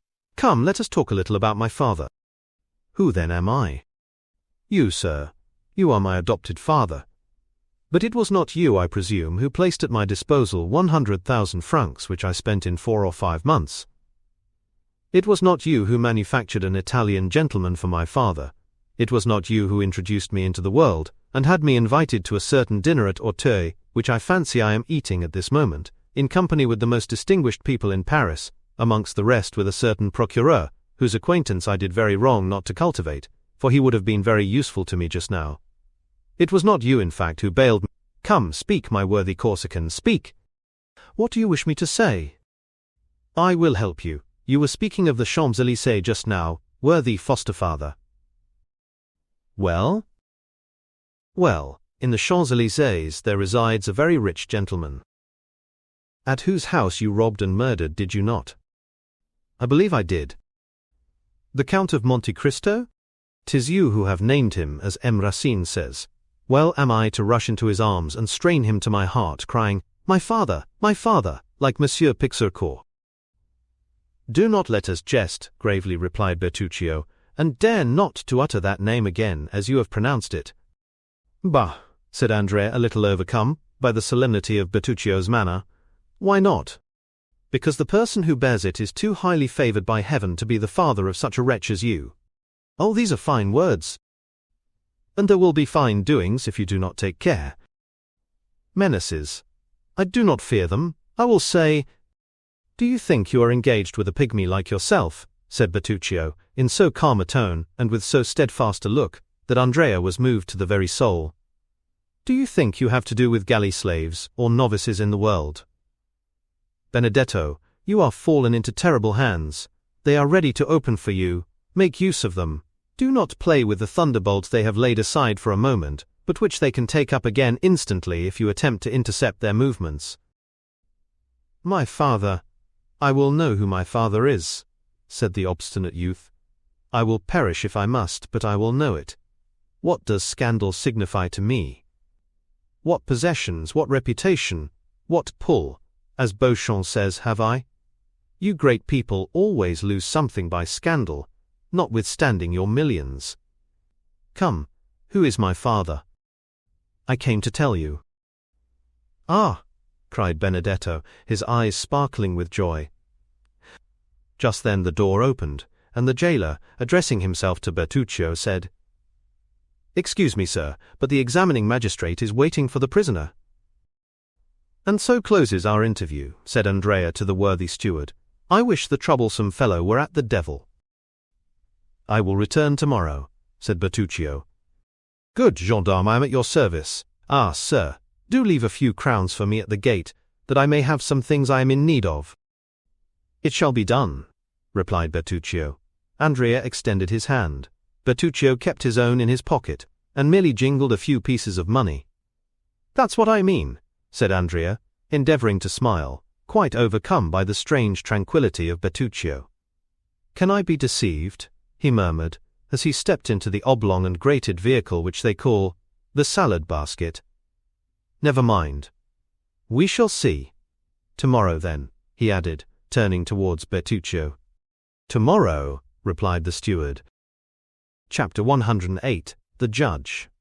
We remember that the Abbé Busoni remained alone with Noirtier in the chamber of death, and that the old man and the priest were the sole guardians of the young girl's body. Perhaps it was the Christian exhortations of the abbé, perhaps his kind charity, perhaps his persuasive words, which had restored the courage of Noirtier, for ever since he had conversed with the priest his violent despair had yielded to a calm resignation which surprised all who knew his excessive affection for Valentine. And de Villefort had not seen his father since the morning of the death. The whole establishment had been changed. Another valet was engaged for himself, a new servant for Noirtier. 2 women had entered Madame de Villefort's service. In fact, everywhere, to the concierge and coachman, new faces were presented to the different masters of the house, thus widening the division which had always existed between the members of the same family. The assizes also were about to begin, and Villefort, shut up in his room, exerted himself with feverish anxiety in drawing up the case against the murderer of Caderousse. This affair, like all those in which the Count of Monte Cristo had interfered, caused a great sensation in Paris. The proofs were certainly not convincing, since they rested upon a few words written by an escaped galley slave on his deathbed, and who might have been actuated by hatred or revenge in accusing his companion. But the mind of the procureur was made up. He felt assured that Benedetto was guilty, and he hoped by his skill in conducting this aggravated case to flatter his self-love, which was about the only vulnerable point left in his frozen heart. The case was therefore prepared owing to the incessant labor of Villefort, who wished it to be the first on the list in the coming assizes. He had been obliged to seclude himself more than ever, to evade the enormous number of applications presented to him for the purpose of obtaining tickets of admission to the court on the day of trial, and then so short a time had elapsed since the death of poor Valentine, and the gloom which overshadowed the house was so recent, that no one wondered to see the father so absorbed in his professional duties, which were the only means he had of dissipating his grief. Once only had Villefort seen his father. It was the day after that upon which Bertuccio had paid his second visit to Benedetto, when the latter was to learn his father's name. The magistrate, harassed and fatigued, had descended to the garden of his house, and in a gloomy mood, similar to that in which Tarquin lopped off the tallest poppies, he began knocking off with his cane the long and dying branches of the rose trees, which, placed along the avenue, seemed like the spectres of the brilliant flowers which had bloomed in the past season. More than once, he had reached that part of the garden where the famous boarded gate stood, overlooking the deserted enclosure, always returning by the same path, to begin his walk again, at the same pace, and with the same gesture, when he accidentally turned his eyes towards the house, whence he heard the noisy play of his son, who had returned from school to spend the Sunday and Monday with his mother. While doing so, he observed Monsieur Noirtier at one of the open windows, where the old man had been placed, that he might enjoy the last rays of the sun, which yet yielded some heat, and was now shining upon the dying flowers and red leaves of the creeper which twined around the balcony. The eye of the old man was riveted upon a spot which Villefort could scarcely distinguish. His glance was so full of hate, of ferocity and savage impatience, that Villefort turned out of the path he had been pursuing, to see upon what person this dark look was directed. Then he saw, beneath a thick clump of linden trees, which were nearly divested of foliage, Madame de Villefort sitting with a book in her hand, the perusal of which she frequently interrupted to smile upon her son, or to throw back his elastic ball, which he obstinately threw from the drawing-room into the garden. Villefort became pale. He understood the old man's meaning. Noirtier continued to look at the same object, but suddenly his glance was transferred from the wife to the husband, and Villefort himself had to submit to the searching investigation of eyes, which, while changing their direction and even their language, had lost none of their menacing expression. Madame de Villefort, unconscious of the passions that exhausted their fire over her head, at that moment held her son's ball, and was making signs to him to reclaim it with a kiss. Edward begged for a long while, the maternal kiss probably not offering sufficient recompense for the trouble he must take to obtain it. However, at length he decided, leaped out of the window into a cluster of heliotropes and daisies, and ran to his mother, his forehead streaming with perspiration. Madame de Villefort wiped his forehead, pressed her lips upon it, and sent him back with the ball in one hand and some bonbons in the other. Villefort, drawn by an irresistible attraction, like that of the bird to the serpent, walked towards the house. As he approached it, Noirtier's gaze followed him, and his eyes appeared of such a fiery brightness that Villefort felt them pierce to the depths of his heart. In that earnest look might be read a deep reproach, as well as a terrible menace. Then Noirtier raised his eyes to heaven, as though to remind his son of a forgotten oath. "It is well, sir," replied Villefort from below. "It is well. Have patience but one day longer. What I have said I will do." Noirtier seemed to be calmed by these words, and turned his eyes with indifference to the other side. Villefort violently unbuttoned his greatcoat, which seemed to strangle him, and passing his livid hand across his forehead, entered his study. The night was cold and still. The family had all retired to rest, but Villefort, who alone remained up, and worked till 5 o'clock in the morning, reviewing the last interrogatories made the night before by the examining magistrates, compiling the depositions of the witnesses, and putting the finishing stroke to the deed of accusation, which was one of the most energetic and best conceived of any he had yet delivered. The next day, Monday, was the first sitting of the assizes. The morning dawned dull and gloomy, and Villefort saw the dim grey light shine upon the lines he had traced in red ink. The magistrate had slept for a short time while the lamp sent forth its final struggles.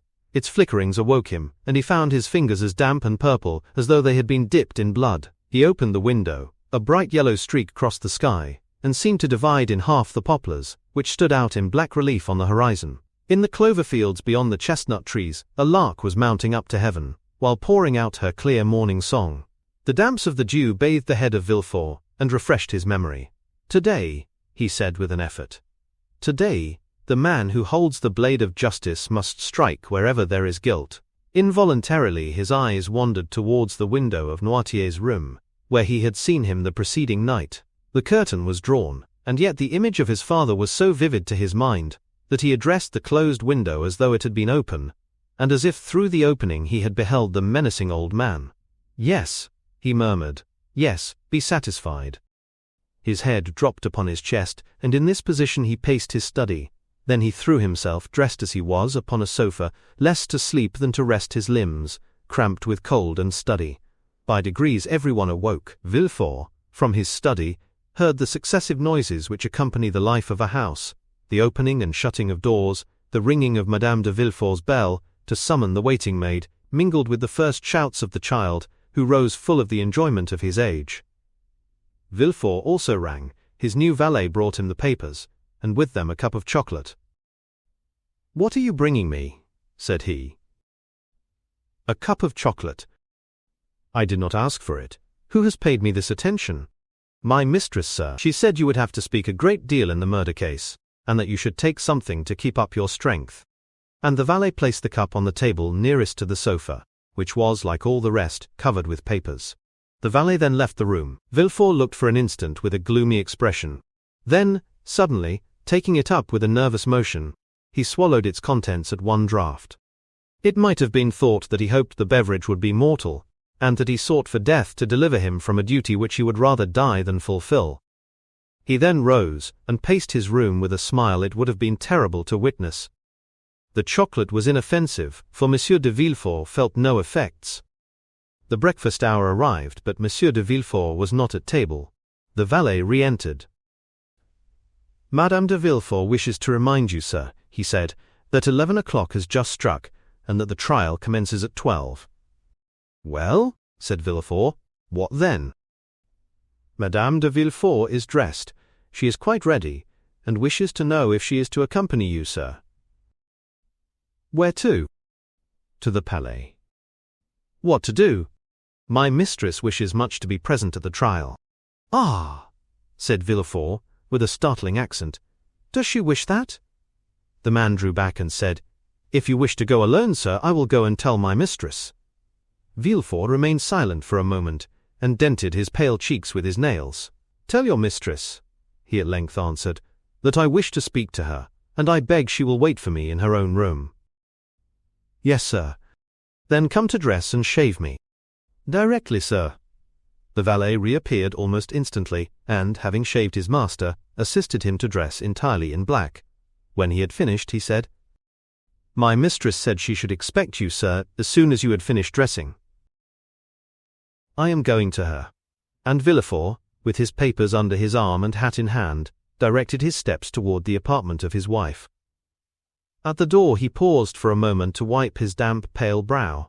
He then entered the room. Madame de Villefort was sitting on an ottoman, and impatiently turning over the leaves of some newspapers and pamphlets, which young Edward, by way of amusing himself, was tearing to pieces before his mother could finish reading them. She was dressed to go out, her bonnet was placed beside her on a chair, and her gloves were on her hands.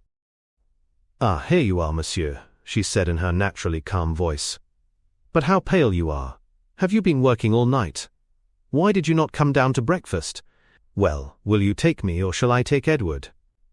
Madame de Villefort had multiplied her questions in order to gain one answer, but to all her inquiries Monsieur de Villefort remained mute and cold as a statue. "Edward," said Villefort, fixing an imperious glance on the child, "go and play in the drawing-room, my dear. I wish to speak to your mamma."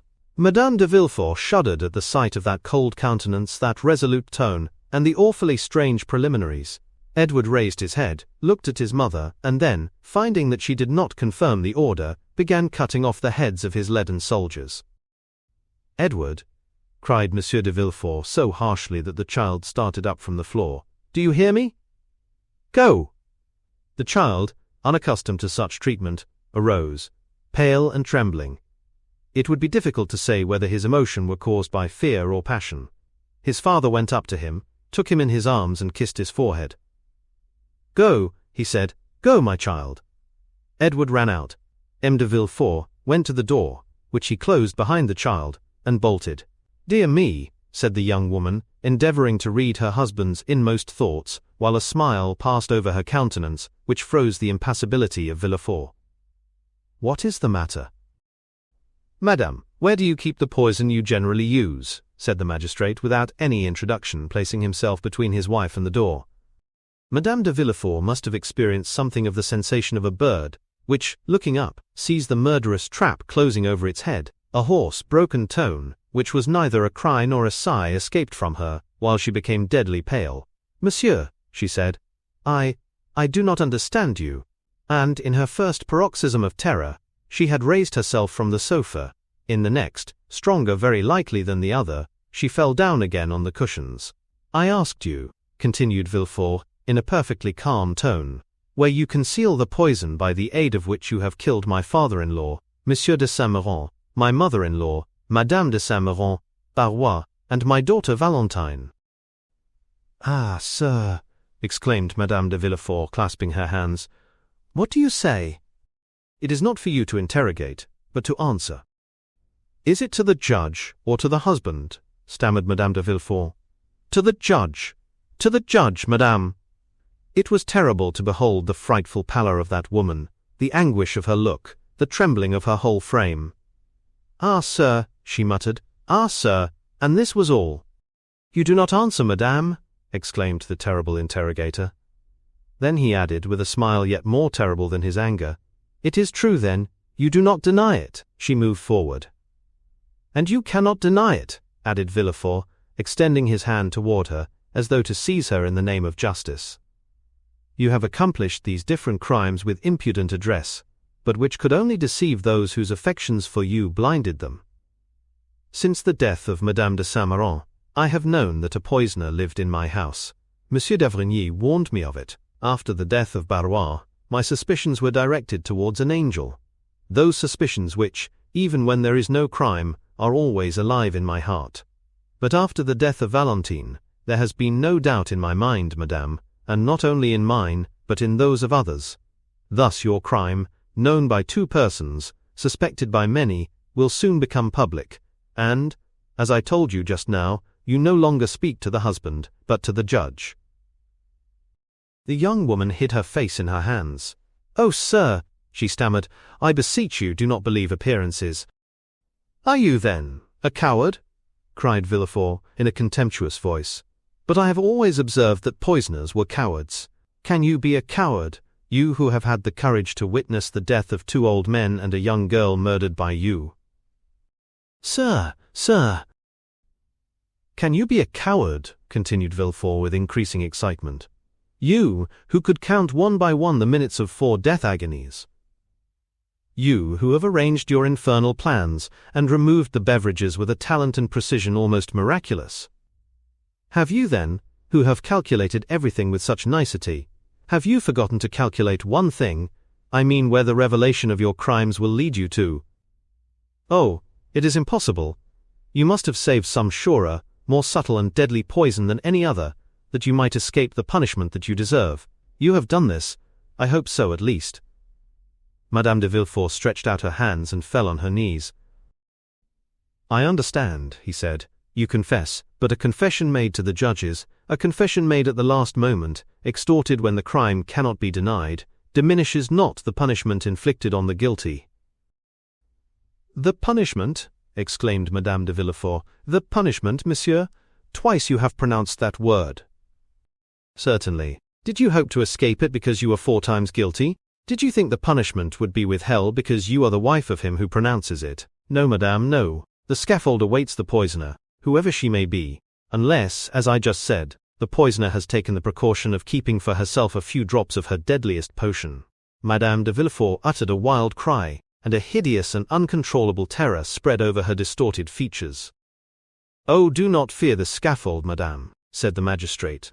"I will not dishonor you, since that would be dishonor to myself. No, if you have heard me distinctly, you will understand that you are not to die on the scaffold."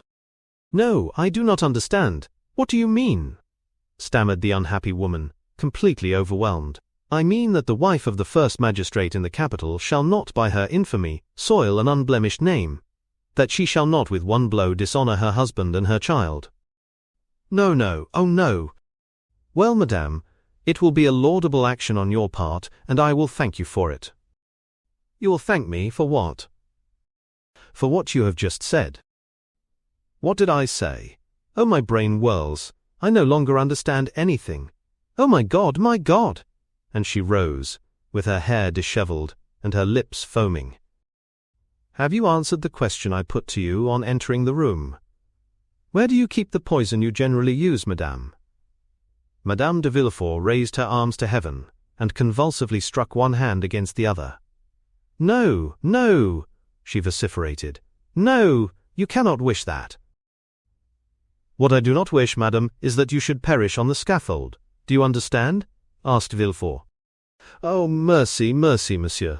What I require is, that justice be done. I am on the earth to punish, madame," he added with a flaming glance. "Any other woman, were it the queen herself, I would send to the executioner, but to you I shall be merciful. To you I will say, have you not, madame, put aside some of the surest, deadliest, most speedy poison?" "Oh, pardon me, sir. Let me live." "She is cowardly," said Villefort. "Reflect that I am your wife." "You are a poisoner." "In the name of heaven." "No!" "In the name of the love you once bore me." "No, no." "In the name of our child." "Ah, for the sake of our child, let me live." "No, no, no, I tell you.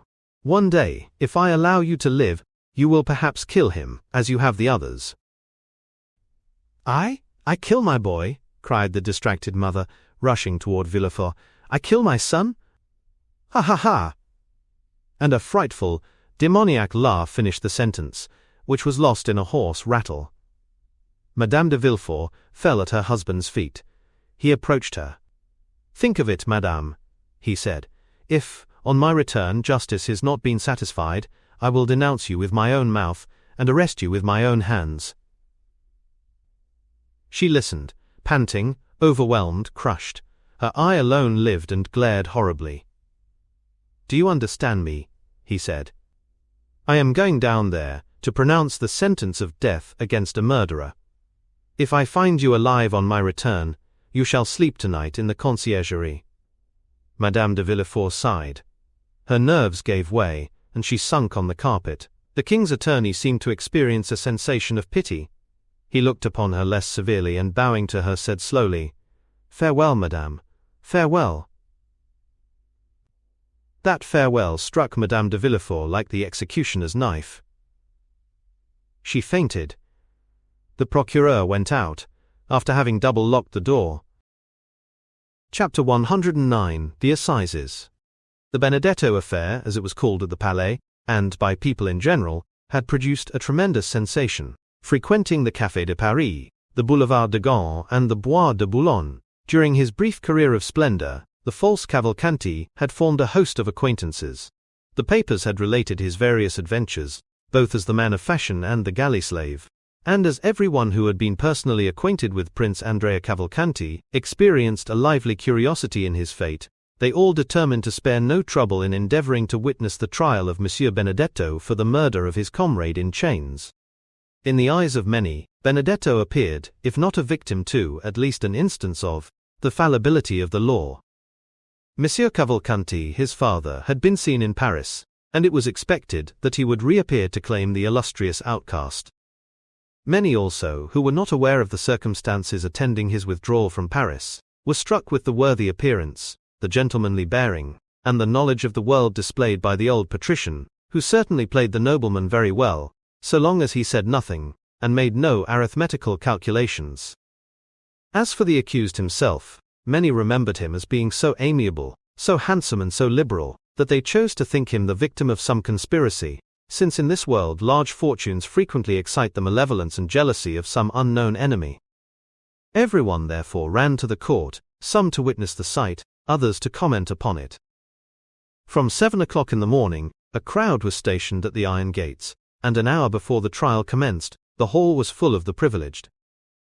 Before the entrance of the magistrates, and indeed frequently afterwards, a court of justice, on days when some especial trial is to take place, resembles a drawing-room, where many persons recognize each other, and converse if they can do so without losing their seats, or, if they are separated by too great a number of lawyers, communicate by signs. It was one of the magnificent autumn days which make amends for a short summer. The clouds which Monsieur de Villefort had perceived at sunrise had all disappeared as if by magic, and one of the softest and most brilliant days of September shone forth in all its splendor. Beauchamp, one of the kings of the press, and therefore claiming the right of a throne everywhere, was eyeing everybody through his monocle. He perceived Chateau Renaud and Debray, who had just gained the good graces of a sergeant-at-arms, and who had persuaded the latter to let them stand before, instead of behind him, as they ought to have done. The worthy sergeant had recognized the minister's secretary and the millionaire, and, by way of paying extra attention to his noble neighbors, promised to keep their places while they paid a visit to Beauchamp. "Well," said Beauchamp, "we shall see our friend." "Yes, indeed," replied Debray, "that worthy prince, deuce take those Italian princes." A man, too, who could boast of Dante for a genealogist, and could reckon back to the Divine Comedy. "A nobility of the rope," said Chateau Renaud phlegmatically. "He will be condemned, will he not?" asked Debray of Beauchamp. "My dear fellow, I think we should ask you that question. You know such news much better than we do. Did you see the president at the minister's last night?" "Yes." "What did he say?" "Something which will surprise you." "Oh, make haste and tell me then. It is a long time since that has happened." "Well, he told me that Benedetto, who is considered a serpent of subtlety and a giant of cunning, is really but a very commonplace, Silly rascal, and altogether unworthy of the experiments that will be made on his phrenological organs after his death." "Bah," said Beauchamp, "he played the prince very well." "Yes, for you who detest those unhappy princes, Beauchamp, and are always delighted to find fault with them, but not for me, who discover a gentleman by instinct, and who sent out an aristocratic family like a very bloodhound of heraldry." "Then you never believed in the principality?" "Yes, in the principality, but not in the prince." "Not so bad," said Beauchamp. "Still, I assure you, he passed very well with many people. I saw him at the ministers' houses." "Ah, yes," said Chateau Renaud. "The idea of thinking ministers understand anything about princes." "There is something in what you have just said," said Beauchamp, laughing. "But," said Debray to Beauchamp, "if I spoke to the president, you must have been with the procureur." "It was an impossibility. For the last week, Monsieur de Villefort has secluded himself. It is natural enough, this strange chain of domestic afflictions, followed by the no less strange death of his daughter." "Strange? What do you mean, Beauchamp?" "Oh yes, do you pretend that all this has been unobserved at the minister's?" said Beauchamp, placing his eyeglass in his eye, where he tried to make it remain. "My dear sir," said Chateau Renaud, "allow me to tell you that you do not understand that maneuver with the eyeglass half so well as Debray. Give him a lesson, Debray." "Stay," said Beauchamp. "Surely I am not deceived." "What is it?" "It is she." "Whom do you mean? They said she had left." "Mademoiselle Eugénie," said Chateau Renaud. "Has she returned?" "No, but her mother." "Madame Danglars?" "Nonsense. Impossible," said Chateau Renaud. "Only 10 days after the flight of her daughter, and 3 days from the bankruptcy of her husband?" Debray colored slightly, and followed with his eyes the direction of Beauchamp's glance. "Come," he said, "it is only a veiled lady, some foreign princess, perhaps the mother of Cavalcanti. But you were just speaking on a very interesting topic, Beauchamp." "I?" "Yes, you were telling us about the extraordinary death of Valentine." "Ah, yes, so I was. But how is it that Madame de Villefort is not here?" "Poor dear woman," said Debray. "She is no doubt occupied in distilling balm for the hospitals, or in making cosmetics for herself or friends. Do you know she spends 2,000 or 3,000 crowns a year in this amusement? But I wonder she is not here. I should have been pleased to see her, for I like her very much." "And I hate her," said Chateau Renaud. "Why?" "I do not know. Why do we love? Why do we hate? I detest her, from antipathy. Or rather, by instinct." "Perhaps so. But to return to what you were saying, Beauchamp. Well, do you know why they die so multitudinously at Monsieur de Villefort's?" "Multitudinously is good," said Chateau Renaud. "My good fellow, you'll find the word in Saint-Simon. But the thing itself is at Monsieur de Villefort's. But let's get back to the subject." "Talking of that," said Debray, "Madame was making inquiries about that house which for the last 3 months has been hung with black." "Who is Madame?" asked Chateau Renaud. "The minister's wife, pardieu." "Oh, your pardon, I never visit ministers, I leave that to the princes." "Really, you were only before sparkling, but now you are brilliant. Take compassion on us, or, like Jupiter, you will wither us up."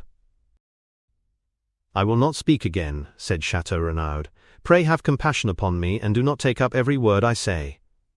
Come, let us endeavor to get to the end of our story, Beauchamp. I told you that yesterday Madame made inquiries of me upon the subject. Enlighten me, and I will then communicate my information to her." "Well, gentlemen, the reason people die so multitudinously, I like the word, at Monsieur de Villefort's is that there is an assassin in the house." The 2 young men shuddered, for the same idea had more than once occurred to them. "And who is the assassin?" they asked together. Young Edward, a burst of laughter from the auditors did not in the least disconcert the speaker, who continued, "Yes, gentlemen, Edward, the infant phenomenon, who is quite an adept in the art of killing." "You are jesting." "Not at all. I yesterday engaged a servant, who had just left Monsieur de Villefort. I intend sending him away tomorrow, for he eats so enormously, to make up for the fast imposed upon him by his terror in that house." "Well, now listen." "We are listening." "It appears the dear child has obtained possession of a bottle containing some drug, which he every now and then uses against those who have displeased him. First, Monsieur and Madame de Saint-Méran incurred his displeasure, so he poured out 3 drops of his elixir. 3 drops were sufficient. Then followed Barrois, the old servant of Monsieur Noirtier, who sometimes rebuffed this little wretch. He therefore received the same quantity of the elixir. The same happened to Valentine, of whom he was jealous. He gave her the same dose as the others, and all was over for her as well as the rest. "Why, what nonsense are you telling us?" said Chateau Renaud. "Yes, it is an extraordinary story," said Beauchamp. "Is it not?" "It is absurd," said Debray. "Ah," said Beauchamp, "you doubt me? Well, you can ask my servant, or rather him who will no longer be my servant tomorrow. It was the talk of the house." "And this elixir, where is it? What is it?" "The child conceals it." "But where did he find it?" "In his mother's laboratory." "Does his mother then keep poisons in her laboratory?" "How can I tell? You are questioning me like a king's attorney. I only repeat what I have been told, and like my informant I can do no more. The poor devil would eat nothing, from fear." "It is incredible." "No, my dear fellow, it is not at all incredible. You saw the child pass through the Rue Richelieu last year, who amused himself with killing his brothers and sisters by sticking pins in their ears while they slept. The generation who follow us are very precocious." "Come, Beauchamp," said Chateau Renaud, "I will bet anything you do not believe a word of all you have been telling us." "I do not see the Count of Monte Cristo here." "He is worn out," said Debray. "Besides, he could not well appear in public, since he has been the dupe of the Cavalcanti, who, it appears, presented themselves to him with false letters of credit, and cheated him out of 100,000 francs upon the hypothesis of this principality." "By the way, Monsieur de Chateau Renaud," asked Beauchamp, "how is Morel?" "I have called 3 times without once seeing him." Still, his sister did not seem uneasy, and told me that, though she had not seen him for 2 or 3 days, she was sure he was well. "Ah, now I think of it, the Count of Monte Cristo cannot appear in the hall," said Beauchamp. "Why not?" "Because he is an actor in the drama." "Has he assassinated anyone then?" "No, on the contrary, they wished to assassinate him. You know that it was in leaving his house that Monsieur de Caderousse was murdered by his friend Benedetto. You know that the famous waistcoat was found in his house, containing the letter which stopped the signature of the marriage contract. Do you see the waistcoat? There it is, all blood-stained on the desk, as a testimony of the crime." "Ah, very good. Hush, gentlemen, here is the court. Let us go back to our places." A noise was heard in the hall. The sergeant called his 2 patrons with an energetic "Hem!" and the doorkeeper appearing, called out with that shrill voice peculiar to his order ever since the days of Beaumarchais, "The court, gentlemen." Chapter 110. The Indictment. The judges took their places in the midst of the most profound silence. The jury took their seats. Monsieur de Villefort, the object of unusual attention, and we had almost said of general admiration, sat in the armchair and cast a tranquil glance around him. Everyone looked with astonishment on that grave and severe face, whose calm expression personal griefs had been unable to disturb, and the aspect of a man who was a stranger to all human emotions excited something very like terror. "Gendarme," said the president, "lead in the accused." At these words the public attention became more intense, and all eyes were turned towards the door through which Benedetto was to enter. The door soon opened, and the accused appeared. The same impression was experienced by all present, and no one was deceived by the expression of his countenance.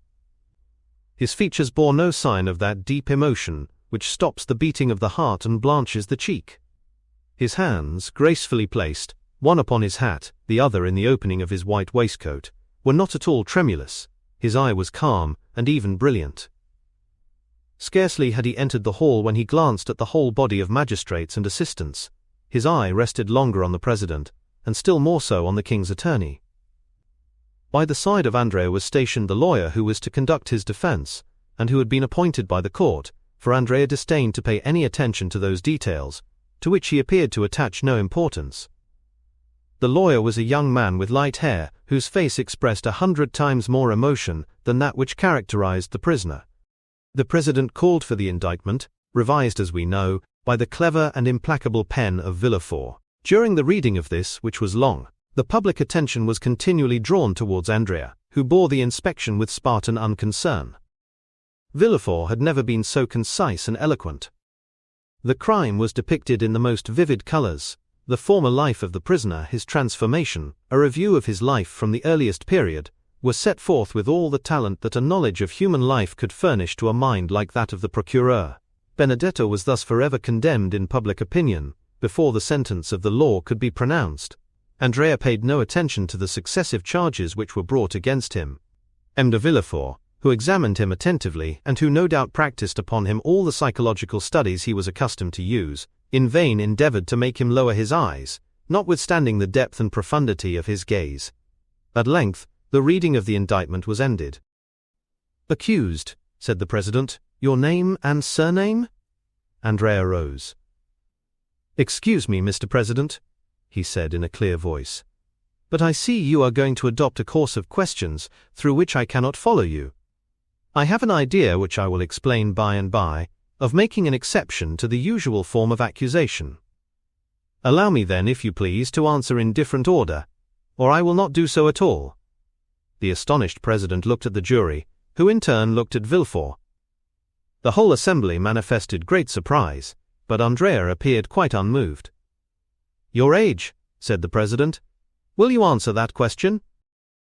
"I will answer that question as well as the rest, Mr. President, but in its turn." "Your age?" repeated the president. "I am 21 years old, or rather I shall be in a few days, as I was born the night of the 27th of September, 1817. And Monsieur de Villefort, who was busy taking down some notes, raised his head at the mention of this date. "Where were you born?" continued the president.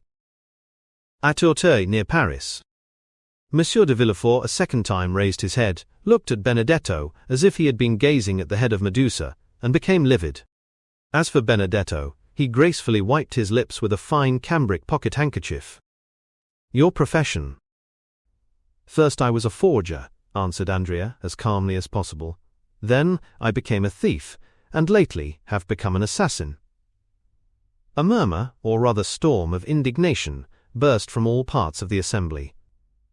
The judges themselves appeared to be stupefied, and the jury manifested tokens of disgust for cynicism so unexpected in a man of fashion. Monsieur de Villefort pressed his hand upon his brow, which, at first pale, had become red and burning. Then he suddenly arose and looked around as though he had lost his senses. He wanted air. "Are you looking for anything, Mr. Procureur?"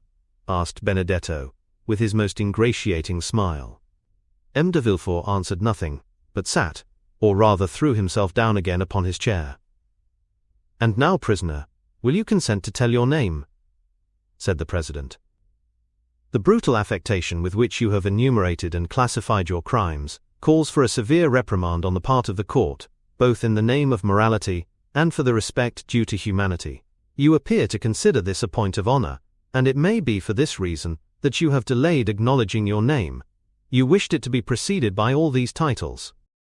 "It is quite wonderful, Mr. President, how entirely you have read my thoughts," said Benedetto in his softest voice and most polite manner. "This is indeed the reason why I begged you to alter the order of the questions." The public astonishment had reached its height. There was no longer any deceit or bravado in the manner of the accused. The audience felt that a startling revelation was to follow this ominous prelude. "Well," said the president, "your name?" "I cannot tell you my name, since I do not know it, but I know my father's, and can tell it to you." A painful giddiness overwhelmed Villefort. Great drops of acrid sweat fell from his face upon the papers which he held in his convulsed hand. "Repeat your father's name," said the president. Not a whisper, not a breath, was heard in that vast assembly. Everyone waited anxiously.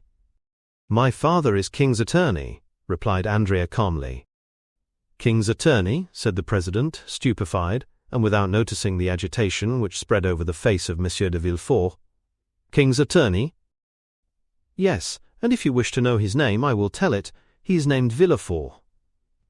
The explosion, which had been so long restrained from a feeling of respect to the court of justice, now burst forth like thunder from the breasts of all present. The court itself did not seek to restrain the feelings of the audience. The exclamations, the insults addressed to Benedetto, who remained perfectly unconcerned. The energetic gestures, the movement of the gendarmes, the sneers of the scum of the crowd, always sure to rise to the surface in case of any disturbance. All this lasted 5 minutes before the doorkeepers and magistrates were able to restore silence. In the midst of this tumult, the voice of the president was heard to exclaim, "Are you playing with justice, accused, and do you dare set your fellow citizens an example of disorder, which even in these times has never been equalled?"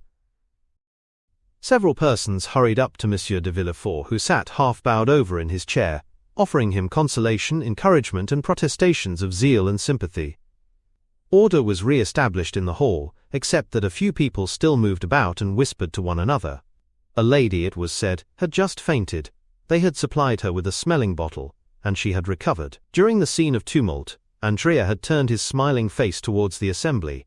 Then, leaning with one hand on the oaken rail of the dock, in the most graceful attitude possible, he said, "Gentlemen, I assure you I had no idea of insulting the court, or of making a useless disturbance in the presence of this honorable assembly. They ask my age, I tell it. They ask where I was born, I answer. They ask my name, I cannot give it, since my parents abandoned me. But though I cannot give my own name, not possessing one, I can tell them my father's. Now I repeat, my father is named Monsieur de Villefort, and I am ready to prove it." There was an energy, a conviction, and a sincerity in the manner of the young man, which silenced the tumult. All eyes were turned for a moment towards the procureur, who sat as motionless as though a thunderbolt had changed him into a corpse.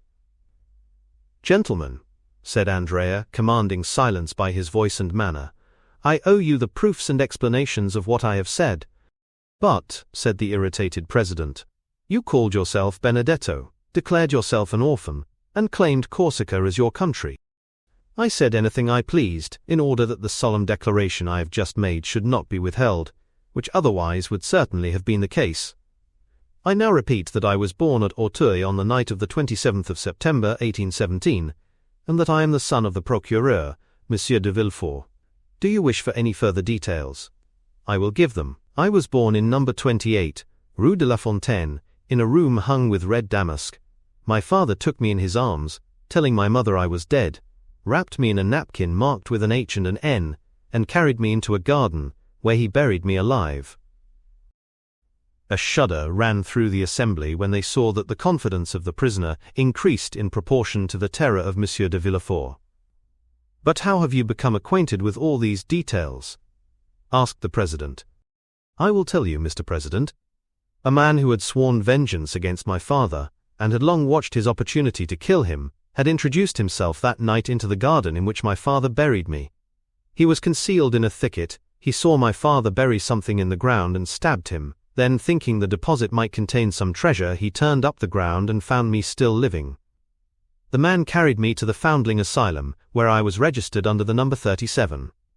3 months afterwards, a woman traveled from Rogliano to Paris to fetch me, and having claimed me as her son, carried me away. Thus, you see, though born in Paris, I was brought up in Corsica." There was a moment's silence, during which one could have fancied the hall empty, so profound was the stillness. "Proceed," said the president. "Certainly, I might have lived happily amongst those good people who adored me, but my perverse disposition prevailed over the virtues which my adopted mother endeavored to instill into my heart. I increased in wickedness till I committed crime. One day, when I cursed Providence for making me so wicked, and ordaining me to such a fate, my adopted father said to me, 'Do not blaspheme, unhappy child. The crime is that of your father, not yours. Of your father who consigned you to hell if you died, and to misery if a miracle preserved you alive.' After that I ceased to blaspheme, but I cursed my father. That is why I have uttered the words for which you blame me. That is why I have filled this whole assembly with horror. If I have committed an additional crime, punish me. But if you will allow that ever since the day of my birth my fate has been sad, bitter, and lamentable, then pity me." "But your mother?" asked the president. "My mother thought me dead. She is not guilty. I did not even wish to know her name, nor do I know it." Just then a piercing cry, ending in a sob, burst from the center of the crowd, who encircled the lady who had before fainted, and who now fell into a violent fit of hysterics. She was carried out of the hall, the thick veil which concealed her face dropped off, and Madame Danglars was recognized. Notwithstanding his shattered nerves, the ringing sensation in his ears, and the madness which turned his brain, Villefort rose as he perceived her.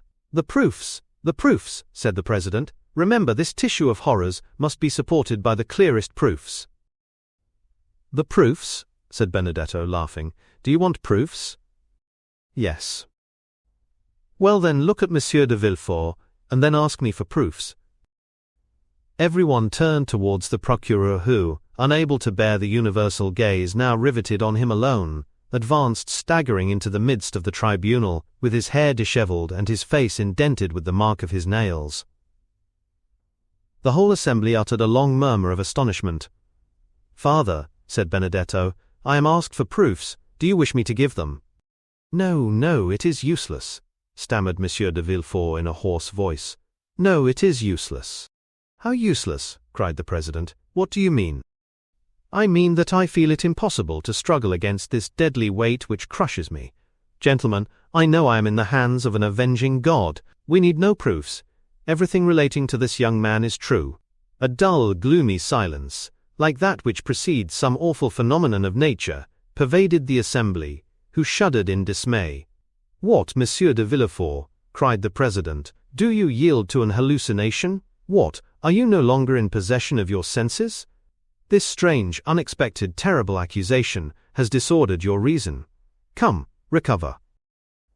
The procureur dropped his head, his teeth chattered like those of a man under a violent attack of fever, and yet he was deadly pale. I am in possession of all my senses, sir, he said. My body alone suffers, as you may suppose. I acknowledge myself guilty of all the young man has brought against me, and from this hour hold myself under the authority of the procureur, who will succeed me. And as he spoke these words with a hoarse, choking voice, he staggered towards the door, which was mechanically opened by a doorkeeper. The whole assembly were dumb with astonishment at the revelation and confession which had produced a catastrophe so different from that which had been expected during the last fortnight by the Parisian world. Well, said Beauchamp, let them now say that drama is unnatural. Ma foi, said Château Renaud, I would rather end my career like Monsieur de Morcerf. A pistol shot seems quite delightful compared with this catastrophe. And moreover, it kills, said Beauchamp. And to think that I had an idea of marrying his daughter, said Debray. She did well to die, poor girl. The sitting is adjourned, gentlemen, said the president. Fresh inquiries will be made, and the case will be tried next session by another magistrate. As for Andrea, who was calm and more interesting than ever, he left the hall, escorted by gendarmes, who involuntarily paid him some attention. Well, what do you think of this, my fine fellow? Asked Debray of the sergeant-at-arms, slipping a louis into his hand. There will be extenuating circumstances, he replied. Chapter 111. Expiation. Notwithstanding the density of the crowd, Monsieur de Villefort saw it open before him. There is something so awe-inspiring in great afflictions, that even in the worst times, the first emotion of a crowd has generally been to sympathize with the sufferer in a great catastrophe. Many people have been assassinated in a tumult, but even criminals have rarely been insulted during trial. Thus Villefort passed through the mass of spectators and officers of the Palais, and withdrew. Though he had acknowledged his guilt, he was protected by his grief. There are some situations which men understand by instinct, but which reason is powerless to explain. In such cases the greatest poet is he who gives utterance to the most natural and vehement outburst of sorrow.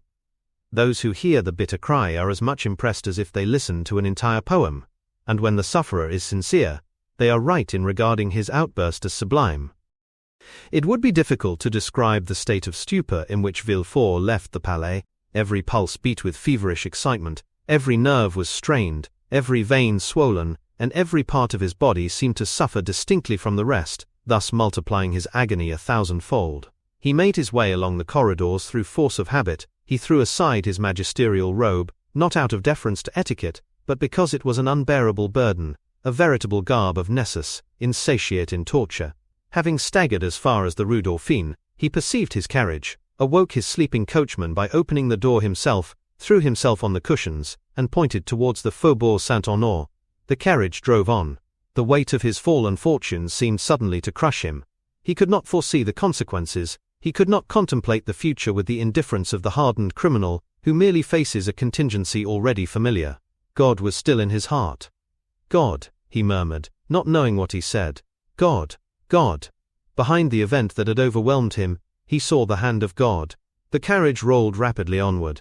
Villefort, while turning restlessly on the cushions, felt something press against him. He put out his hand to remove the object. It was a fan which Madame de Villefort had left in the carriage. This fan awakened a recollection which darted through his mind like lightning. He thought of his wife. "Oh," he exclaimed, as though a red-hot iron were piercing his heart. During the last hour his own crime had alone been presented to his mind. Now, another object, not less terrible, suddenly presented itself. His wife. He had just acted the inexorable judge with her. He had condemned her to death. And she, crushed by remorse, struck with terror, covered with the shame inspired by the eloquence of his irreproachable virtue. She, a poor, weak woman, without help or the power of defending herself against his absolute and supreme will. She might, at that very moment, perhaps, be preparing to die. An hour had elapsed since her condemnation. At that moment, doubtless, she was recalling all her crimes to her memory. She was asking pardon for her sins. Perhaps she was even writing a letter imploring forgiveness from her virtuous husband, a forgiveness she was purchasing with her death. Villefort again groaned with anguish and despair. "Ah," he exclaimed, "that woman became criminal only from associating with me. I carried the infection of crime with me, and she has caught it as she would, the typhus fever, the cholera, the plague. And yet I have punished her. I have dared to tell her. I have... Repent and die. But no, she must not die. She shall live, and with me, we will flee from Paris and go as far as the earth reaches. I told her of the scaffold. Oh heavens, I forgot that it awaits me also. How could I pronounce that word? Yes, we will fly. I will confess all to her. I will tell her daily that I also have committed a crime. Oh, what an alliance! The tiger and the serpent, worthy wife of such as I am. She must live that my infamy may diminish hers." And Villefort dashed open the window in front of the carriage. "Faster, faster!" he cried in a tone which electrified the coachman. The horses, impelled by fear, flew towards the house. "Yes, yes," repeated Villefort as he approached his home. "Yes, that woman must live. She must repent and educate my son, the sole survivor, with the exception of the indestructible old man, of the wreck of my house. She loves him. It was for his sake she has committed these crimes. We ought never to despair of softening the heart of a mother who loves her child. She will repent, and no one will know that she has been guilty. The events which have taken place in my house, though they now occupy the public mind, will be forgotten in time, or if, indeed, a few enemies should persist in remembering them, why then, I will add them to my list of crimes. What will it signify if 1, 2, or 3 more are added? My wife and child shall escape from this gulf, carrying treasures with them. She will live and may yet be happy, since her child, in whom all her love is centered, will be with her. I shall have performed a good action, and my heart will be lighter." And the procureur breathed more freely than he had done for some time. The carriage stopped at the door of the house. Villefort leapt out of the carriage, and saw that his servants were surprised at his early return. He could read no other expression on their features. Neither of them spoke to him. They merely stood aside to let him pass by, as usual, nothing more. As he passed by Monsieur Noirtier's room, he perceived 2 figures through the half-open door, but he experienced no curiosity to know who was visiting his father. Anxiety carried him on further.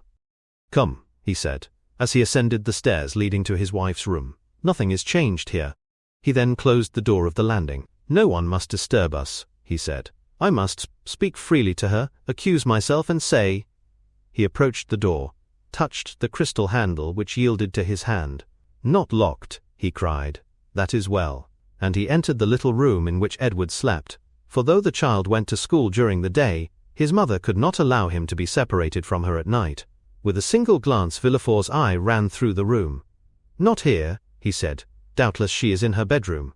He rushed towards the door, found it bolted, and stopped, shuddering. "Heloise!" he cried. He fancied he heard the sound of a piece of furniture being removed. "Heloise!" he repeated. "Who is there?" answered the voice of her he sought. He thought that voice more feeble than usual. "Open the door!" cried Villefort. "Open! It is I!" But notwithstanding this request, notwithstanding the tone of anguish in which it was uttered, the door remained closed. Villefort burst it open with a violent blow. At the entrance of the room which led to her boudoir, Madame de Villefort was standing erect, pale, her features contracted, and her eyes glaring horribly. Heloise, he said, "what is the matter? Speak!" The young woman extended her stiff white hands towards him.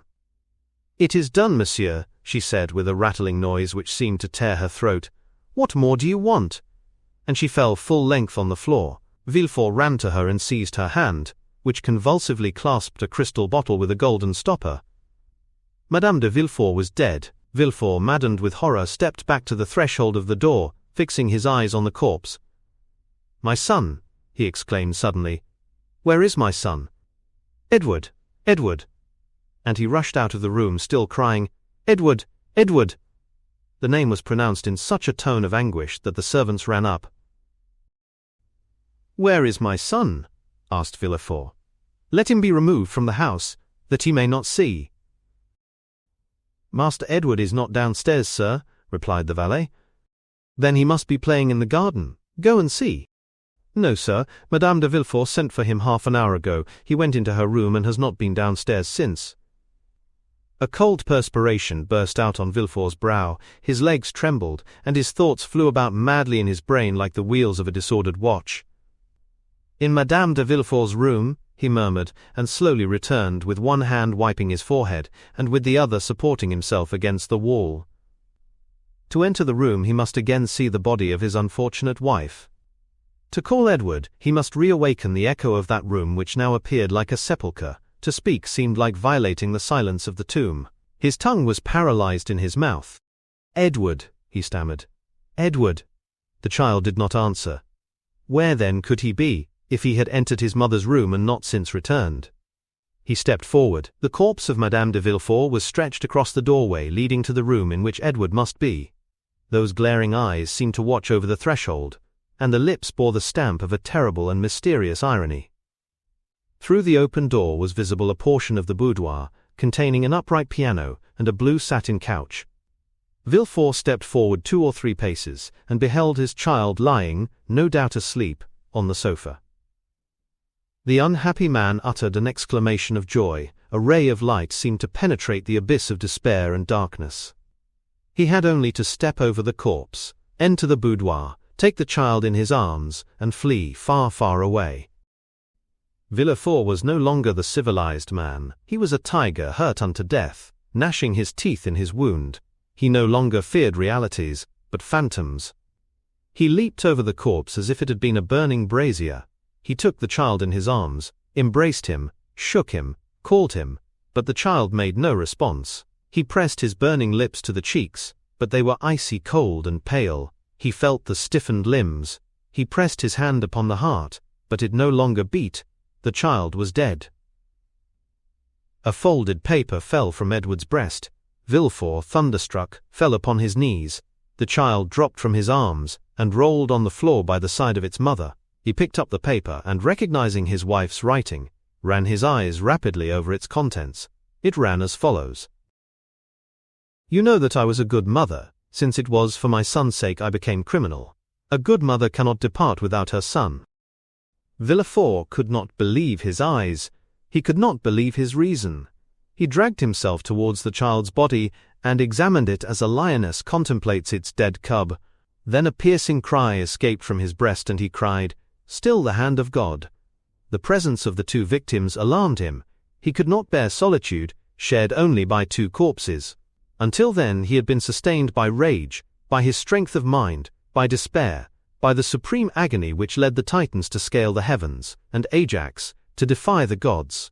He now arose, his head bowed beneath the weight of grief, and shaking his damp, disheveled hair, he who had never felt compassion for anyone determined to seek his father, that he might have someone to whom he could relate his misfortunes, someone by whose side he might weep.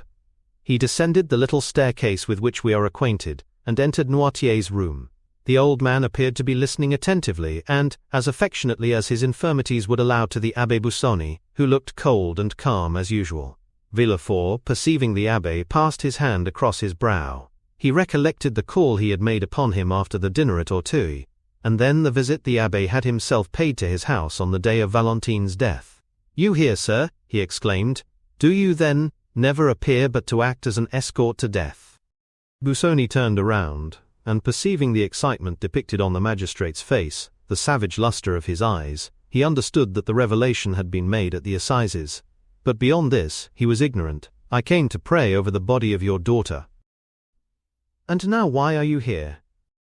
"I come to tell you that you have sufficiently repaid your debt, and that from this moment I will pray to God to forgive you, as I do." "Good heavens!" exclaimed Villefort, stepping back fearfully. "Surely that is not the voice of the Abbé Busoni." "No!" The abbé threw off his wig, shook his head, and his hair, no longer confined, fell in black masses around his manly face. "It is the face of the Count of Monte Cristo!" exclaimed the procureur, with a haggard expression. "You are not exactly right, Monsieur Procureur. You must go farther back." That voice, where did I first hear it?" "You heard it for the first time at Marseille 23 years ago, the day of your marriage with Mademoiselle de Saint-Méran. Refer to your papers." "You are not Busoni. You are not Monte Cristo. Oh heavens! You are then some secret, implacable and mortal enemy. I must have wronged you in some way at Marseille. Oh, woe to me!" "Yes, you are now on the right path," said the Count, crossing his arms over his broad chest. "Search! Search!" "But what have I done to you?" exclaimed Villefort, whose mind was balancing between reason and insanity in that cloud which is neither a dream nor reality. "What have I done to you? Tell me then, speak." "You condemned me to a horrible, tedious death. You killed my father. You deprived me of liberty, of love and happiness." "Who are you then? Who are you?"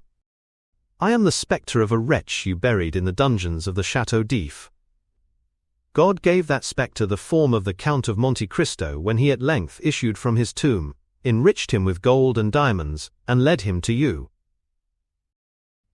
"Ah, I recognize you, exclaimed the king's attorney. "You are—" "I am Edmond Dantès." "You are Edmond Dantès," cried Villefort, seizing the Count by the wrist. "Then come here." And up the stairs he dragged Monte Cristo, who, ignorant of what had happened, followed him in astonishment, foreseeing some new catastrophe. "There, Edmond Dantès," he said, pointing to the bodies of his wife and child. "See, are you well avenged?" Monte Cristo became pale at this horrible sight. He felt that he had passed beyond the bounds of vengeance, and that he could no longer say, "God is for and with me."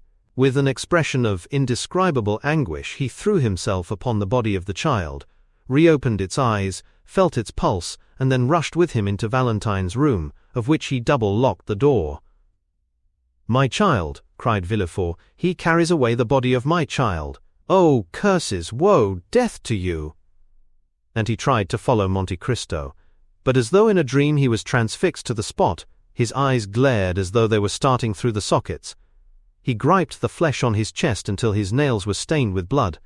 The veins of his temples swelled and boiled as though they would burst their narrow boundary and deluge his brain with living fire. This lasted several minutes, until the frightful overturn of reason was accomplished. Then, uttering a loud cry followed by a burst of laughter, he rushed down the stairs. A quarter of an hour afterwards the door of Valentine's room opened, and Monte Cristo reappeared. Pale, with a dull eye and heavy heart, all the noble features of that face, usually so calm and serene, were overcast by grief. In his arms he held the child, whom no skill had been able to recall to life. Bending on one knee, he placed it reverently by the side of its mother, with its head upon her breast. Then, rising, he went out, and meeting a servant on the stairs, he asked, "Where is Monsieur de Villefort?" The servant, instead of answering, pointed to the garden. Monte Cristo ran down the steps, and advancing towards the spot designated, beheld Villefort, encircled by his servants, with a spade in his hand, and digging the earth with fury. "It is not here!" he cried. "It is not here!" and then he moved farther on, and began again to dig. Monte Cristo approached him, and said in a low voice with an expression almost humble, "Sir, you have indeed lost a son, but—" Villefort interrupted him. He had neither listened nor heard. "Oh, I will find it," he cried. "You may pretend he is not here, but I will find him, though I dig forever." Monte Cristo drew back in horror. "Oh," he said, "he is mad!" And as though he feared that the walls of the accursed house would crumble around him, he rushed into the street, for the first time doubting whether he had the right to do as he had done. "Oh, enough of this," he cried. "Let me save the last." On entering his house, he met Morrel, who wandered about like a ghost, awaiting the heavenly mandate for return to the tomb. "Prepare yourself, Maximilian," he said with a smile. "We leave Paris tomorrow." "Have you nothing more to do there?" asked Morrel. "No," replied Monte Cristo. "God grant I may not have done too much already." The next day they indeed left, accompanied only by Baptistin. Haydée had taken away Ali, and Bertuccio remained with Noirtier. Chapter 112. The Departure.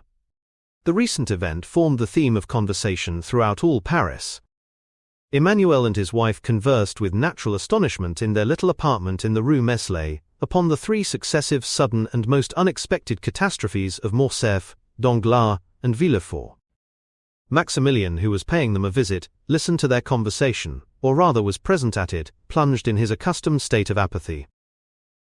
"Indeed," said Julie, "might we not almost fancy, Emmanuel, that those people, so rich, so happy but yesterday, had forgotten in their prosperity, that an evil genius, like the wicked fairies in Perrault's stories who present themselves unbidden at a wedding or baptism, hovered over them, and appeared all at once to revenge himself for their fatal neglect?" "What a dire misfortune," said Emmanuel, thinking of Morcerf and Danglars. "What dreadful sufferings," said Julie, remembering Valentine, but whom, with a delicacy natural to women, she did not name before her brother. "If the Supreme Being has directed the fatal blow," said Emmanuel, "it must be that He, in His great goodness, has perceived nothing in the past lives of these people to merit mitigation of their awful punishment." "Do you not form a very rash judgment, Emmanuel?" said Julie. "When my father, with a pistol in his hand, was once on the point of committing suicide, had anyone then said, 'This man deserves his misery,' would not that person have been deceived?" "Yes, but your father was not allowed to fall. A being was commissioned to arrest the fatal hand of death about to descend on him." Emmanuel had scarcely uttered these words when the sound of the bell was heard, the well-known signal given by the porter that a visitor had arrived. Nearly at the same instant, the door was opened, and the Count of Monte Cristo appeared on the threshold. The young people uttered a cry of joy, while Maximilian raised his head, but let it fall again immediately. "Maximilian," said the Count, without appearing to notice the different impressions which his presence produced on the little circle, "I come to seek you." "To seek me?" repeated Morrel, as if awakening from a dream. "Yes," said Monte Cristo. "Has it not been agreed that I should take you with me, and did I not tell you yesterday to prepare for departure?" "I am ready," said Maximilian. "I came expressly to wish them farewell." "Whither are you going, Count?" asked Julie. "In the first instance to Marseille, madame." "To Marseille!" exclaimed the young couple. "Yes, and I take your brother with me." "Oh, Count," said Julie, "will you restore him to us cured of his melancholy?" Morrel turned away to conceal the confusion of his countenance. "You perceive, then, that he is not happy?" said the Count. "Yes," replied the young woman, "and fear much that he finds our home but a dull one." "I will undertake to divert him," replied the Count. "I am ready to accompany you, sir," said Maximilian. "Adieu, my kind friends. Emmanuel, Julie, farewell." "How farewell?" exclaimed Julie. "Do you leave us thus, so suddenly, without any preparations for your journey, without even a passport?" "Needless delays but increase the grief of parting," said Monte Cristo, "and Maximilian has doubtless provided himself with everything requisite. At least I advised him to do so." "I have a passport, and my clothes are ready packed," said Morrel in his tranquil but mournful manner. "Good," said Monte Cristo, smiling. "In these prompt arrangements we recognize the order of a well-disciplined soldier." "And you leave us," said Julie, "at a moment's warning. You do not give us a day, No, not even an hour before your departure. My carriage is at the door, madame, and I must be in Rome in 5 days. But does Maximilian go to Rome? Exclaimed Emmanuel. I am going wherever it may please the Count to take me, said Morrel with a smile full of grief. I am under his orders for the next month. Oh heavens, how strangely he expresses himself, Count, said Julie. Maximilian goes with me, said the Count, in his kindest and most persuasive manner. Therefore, do not make yourself uneasy on your brother's account. Once more farewell, my dear sister. Emmanuel, adieu, Morrel repeated. His carelessness and indifference touch me to the heart, said Julie. Oh, Maximilian, Maximilian, you are certainly concealing something from us. Sure, said Monte Cristo, you will see him return to you gay, smiling, and joyful. Maximilian cast a look of disdain, almost of anger, on the Count. We must leave you, said Monte Cristo. Before you quit us, Count, said Julie, will you permit us to express to you all that the other day— Madame, interrupted the Count, taking her 2 hands in his, all that you could say in words would never express what I read in your eyes. The thoughts of your heart are fully understood by mine. Like benefactors in romances, I should have left you without seeing you again, but that would have been a virtue beyond my strength, because I am a weak and vain man, fond of the tender, kind and thankful glances of my fellow creatures. On the eve of departure I carry my egotism so far as to say, do not forget me, my kind friends, for probably you will never see me again. Never see you again? Exclaimed Emmanuel, while 2 large tears rolled down Julie's cheeks. Never behold you again? It is not a man then, but some angel that leaves us. And this angel is on the point of returning to heaven after having appeared on earth to do good. Say not so, quickly returned Monte Cristo. Say not so, my friends. Angels never err, celestial beings remain where they wish to be. Fate is not more powerful than they. It is they who, on the contrary, overcome fate. No, Emmanuel, I am but a man, and your admiration is as unmerited as your words are sacrilegious. And pressing his lips on the hand of Julie, who rushed into his arms, he extended his other hand to Emmanuel. Then, tearing himself from this abode of peace and happiness, he made a sign to Maximilian, who followed him passively, with the indifference which had been perceptible in him ever since the death of Valentine had so stunned him. Restore my brother to peace and happiness, whispered Julie to Monte Cristo. And the Count pressed her hand in reply, as he had done 11 years before, on the staircase leading to Morrel's study. You still confide, then, in Sinbad the sailor? Asked he, smiling. Oh yes, was the ready answer. Well then, sleep in peace, and put your trust in heaven. As we have before said, the postchaise was waiting. 4 powerful horses were already pawing the ground with impatience, while Ali, apparently just arrived from a long walk, was standing at the foot of the steps, his face bathed in perspiration. Well, asked the Count in Arabic, have you been to see the old man? Ali made a sign in the affirmative. And have you placed the letter before him as I ordered you to do? The slave respectfully signalized that he had. And what did he say, or rather do? Ali placed himself in the light, so that his master might see him distinctly, and then, imitating in his intelligent manner the countenance of the old man, he closed his eyes, as Noirtier was in the custom of doing when saying yes. Good, he accepts, said Monte Cristo. Now let us go. These words had scarcely escaped him, when the carriage was on its way, and the feet of the horses struck a shower of sparks from the pavement. Maximilian settled himself in his corner without uttering a word. Half an hour had passed when the carriage stopped suddenly. The Count had just pulled the silken check-string, which was fastened to Ali's finger. The Nubian immediately descended and opened the carriage door. It was a lovely starlight night. They had just reached the top of the hill Villejuif, from whence Paris appears like a sombre sea, tossing its millions of phosphoric waves into light. Waves indeed more noisy, more passionate, more changeable, more furious, more greedy than those of the tempestuous ocean. Waves which never rest as those of the sea sometimes do. Waves ever dashing, ever foaming, ever engulfing what falls within their grasp. The Count stood alone, and at a sign from his hand, the carriage went on for a short distance. With folded arms, he gazed for some time upon the great city. When he had fixed his piercing look on this modern Babylon, which equally engages the contemplation of the religious enthusiast, the materialist and the scoffer.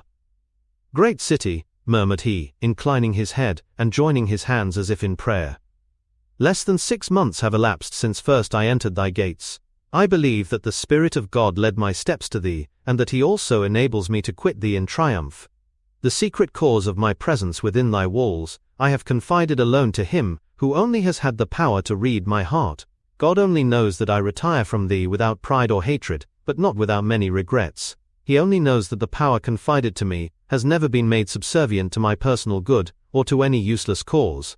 O great city, it is in thy palpitating bosom that I have found that which I sought. Like a patient miner, I have dug deep into thy very entrails to root out evil thence. Now my work is accomplished, my mission is terminated. Now thou canst neither afford me pain nor pleasure. Adieu, Paris, adieu." His look wandered over the vast plain like that of some genius of the night. He passed his hand over his brow, got into the carriage, the door was closed on him, and the vehicle quickly disappeared down the other side of the hill in a whirlwind of noise and dust. 10 leagues were passed, and not a single word was uttered. Morrel was dreaming, and Monte Cristo was looking at the dreamer. "Morrel," said the Count to him at length, "do you repent having followed me?" "No, Count.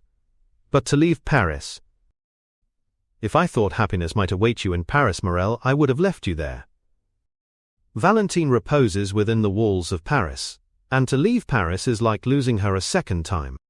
"Maximilian," said the Count, "the friends that we have lost do not repose in the bosom of the earth, but are buried deep in our hearts, and it has been thus ordained that we may always be accompanied by them. I have 2 friends, who in this way never depart from me, the one who gave me being, and the other who conferred knowledge and intelligence on me. Their spirits live in me. I consult them when doubtful, and if I ever do any good, it is due to their beneficent counsels. Listen to the voice of your heart, Morrel, and ask it whether you ought to preserve this melancholy exterior towards me."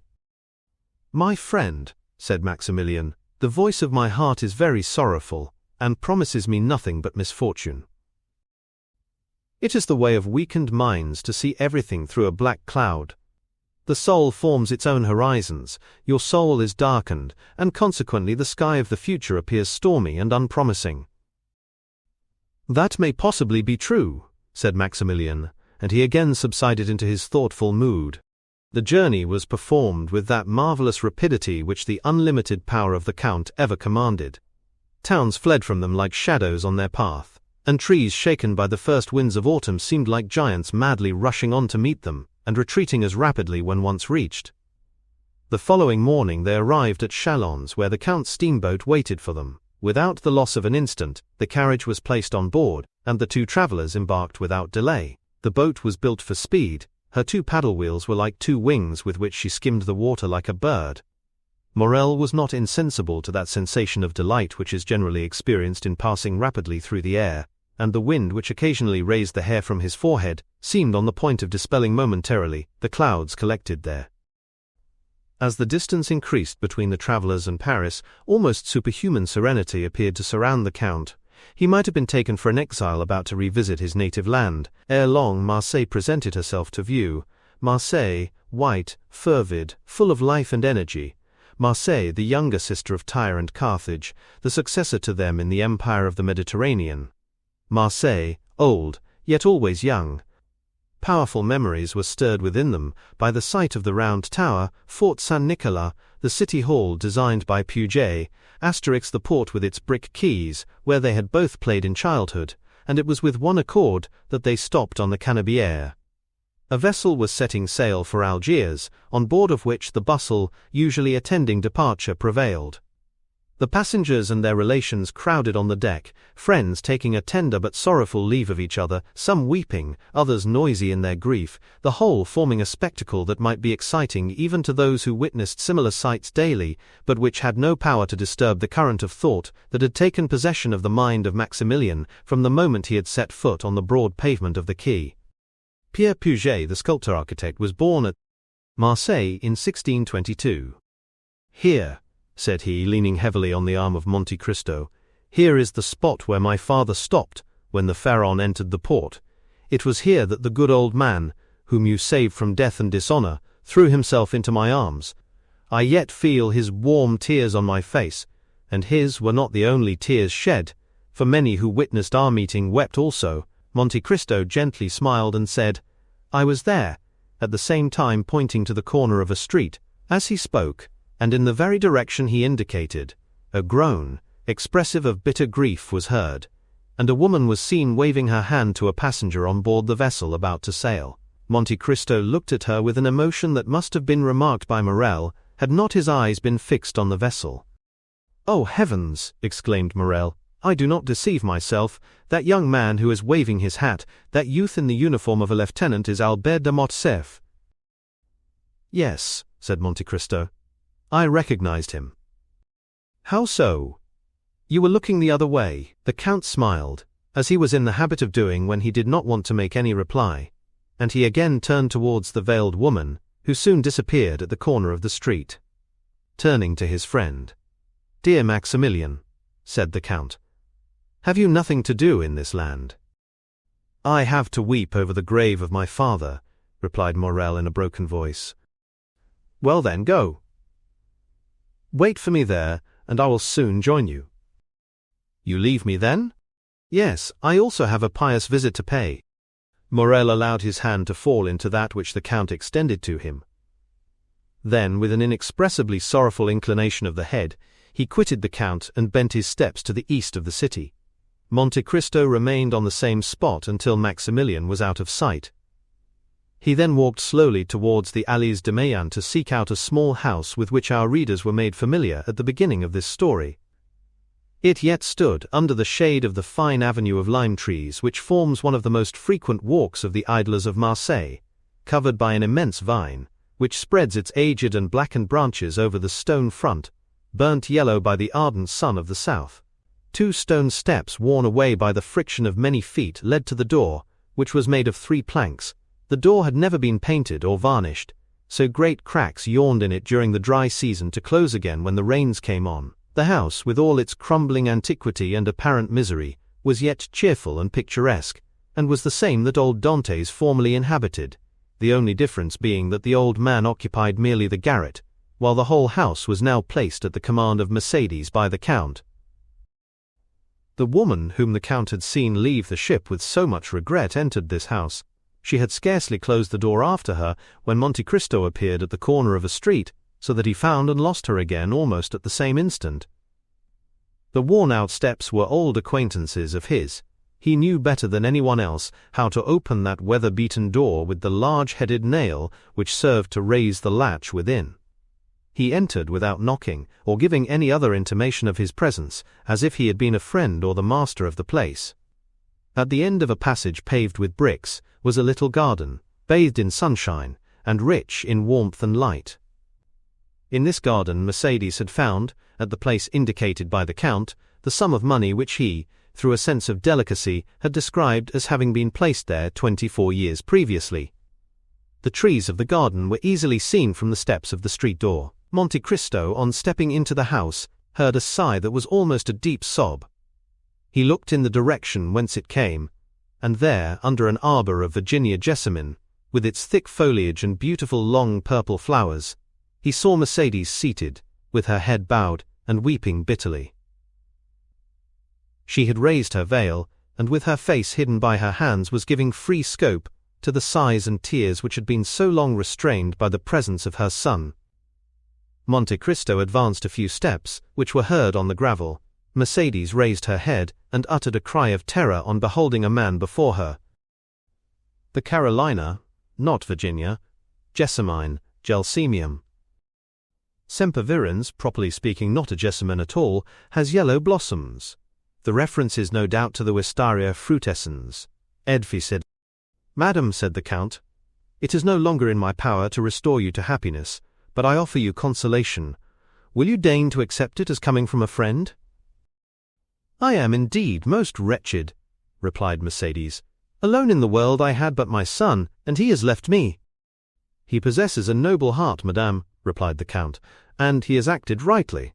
He feels that every man owes a tribute to his country. Some contribute their talents, others their industry. These devote their blood, those their nightly labors, to the same cause. Had he remained with you, his life must have become a hateful burden, nor would he have participated in your griefs. He will increase in strength and honor by struggling with adversity, which he will convert into prosperity. Leave him to build up the future for you, and I venture to say you will confide it to safe hands." "Oh," replied the wretched woman, mournfully shaking her head, "the prosperity of which you speak, and which from the bottom of my heart I pray God in his mercy to grant him, I can never enjoy. The bitter cup of adversity has been drained by me to the very dregs, and I feel that the grave is not far distant. You have acted kindly, Count, in bringing me back to the place where I have enjoyed so much bliss. I ought to meet death on the same spot where happiness was once all my own." "Alas," said Monte Cristo, "your words sear and embitter my heart, the more so as you have every reason to hate me. I have been the cause of all your misfortunes, but why do you pity instead of blaming me? You render me still more unhappy." "Hate you, blame you, you Edmond, hate, reproach, the man that has spared my son's life. For was it not your fatal and sanguinary intention to destroy that son of whom Monsieur de Morcerf was so proud?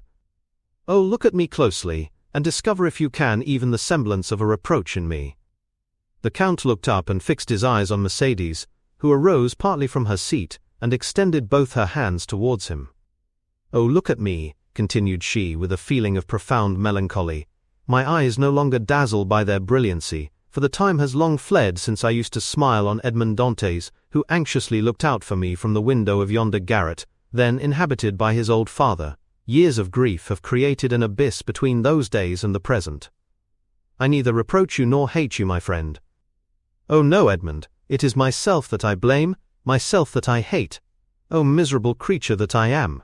cried she, clasping her hands and raising her eyes to heaven. "I once possessed piety, innocence, and love, the three ingredients of the happiness of angels, and now, what am I?" Monte Cristo approached her, and silently took her hand. "No," said she, withdrawing it gently, "no, my friend, touch me not. You have spared me, yet of all those who have fallen under your vengeance, I was the most guilty. They were influenced by hatred, by avarice, and by self-love. But I was base, and for want of courage acted against my judgment. Nay, do not press my hand, Edmond. You are thinking, I am sure, of some kind speech to console me. But do not utter it to me, reserve it for others, more worthy of your kindness. See." And she exposed her face completely to view.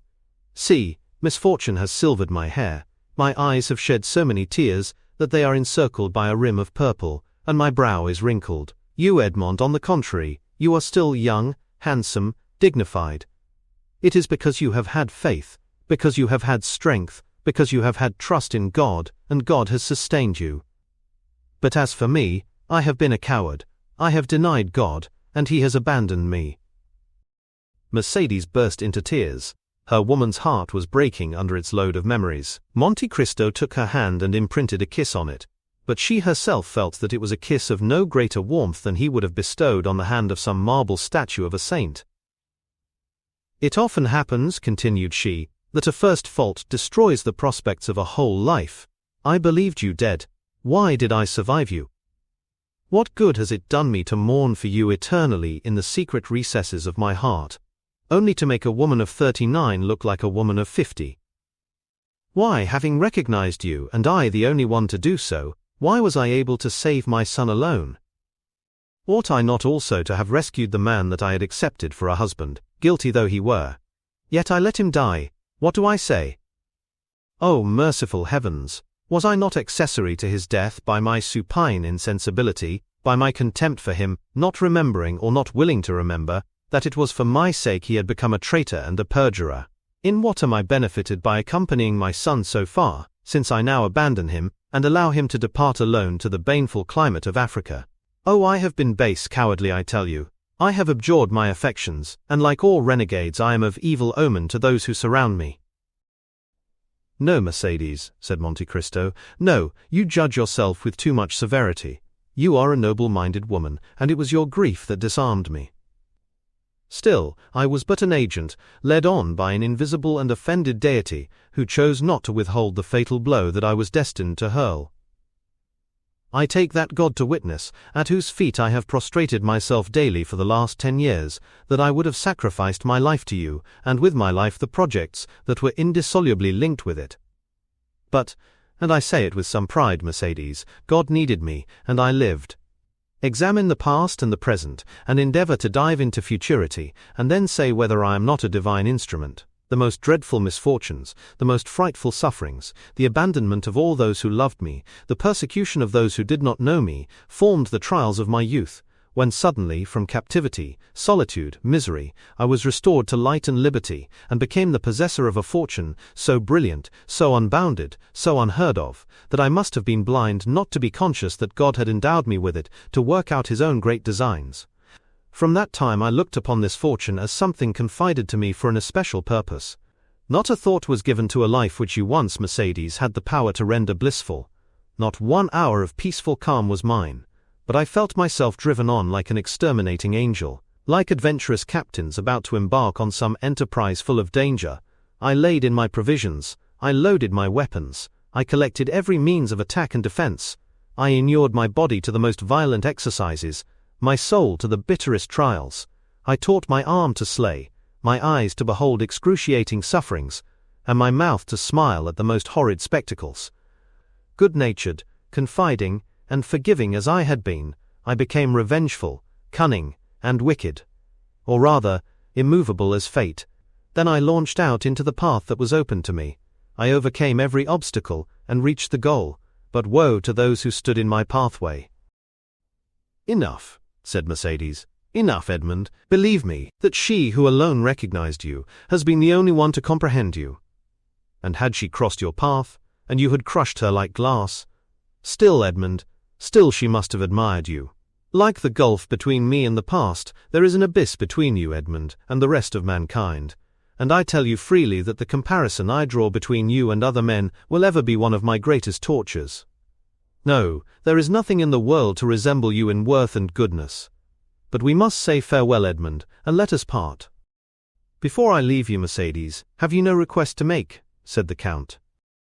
"I desire but one thing in this world, Edmond, the happiness of my son. Pray to the Almighty to spare his life, and I will take upon myself to promote his happiness." "Thank you, Edmond. But have you no request to make for yourself, Mercedes?" "For myself I want nothing. I live, as it were, between two graves.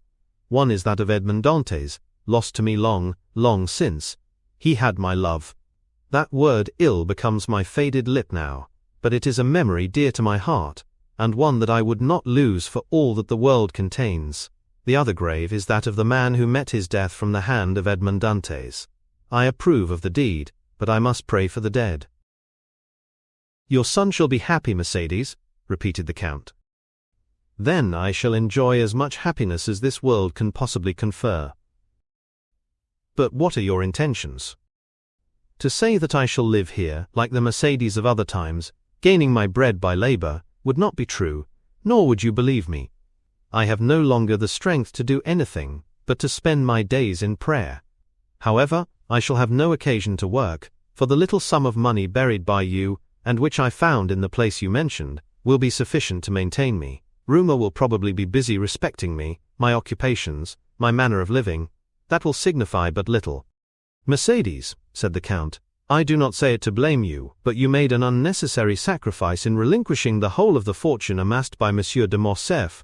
Half of it at least by right belonged to you, in virtue of your vigilance and economy.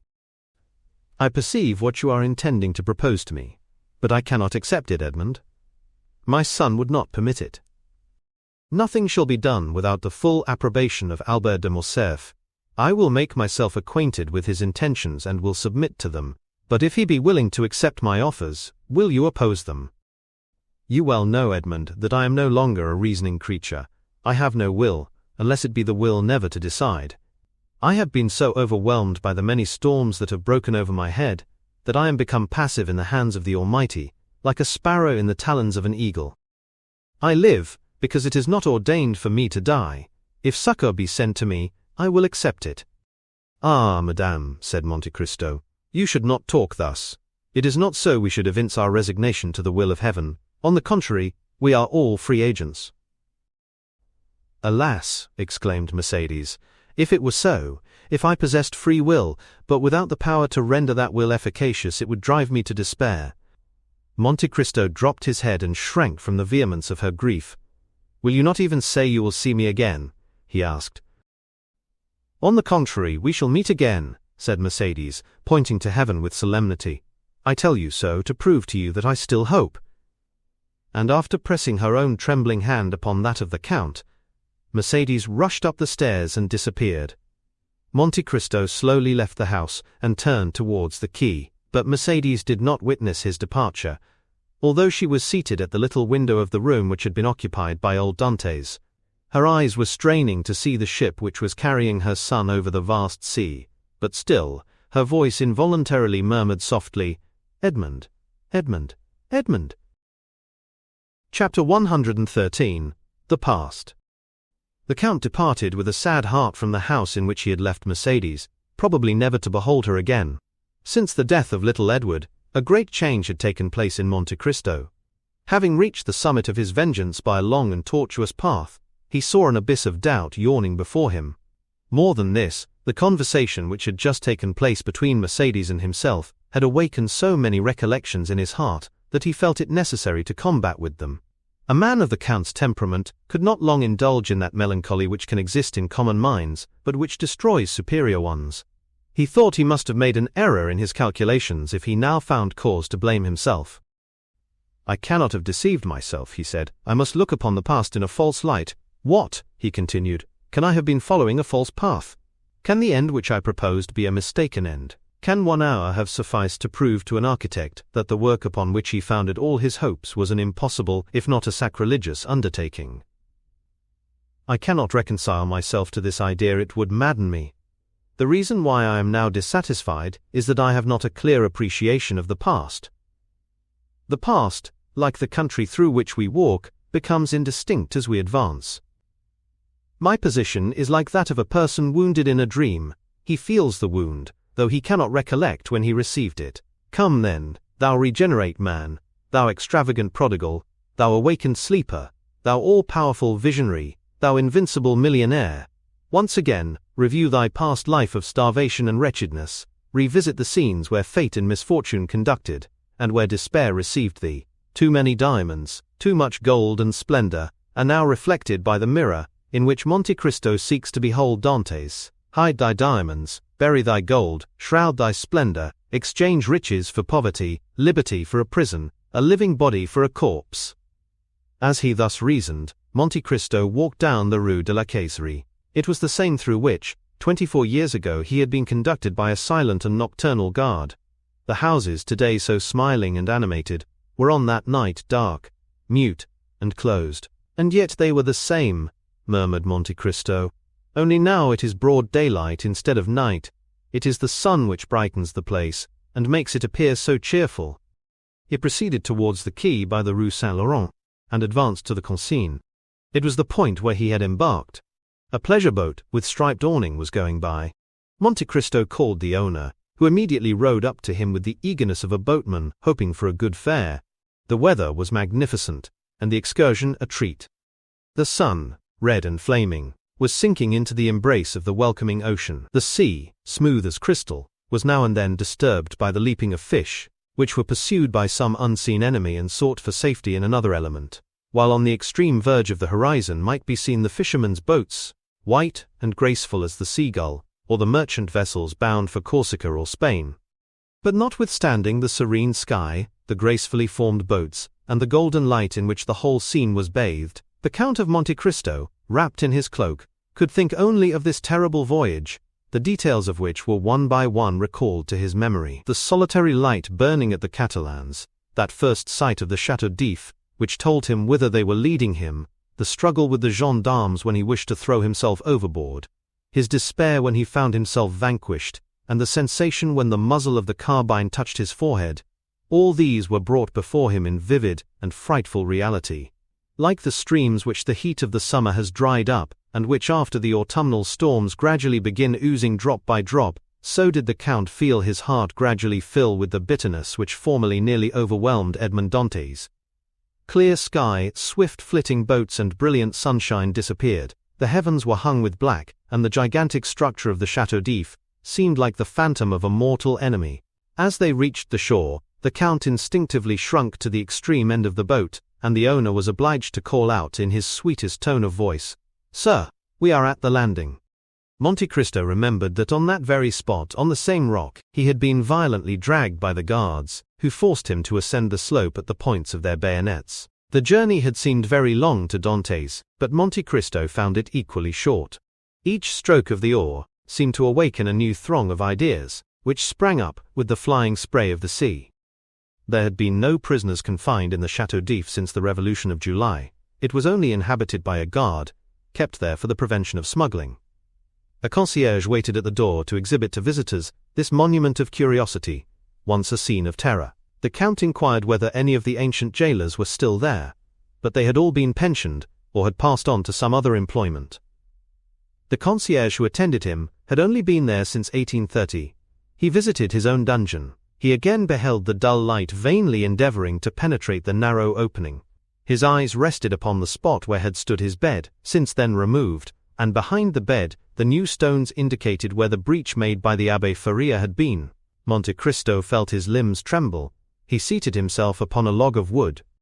"Are there any stories connected with this prison besides the one relating to the poisoning of Mirabeau?" asked the Count. "Are there any traditions respecting these dismal abodes in which it is difficult to believe men can ever have imprisoned their fellow creatures?" "Yes, sir, indeed, the jailer Antoine told me one connected with this very dungeon." Monte Cristo shuddered. Antoine had been his jailer. He had almost forgotten his name and face, but at the mention of the name he recalled his person as he used to see it. The face encircled by a beard, wearing the brown jacket, the bunch of keys, the jingling of which he still seemed to hear. The Count turned around, and fancied he saw him in the corridor, rendered still darker by the torch carried by the concierge. "Would you like to hear the story, sir?" "Yes, relate it," said Monte Cristo, pressing his hand to his heart to still its violent beatings. He felt afraid of hearing his own history. "This dungeon," said the concierge, "was, it appears, some time ago occupied by a very dangerous prisoner, the more so since he was full of industry. Another person was confined in the chateau at the same time, but he was not wicked, he was only a poor mad priest." "Ah, indeed, mad," repeated Monte Cristo.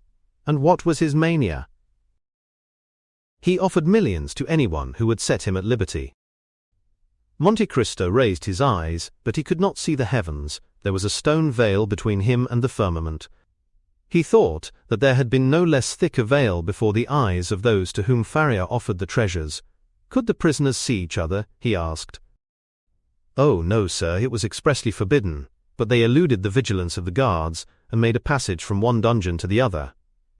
"And which of them made this passage?" "Oh, it must have been the young man, certainly, for he was strong and industrious, while the abbé was aged and weak. Besides, his mind was too vacillating to allow him to carry out an idea." "Blind fools," murmured the Count. "However, be that as it may, the young man made a tunnel. How, or by what means, no one knows, but he made it, and there is the evidence yet remaining of his work.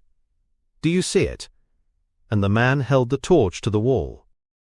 "Ah, yes, I see," said the Count, in a voice hoarse from emotion. The result was that the two men communicated with one another. How long they did so, nobody knows. One day the old man fell ill and died. Now guess what the young one did. "Tell me." "He carried off the corpse, which he placed in his own bed with its face to the wall. Then he entered the empty dungeon, closed the entrance, and slipped into the sack which had contained the dead body. Did you ever hear of such an idea?" Monte Cristo closed his eyes, and seemed again to experience all the sensations he had felt when the coarse canvas, yet moist with the cold dews of death, had touched his face. The jailer continued. Now this was his project.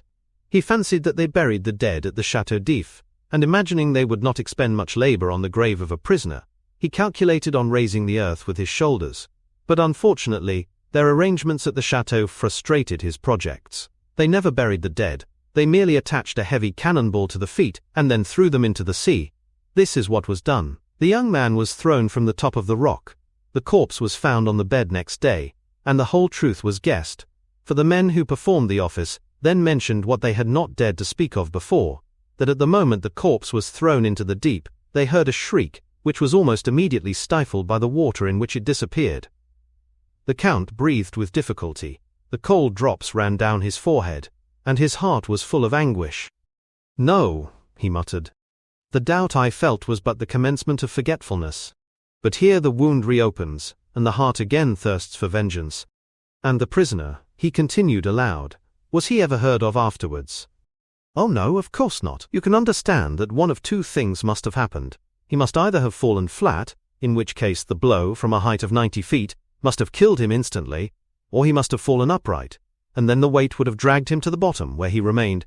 Poor fellow." "Then you pity him," said the Count. "Ma foi, yes, though he was in his own element." "What do you mean?" "The report was that he had been a naval officer, who had been confined for plotting with the Bonapartists." "Great is truth," muttered the Count. "Fire cannot burn nor water drown it. Thus, the poor sailor lives in the recollection of those who narrate his history. His terrible story is recited in the chimney corner, and a shudder is felt at the description of his transit through the air to be swallowed by the deep." Then, the Count added aloud, "Was his name ever known?" "Oh yes, but only as number 34. "Oh, Villefort, Villefort," murmured the Count, "this scene must often have haunted thy sleepless hours." "Do you wish to see anything more, sir?" said the concierge. "Yes, especially if you will show me the poor abbé's room." "Ah, number 27. "Yes, number 27, repeated the Count, who seemed to hear the voice of the abbé answering him in those very words through the wall when asked his name. "Come, sir." "Wait," said Monte Cristo. "I wish to take one final glance around this room." "This is fortunate," said the guide. "I have forgotten the other key." "Go and fetch it." "I will leave you the torch, sir." "No, take it away, I can see in the dark." "Why, you are like number 34. They said he was so accustomed to darkness that he could see a pin in the darkest corner of his dungeon." "He spent 14 years to arrive at that," muttered the Count. The guide carried away the torch. The Count had spoken correctly. Scarcely had a few seconds elapsed ere he saw everything as distinctly as by daylight. Then he looked around him, and really recognized his dungeon. "Yes," he said, "there is the stone upon which I used to sit, there is the impression made by my shoulders on the wall, there is the mark of my blood made when one day I dashed my head against the wall. Oh, those figures! How well I remember them! I made them one day to calculate the age of my father, that I might know whether I should find him still living, and that of Mercedes, to know if I should find her still free. After finishing that calculation, I had a minute's hope. I did not reckon upon hunger and infidelity." And a bitter laugh escaped the Count. He saw in fancy the burial of his father, and the marriage of Mercedes. On the other side of the dungeon he perceived an inscription, the white letters of which were still visible on the green wall. "O God," he read, "preserve my memory." "Oh yes," he cried, "that was my only prayer at last. I no longer begged for liberty, but memory. I dreaded to become mad and forgetful. O God, thou hast preserved my memory. I thank thee, I thank thee." At this moment, the light of the torch was reflected on the wall. The guide was coming. Monte Cristo went to meet him. "Follow me, sir."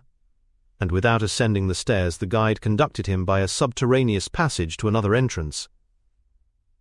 There, again, Monte Cristo was assailed by a multitude of thoughts. The first thing that met his eye was the meridian, drawn by the abbé on the wall, by which he calculated the time. Then he saw the remains of the bed on which the poor prisoner had died. The sight of this, instead of exciting the anguish experienced by the Count in the dungeon, filled his heart with a soft and grateful sentiment, and tears fell from his eyes. "This is where the mad abbé was kept, sir, and that is where the young man entered." And the guide pointed to the opening which had remained unclosed. "From the appearance of the stone," he continued, "a learned gentleman discovered that the prisoners might have communicated together for 10 years. Poor things! Those must have been 10 weary years."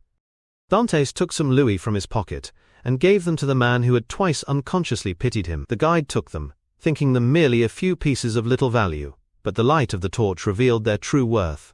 "Sir," he said, "you have made a mistake. You have given me gold." "I know it." The concierge looked upon the Count with surprise. "Sir," he cried, scarcely able to believe his good fortune. "Sir, I cannot understand your generosity." "Oh, it is very simple, my good fellow. I have been a sailor, and your story touched me more than it would others. Then, sir, since you are so liberal, I ought to offer you something." "What have you to offer to me, my friend? Shells? Straw work? Thank you." "No, sir, neither of those. Something connected with this story." "Really? What is it?" "Listen," said the guide. "I said to myself, something is always left in a cell inhabited by one prisoner for 15 years, so I began to sound the wall." "Ah," cried Monte Cristo, remembering the abbé's 2 hiding places. "After some search, I found that the floor gave a hollow sound near the head of the bed, and at the hearth." "Yes," said the Count, "yes. I raised the stones and found a rope ladder and some tools." "How do you know that?" asked the guide in astonishment. "I do not know. I only guess it, because that sort of thing is generally found in prisoners' cells." "Yes, sir, a rope ladder and tools." "And have you them yet?" "No, sir. I sold them to visitors, who considered them great curiosities. But I have still something left." "What is it?" asked the Count impatiently. "A sort of book, written upon strips of cloth." "Go and fetch it, my good fellow, and if it be what I hope, you will do well." "I will run for it, sir," and the guide went out. Then the Count knelt down by the side of the bed which death had converted into an altar. "O second father," he exclaimed, "thou who hast given me liberty, knowledge, riches, thou who, like beings of a superior order to ourselves, couldst understand the science of good and evil, if in the depths of the tomb there still remains something within us which can respond to the voice of those who are left on earth, if after death the soul ever revisit the places where we have lived and suffered, then, noble heart, sublime soul, then I conjure thee by the paternal love thou didst bear me, by the filial obedience I vowed to thee, grant me some sign, some revelation, remove from me the remains of doubt which, if it change not to conviction, must become remorse." The Count bowed his head and clasped his hands together. "Here, sir," said a voice behind him. Monte Cristo shuddered and arose. The concierge held out the strips of cloth upon which the Abbé Faria had spread the riches of his mind. The manuscript was the great work by the Abbé Faria upon the kingdoms of Italy. The Count seized it hastily, his eyes immediately fell upon the epigraph, and he read, "Thou shalt tear out the dragon's teeth, and shalt trample the lions under foot, saith the Lord." "Ah," he exclaimed, "here is my answer. Thanks, father, thanks."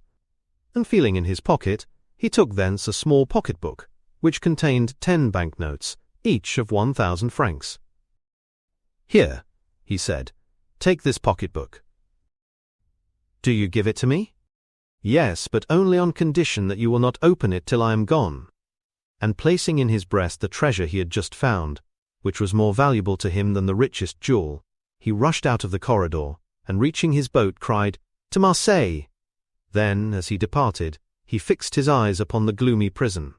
"Woe," he cried, "to those who confined me in that wretched prison, and woe to those who forgot that I was there." As he repassed the Catalans, the Count turned around and, burying his head in his cloak, murmured the name of a woman.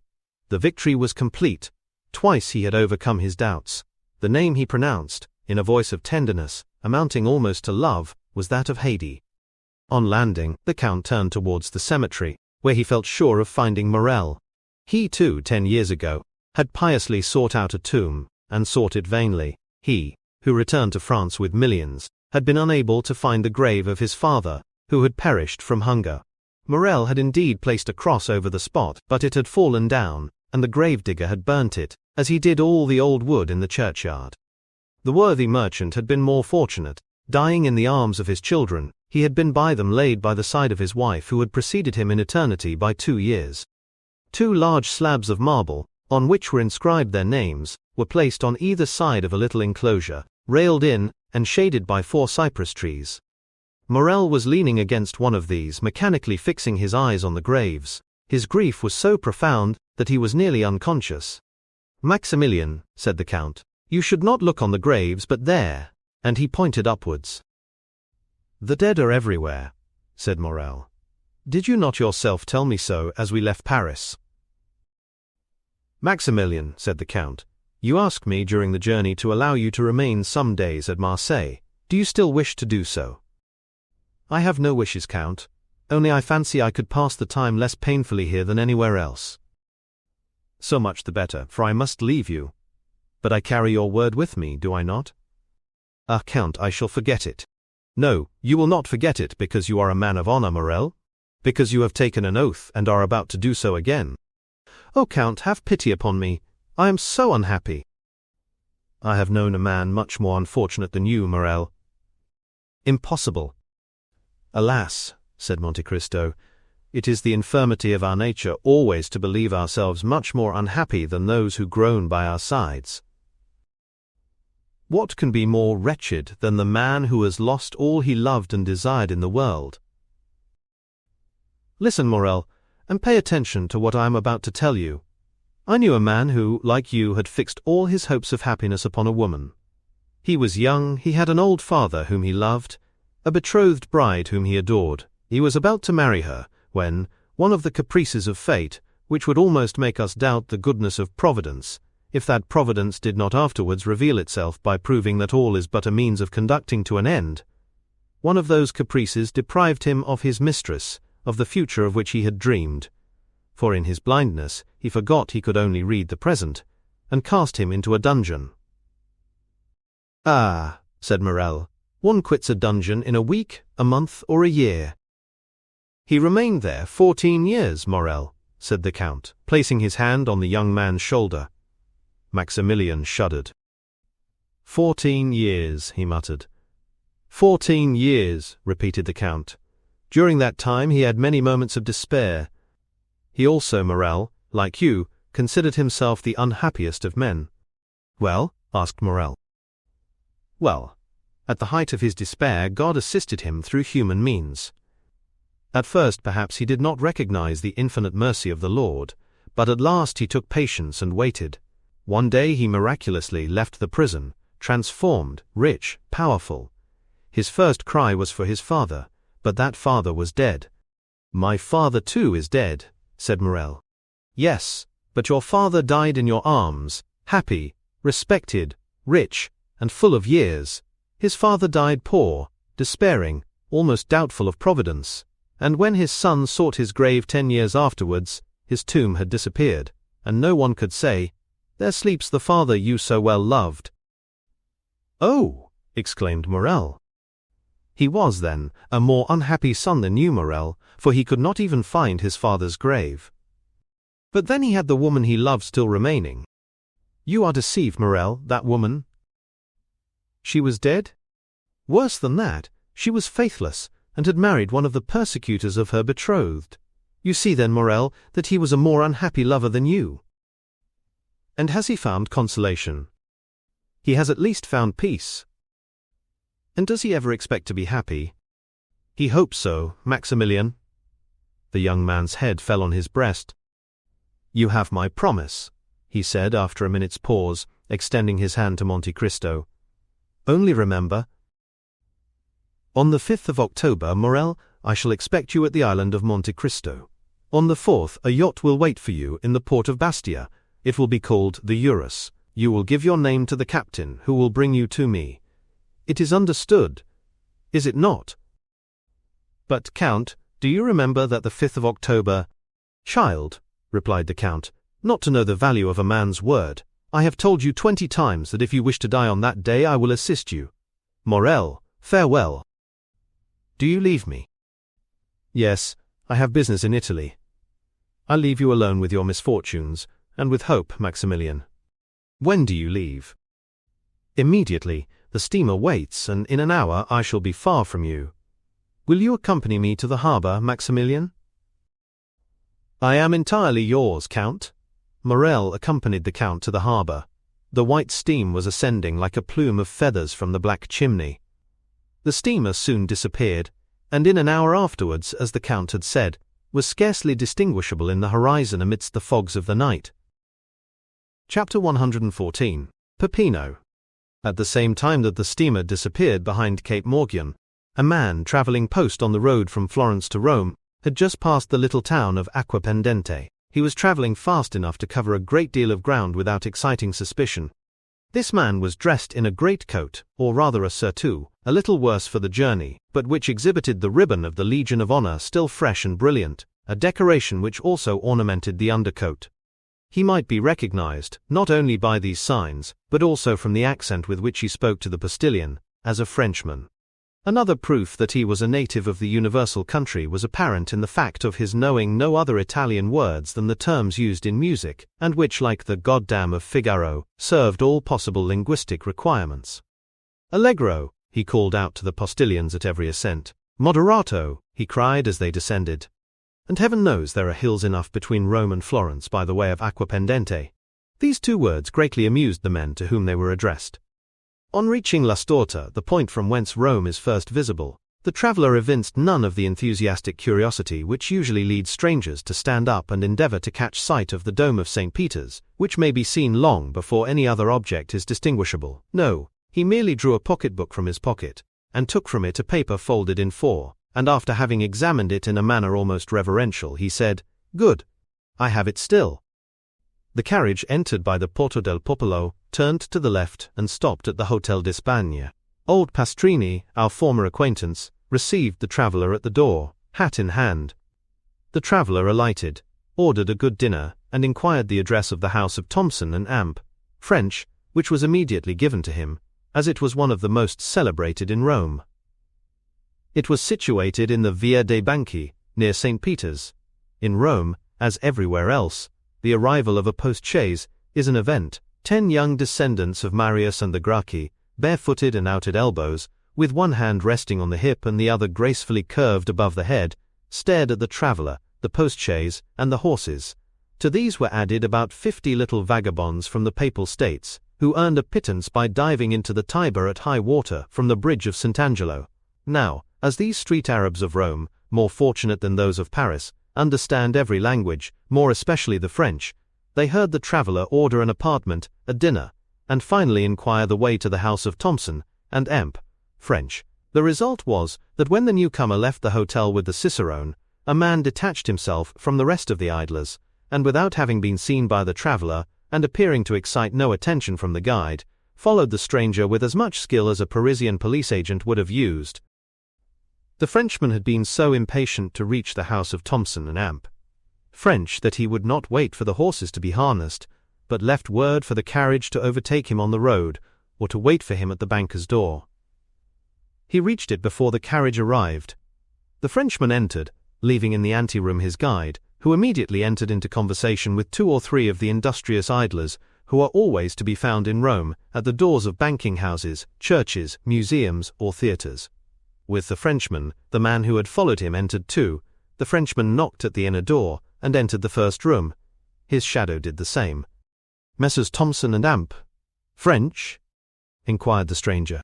An attendant arose at a sign from a confidential clerk at the first desk. "Whom shall I announce?" said the attendant. "Baron Danglars." "Follow me," said the man. A door opened, through which the attendant and the baron disappeared. The man who had followed Danglars sat down on a bench. The clerk continued to write for the next 5 minutes. The man preserved profound silence, and remained perfectly motionless. Then the pen of the clerk ceased to move over the paper. He raised his head, and appearing to be perfectly sure of privacy, "Aha," he said, "here you are, Peppino." "Yes," was the laconic reply. "You have found out that there is something worth having about this large gentleman?" "There is no great merit due to me, for we were informed of it." "You know his business here, then?" "Pardieu, he has come to draw, but I don't know how much." "You will know presently, my friend." "Very well, only do not give me false information as you did the other day." "What do you mean? Of whom do you speak? Was it the Englishman who carried off 3,000 crowns from here the other day?" "No, he really had 3,000 crowns, and we found them. I mean the Russian prince who you said had 30,000 livres, and we only found 22,000. You must have searched badly." Luigi Vampa himself searched. "Indeed, but you must let me make my observations, or the Frenchman will transact his business without my knowing the sum." Peppino nodded, and taking a rosary from his pocket, began to mutter a few prayers, while the clerk disappeared through the same door by which Danglars and the attendant had gone out. At the expiration of 10 minutes the clerk returned with a beaming countenance. "Well?" asked Peppino of his friend. Joy, joy! The sum is large. 5 or 6 millions, is it not? Yes, you know the amount. On the receipt of the Count of Monte Cristo? Why, how came you to be so well acquainted with all this? I told you we were informed beforehand. Then why do you apply to me? That I may be sure I have the right man. Yes, it is indeed he. 5 millions. A pretty sum, eh, Peppino? Hush, here is our man. The clerk seized his pen, and Peppino his beads. One was writing, and the other praying when the door opened. Danglars looked radiant with joy. The banker accompanied him to the door. Peppino followed Danglars. According to the arrangements, the carriage was waiting at the door. The guide held the door open. Guides are useful people, who will turn their hands to anything. Danglars leaped into the carriage like a young man of 20. The cicerone reclosed the door, and sprang up by the side of the coachman. Peppino mounted the seat behind. "Will your Excellency visit St. Peter's?" asked the cicerone. "I did not come to Rome to see," said Danglars aloud. Then he added softly, with an avaricious smile, "I came to touch," and he rapped his pocketbook, in which he had just placed a letter. "Then your Excellency is going?" "To the hotel, Casa Pastrini," said the cicerone to the coachman, and the carriage drove rapidly on. 10 minutes afterwards the Baron entered his apartment, and Peppino stationed himself on the bench outside the door of the hotel, after having whispered something in the ear of one of the descendants of Marius and the Gracchi, whom we noticed at the beginning of the chapter, who immediately ran down the road leading to the capital at his fullest speed. Danglars was tired and sleepy. He therefore went to bed, placing his pocketbook under his pillow. Peppino had a little spare time, so he had a game of mora with the facchini, lost 3 crowns, and then to console himself drank a bottle of Orvieto. The next morning Danglars awoke late, though he went to bed so early. He had not slept well for 5 or 6 nights, even if he had slept at all. He breakfasted heartily, and caring little, as he said, for the beauties of the Eternal City, ordered post-horses at noon. But Danglars had not reckoned upon the formalities of the police and the idleness of the posting-master. The horses only arrived at 2 o'clock, and the cicerone did not bring the passport till 3. All these preparations had collected a number of idlers round the door of Signor Pastrini's. The descendants of Marius and the Gracchi were also not wanting. The Baron walked triumphantly through the crowd, who for the sake of gain styled him "Your Excellency." As Danglars had hitherto contented himself with being called a baron, he felt rather flattered at the title of Excellency, and distributed a dozen silver coins among the beggars, who were ready, for 12 more, to call him "Your Highness." "Which road?" asked the postilion in Italian. "The Ancona road," replied the Baron. Signor Pastrini interpreted the question and answer, and the horses galloped off. Danglars intended travelling to Venice, where he would receive one part of his fortune, and then proceeding to Vienna, where he would find the rest. He meant to take up his residence in the latter town, which he had been told was a city of pleasure. He had scarcely advanced 3 leagues out of Rome, when daylight began to disappear. Danglars had not intended starting so late, or he would have remained. He put his head out, and asked the postilion how long it would be before they reached the next town. "Non capisco," "Do not understand," was the reply. Danglars bent his head, which he meant to imply, "Very well." The carriage again moved on. "I will stop at the first posting-house," said Danglars to himself.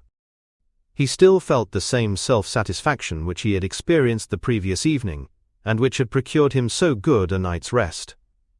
He was luxuriously stretched in a good English calash, with double springs. He was drawn by 4 good horses, at full gallop. He knew the relay to be at a distance of 7 leagues. What subject of meditation could present itself to the banker, so fortunately become bankrupt? Danglars thought for 10 minutes about his wife in Paris, another 10 minutes about his daughter travelling with Mademoiselle d'Armilly. The same period was given to his creditors, and the manner in which he intended spending their money, and then, having no subject left for contemplation, he shut his eyes, and fell asleep. Now and then a jolt more violent than the rest caused him to open his eyes. Then he felt that he was still being carried with great rapidity over the same country, thickly strewn with broken aqueducts, which looked like granite giants petrified while running a race. But the night was cold, dull and rainy, and it was much more pleasant for a traveler to remain in the warm carriage than to put his head out of the window, to make inquiries of a postilion whose only answer was, "Non capisco." Danglars therefore continued to sleep, saying to himself that he would be sure to awake at the posting-house. The carriage stopped. Danglars fancied that they had reached the long-desired point. He opened his eyes and looked through the window, expecting to find himself in the midst of some town or at least village. But he saw nothing except what seemed like a ruin, where 3 or 4 men went and came like shadows. Danglars waited a moment, expecting the postilion to come and demand payment with the termination of his stage. He intended taking advantage of the opportunity to make fresh inquiries of the new conductor, but the horses were unharnessed, and others put in their places, without anyone claiming money from the traveler. Danglars, astonished, opened the door, but a strong hand pushed him back, and the carriage rolled on. The Baron was completely roused. "Eh?" he said to the postilion. "Eh, mio caro." This was another little piece of Italian the Baron had learned from hearing his daughter sing Italian duets with Cavalcanti. But mio caro did not reply. Danglars then opened the window. "Come, my friend," he said, thrusting his hand through the opening. "Where are we going?" "Dentro la testa," answered a solemn and imperious voice, accompanied by a menacing gesture. Danglars thought dentro la testa meant, "Put in your head." He was making rapid progress in Italian. He obeyed, not without some uneasiness which, momentarily increasing, caused his mind, instead of being as unoccupied as it was when he began his journey, to fill with ideas which were very likely to keep a traveler awake, more especially one in such a situation as Danglars. His eyes acquired that quality which in the first moment of strong emotion enables them to see distinctly, and which afterwards fails from being too much taxed. Before we are alarmed, we see correctly. When we are alarmed, we see double, and when we have been alarmed, we see nothing but trouble. Danglars observed a man in a cloak galloping at the right hand of the carriage. "Some gendarme," he exclaimed. "Can I have been intercepted by French telegrams to the pontifical authorities?" He resolved to end his anxiety. "Where are you taking me?" he asked. "Dentro la testa," replied the same voice, with the same menacing accent. Danglars turned to the left. Another man on horseback was galloping on that side. "Decidedly," said Danglars, with the perspiration on his forehead, "I must be under arrest." And he threw himself back in the calash, not this time to sleep, but to think. Directly afterwards the moon rose. He then saw the great aqueducts, those stone phantoms which he had before remarked. Only then they were on the right hand, now they were on the left. He understood that they had described a circle, and were bringing him back to Rome. "Oh, unfortunate!" he cried. "They must have obtained my arrest." The carriage continued to roll on with frightful speed. An hour of terror elapsed, for every spot they passed showed that they were on the road back. At length he saw a dark mass, against which it seemed as if the carriage was about to dash, but the vehicle turned to one side, leaving the barrier behind, and Danglars saw that it was one of the ramparts encircling Rome. "Mon Dieu!" cried Danglars, "we are not returning to Rome. Then it is not justice which is pursuing me. Gracious heavens! Another idea presents itself. What if they should be—" His hair stood on end. He remembered those interesting stories, so little believed in Paris, respecting Roman bandits. He remembered the adventures that Albert de Morcerf had related when it was intended that he should marry Mademoiselle Eugénie. "They are robbers, perhaps," he muttered. Just then the carriage rolled on something harder than gravel road. Danglars hazarded a look on both sides of the road, and perceived monuments of a singular form, and his mind now recalled all the details Morcerf had related, and comparing them with his own situation, he felt sure that he must be on the Appian Way. On the left, in a sort of valley, he perceived a circular excavation. It was Caracalla's circus. On a word from the man who rode at the side of the carriage, it stopped. At the same time the door was opened. "Scendi!" exclaimed a commanding voice. Danglars instantly descended. Although he did not yet speak Italian, he understood it very well. More dead than alive, he looked around him. 4 men surrounded him, besides the postilion. "Di qua," said one of the men, descending a little path leading out of the Appian Way. Danglars followed his guide without opposition, and had no occasion to turn around to see whether the 3 others were following him. Still, it appeared as though they were stationed at equal distances from one another, like sentinels. After walking for about 10 minutes, during which Danglars did not exchange a single word with his guide, He found himself between a hillock and a clump of high weeds. 3 men, standing silent, formed a triangle, of which he was the center. He wished to speak, but his tongue refused to move. "Avanti," said the same sharp and imperative voice. This time Danglars had double reason to understand, for if the word and gesture had not explained the speaker's meaning, it was clearly expressed by the man walking behind him, who pushed him so rudely that he struck against the guide. This guide was our friend Peppino, who dashed into the thicket of high weeds, through a path which none but lizards or polecats could have imagined to be an open road. Peppino stopped before a pit overhung by thick hedges. The pit, half open, afforded a passage to the young man, who disappeared like the evil spirits in the fairy tales. The voice and gesture of the man who followed Danglars ordered him to do the same. There was no longer any doubt, the bankrupt was in the hands of Roman banditti. Danglars acquitted himself like a man placed between 2 dangerous positions, and who is rendered brave by fear. Notwithstanding his large stomach, certainly not intended to penetrate the fissures of the Campagna, he slid down like Peppino, and closing his eyes fell upon his feet. As he touched the ground he opened his eyes. The path was wide but dark.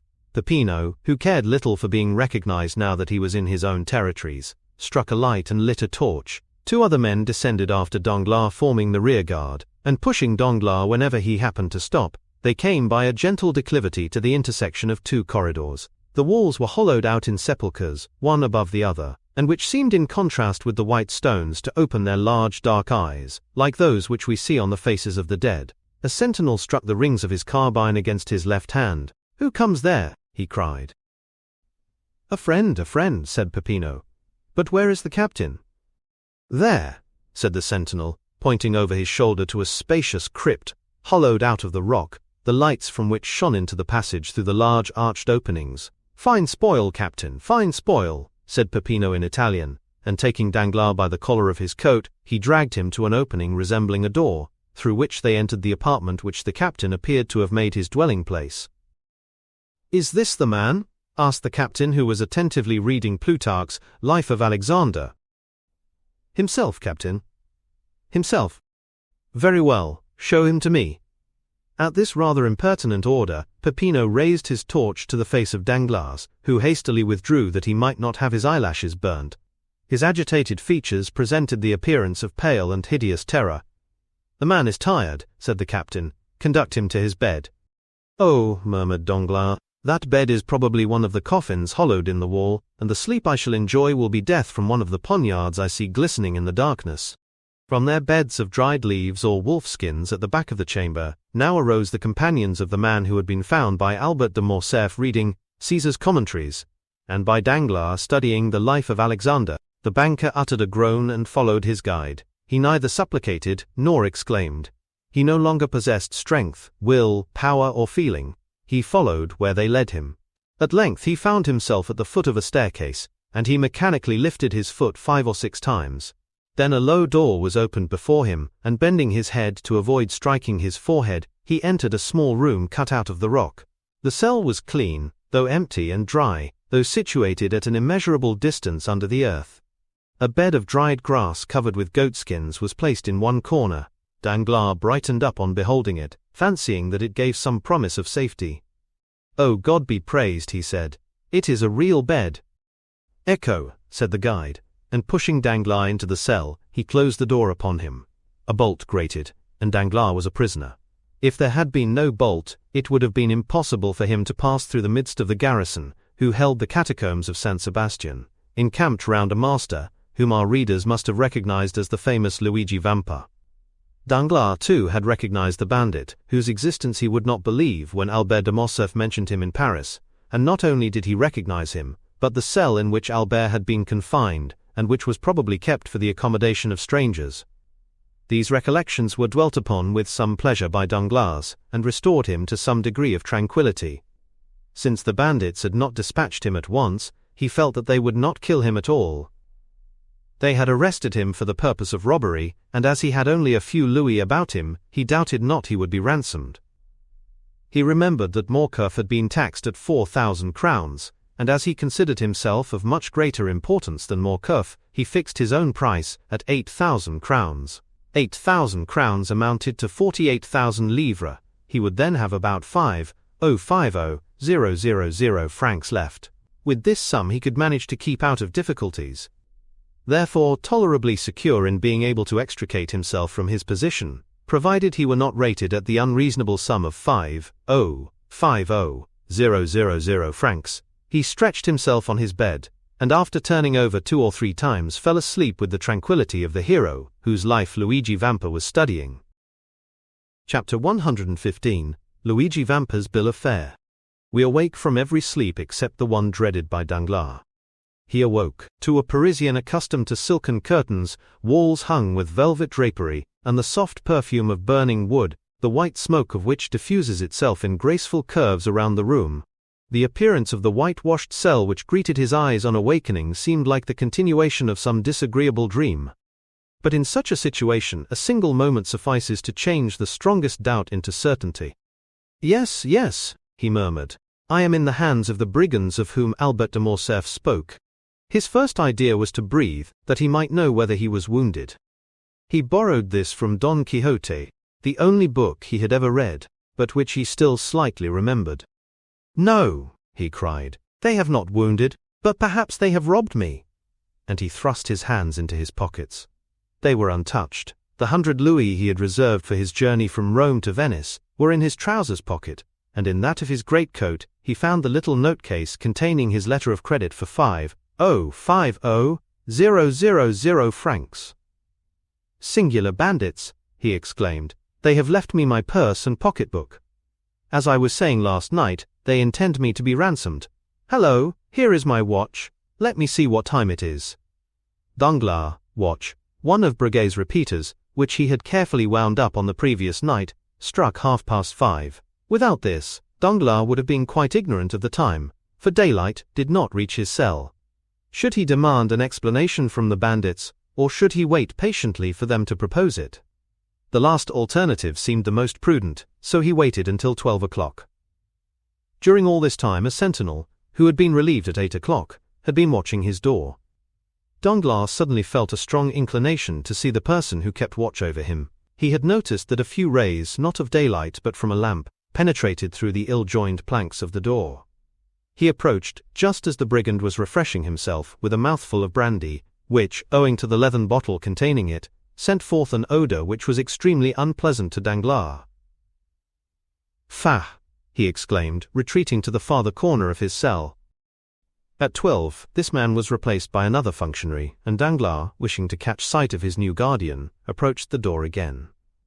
He was an athletic, gigantic bandit, with large eyes, thick lips, and a flat nose. His red hair fell in disheveled masses like snakes around his shoulders. "Aha!" cried Danglars, "this fellow is more like an ogre than anything else. However, I am rather too old and tough to be very good eating."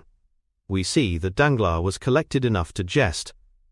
At the same time, as though to disprove the ogreish propensities, the man took some black bread, cheese and onions from his wallet, which he began devouring voraciously. "May I be hanged," said Danglars, glancing at the bandit's dinner through the crevices of the door. "May I be hanged if I can understand how people can eat such filth." And he withdrew to seat himself upon his goatskin, which reminded him of the smell of the brandy. But the mysteries of nature are incomprehensible, and there are certain invitations contained in even the coarsest food, which appeal very irresistibly to a fasting stomach. Danglars felt his own not to be very well supplied just then, and gradually the man appeared less ugly, the bread less black, and the cheese more fresh, while those dreadful vulgar onions recalled to his mind certain sauces and side dishes, which his cook prepared in a very superior manner whenever he said, "Monsieur Denisot, let me have a nice little fricassee today." He got up and knocked on the door. The bandit raised his head. Danglars knew that he was heard, so he redoubled his blows. "Che cosa?" asked the bandit. "Come, come," said Danglars, tapping his fingers against the door. "I think it is quite time to think of giving me something to eat." But whether he did not understand him, or whether he had received no orders respecting the nourishment of Danglars, the giant, without answering, went on with his dinner. Danglars' feelings were hurt, and not wishing to put himself under obligations to the brute, the banker threw himself down again on his goatskin, and did not breathe another word. 4 hours passed by, and the giant was replaced by another bandit. Danglars, who really began to experience sundry gnawings at the stomach, arose softly, again applied his eye to the crack of the door, and recognized the intelligent countenance of his guide. It was indeed Peppino, who was preparing to mount guard as comfortably as possible by seating himself opposite to the door and placing between his legs an earthen pan containing chickpeas stewed with bacon. Near the pan he also placed a pretty little basket of Velletri grapes and a flask of Orvieto. Peppino was decidedly an epicure. Danglars watched these preparations and his mouth watered. "Come," he said to himself, "let me try if he will be more tractable than the other," and he tapped gently at the door. "En va, coming," exclaimed Peppino, who from frequenting the house of Signor Pastrini, understood French perfectly in all its idioms. Danglars immediately recognized him as the man who had called out in such a furious manner, "Put in your head," but this was not the time for recrimination, so he assumed his most agreeable manner, and said with a gracious smile, "Excuse me, sir, but are they not going to give me any dinner?" "Does your Excellency happen to be hungry?" "Happen to be hungry? That's pretty good, when I haven't eaten for 24 hours, muttered Danglars. Then he added aloud, "Yes, sir, I am hungry, very hungry. What would your Excellency like?" And Peppino placed his pan on the ground, so that the steam rose directly under the nostrils of Danglars. "Give your orders." "Have you kitchens here?" "Kitchens?" "Of course, complete ones." "And cooks?" "Excellent." "Well, a fowl, fish, game, it signifies little, so that I eat." "As your Excellency pleases. You mentioned a fowl, I think." "Yes, a fowl." Peppino, turning around, shouted, "A fowl for His Excellency!" His voice yet echoed in the archway when a handsome, graceful and half-naked young man appeared, bearing a fowl in a silver dish on his head, without the assistance of his hands. "I could almost believe myself at the Café de Paris," murmured Danglars. "Here, your Excellency," said Peppino, taking the fowl from the young bandit and placing it on the worm-eaten table, which with the stool and the goatskin bed formed the entire furniture of the cell. Danglars asked for a knife and fork. "Here, Excellency," said Peppino, offering him a little blunt knife and a boxwood fork. Danglars took the knife in one hand and the fork in the other, and was about to cut up the fowl. "Pardon me, Excellency," said Peppino, placing his hand on the banker's shoulder. "People pay here before they eat. They might not be satisfied, and—" "Aha," thought Danglars, "this is not so much like Paris, except that I shall probably be skinned. Never mind, I'll fix that all right. I have always heard how cheap poultry is in Italy. I should think a fowl is worth about 12 sous at Rome." "There," he said, throwing a louis down. Peppino picked up the louis, and Danglars again prepared to carve the fowl. "Stay a moment, your Excellency," said Peppino, rising. "You still owe me something." "I said they would skin me," thought Danglars, but resolving to resist the extortion, he said, "Come, how much do I owe you for this fowl?" "Your Excellency has given me a louis on account." "A louis on account for a fowl?" "Certainly, and your Excellency now owes me 4,999 louis." Danglars opened his enormous eyes on hearing this gigantic joke. Come, this is very droll, very amusing, I allow, but as I am very hungry, pray allow me to eat. Stay, here is another louis for you." "Then that will make only 4,998 louis more," said Peppino with the same indifference. "I shall get them all in time." "Oh, as for that," said Danglars, angry at this prolongation of the jest, "as for that you won't get them at all. Go to the devil, you do not know with whom you have to deal." Peppino made a sign, and the youth hastily removed the fowl. Danglars threw himself upon his goatskin, and Peppino, reclosing the door, again began eating his peas and bacon. Though Danglars could not see Peppino, the noise of his teeth allowed no doubt as to his occupation. He was certainly eating, and noisily too, like an ill-bred man. "Brute," said Danglars. Peppino pretended not to hear him, and without even turning his head, continued to eat slowly. Danglars' stomach felt so empty that it seemed as if it would be impossible ever to fill it again. Still, he had patience for another half-hour, which appeared to him like a century. He again arose and went to the door. "Come, sir, do not keep me starving here any longer, but tell me what they want." "Nay, your Excellency, it is you who should tell us what you want. Give your orders, and we will execute them." "Then open the door directly." Peppino obeyed. "Now look here, I want something to eat, do you hear? Are you hungry?" Come, you understand me. What would your excellency like to eat? A piece of dry bread, since the fowls are beyond all price in this accursed place. Bread? Very well. Hello there, some bread, he called. The youth brought a small loaf. How much? Asked Danglars. 4,998 louis, said Peppino. You have paid 2 louis in advance. What? 100,000 francs for a loaf? 100,000 francs, repeated Peppino. But you only asked 100,000 francs for a fowl. We have a fixed price for all our provisions. It signifies nothing whether you eat much or little. Whether you have 10 dishes or 1, it is always the same price. What? Still keeping up this silly jest? My dear fellow, it is perfectly ridiculous. Stupid. You had better tell me at once that you intend starving me to death. Oh dear, no, your excellency, unless you intend to commit suicide. Pay and eat. And what am I to pay with, brute? Said Danglars, enraged. Do you suppose I carry 100,000 francs in my pocket? Your excellency has 50,000 francs in your pocket. That will be 50 fowls at 100,000 francs apiece, and half a fowl for the 50,000. Danglars shuddered. The bandage fell from his eyes, and he understood the joke, which he did not think quite so stupid as he had done just before. Come, he said, if I pay you the 100,000 francs, will you be satisfied, and allow me to eat at my ease? Certainly, said Peppino. But how can I pay them? Oh, nothing easier. You have an account open with Messrs. Thomson and Amp, French, Via de Banchi, Rome. Give me a draft for 4,998 louis on these gentlemen, and our banker shall take it. Danglars thought it as well to comply with a good grace, so he took the pen, ink and paper Peppino offered him, wrote the draft, and signed it. Here, he said, here is a draft at sight. And here is your fowl. Danglars sighed while he carved the fowl. It appeared very thin for the price it had cost. As for Peppino, he examined the paper attentively, put it into his pocket, and continued eating his peas. Chapter 116. The Pardon. The next day Danglars was again hungry. Certainly the air of that dungeon was very provocative of appetite. The prisoner expected that he would be at no expense that day, for like an economical man he had concealed half of his fowl and a piece of the bread in the corner of his cell. But he had no sooner eaten than he felt thirsty. He had forgotten that. He struggled against his thirst till his tongue clave to the roof of his mouth. Then, no longer able to resist, he called out. The sentinel opened the door. It was a new face. He thought it would be better to transact business with his old acquaintance, so he sent for Peppino. Here I am, your excellency, said Peppino, with an eagerness which Danglars thought favorable to him. What do you want? Something to drink.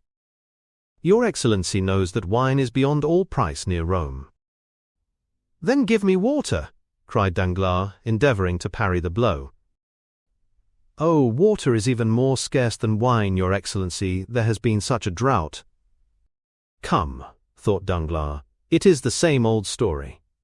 And while he smiled as he attempted to regard the affair as a joke, he felt his temples get moist with perspiration. Come, my friend, said Danglars, seeing that he made no impression on Peppino. You will not refuse me a glass of wine? I have already told you that we do not sell at retail. Well then, let me have a bottle of the least expensive. They are all the same price. And what is that? 25,000 francs a bottle. Tell me, cried Danglars, in a tone whose bitterness Harpagon alone has been capable of revealing. Tell me that you wish to despoil me of all. It will be sooner over than devouring me piecemeal. It is possible such may be the master's intention. The master? Who is he? The person to whom you were conducted yesterday. Where is he? Here. Let me see him. Certainly. And the next moment Luigi Vampa appeared before Danglars. You sent for me? He said to the prisoner. Are you, sir, the chief of the people who brought me here? Yes, your excellency. What then? How much do you require for my ransom? Merely the 5 million you have about you. Danglars felt a dreadful spasm dart through his heart. But this is all I have left in the world, he said, out of an immense fortune. If you deprive me of that, Take away my life also. We are forbidden to shed your blood. And by whom are you forbidden? By him we obey. You do then obey someone? Yes, a chief. I thought you said you were the chief. So I am of these men, but there is another over me. And did your superior order you to treat me in this way? Yes. But my purse will be exhausted. Probably. Come, said Danglars. Will you take 1,000,000? No. 2 millions? 3? 4? Come, 4? I will give them to you on condition that you let me go. Why do you offer me 4 million for what is worth 5 million? This is a kind of usury, banker, that I do not understand. Take all then. Take all, I tell you, and kill me. Calm yourself. You will excite your blood, and that would produce an appetite it would require 1,000,000 a day to satisfy. Be more economical. But when I have no more money left to pay you? Asked the infuriated Danglars. Then you must suffer hunger. Suffer hunger? Said Danglars, becoming pale. Most likely, replied Vampa coolly. But you say you do not wish to kill me? No. And yet you will let me perish with hunger? Ah, that is a different thing. Well then, wretches, cried Danglars, I will defy your infamous calculations. I would rather die at once. You may torture, torment, kill me, but you shall not have my signature again. As your excellency pleases, said Vampa, as he left the cell. Danglars, raving, threw himself on the goatskin. Who could these men be? Who was the invisible chief? What could be his intentions towards him? And why, when everyone else was allowed to be ransomed, might he not also be? Oh yes, certainly a speedy, violent death would be a fine means of deceiving these remorseless enemies, who appeared to pursue him with such incomprehensible vengeance. But to die! For the first time in his life, Danglars contemplated death with a mixture of dread and desire. The time had come when the implacable spectre, which exists in the mind of every human creature, arrested his attention and called out with every pulsation of his heart, "Thou shalt die!" Danglars resembled a timid animal excited in the chase. First it flies, then despairs, and at last, by the very force of desperation, sometimes succeeds in eluding its pursuers. Danglars meditated an escape, but the walls were solid rock. A man was sitting reading at the only outlet to the cell, and behind that man-shapes armed with guns continually passed. His resolution not to sign lasted 2 days, after which he offered 1,000,000 for some food. They sent him a magnificent supper, and took his 1,000,000. From this time the prisoner resolved to suffer no longer, but to have everything he wanted. At the end of 12 days, after having made a splendid dinner, he reckoned his accounts, and found that he had only 50,000 francs left. Then a strange reaction took place. He who had just abandoned 5 million endeavored to save the 50,000 francs he had left, and sooner than give them up, he resolved to enter again upon a life of privation. He was deluded by the hopefulness that is a premonition of madness. He who for so long a time had forgotten God, began to think that miracles were possible, that the accursed cavern might be discovered by the officers of the Papal States who would release him, that then he would have 50,000 remaining, which would be sufficient to save him from starvation, and finally he prayed that this sum might be preserved to him, and as he prayed, he wept. 3 days passed thus, during which his prayers were frequent, if not heartfelt. Sometimes he was delirious, and fancied he saw an old man stretched on a pallet. He also was dying of hunger. On the 4th, he was no longer a man, but a living corpse.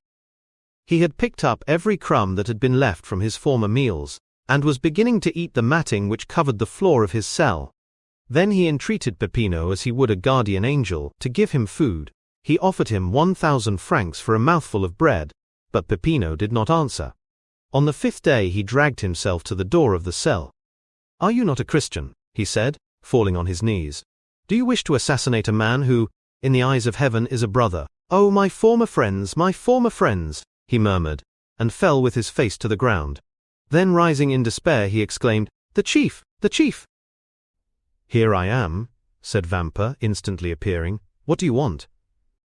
"Take my last gold," muttered Danglars, holding out his pocketbook, "and let me live here. I ask no more for liberty, I only ask to live." "Then you suffer a great deal." Oh yes, yes, cruelly. Still, there have been men who suffered more than you. I do not think so. Yes, those who have died of hunger. Danglars thought of the old man whom, in his hours of delirium, he had seen groaning on his bed. He struck his forehead on the ground and groaned. Yes, he said, there have been some who have suffered more than I have, but then they must have been martyrs at least. Do you repent? Asked a deep, solemn voice, which caused Danglars' hair to stand on end. His feeble eyes endeavored to distinguish objects, and behind the bandit he saw a man enveloped in a cloak, half lost in the shadow of a stone column. Of what must I repent? Stammered Danglars. Of the evil you have done, said the voice. Oh yes, I do indeed repent. And he struck his breast with his emaciated fist. Then I forgive you, said the man, dropping his cloak and advancing to the light. The Count of Monte Cristo, said Danglars, more pale from terror than he had been just before from hunger and misery. You are mistaken.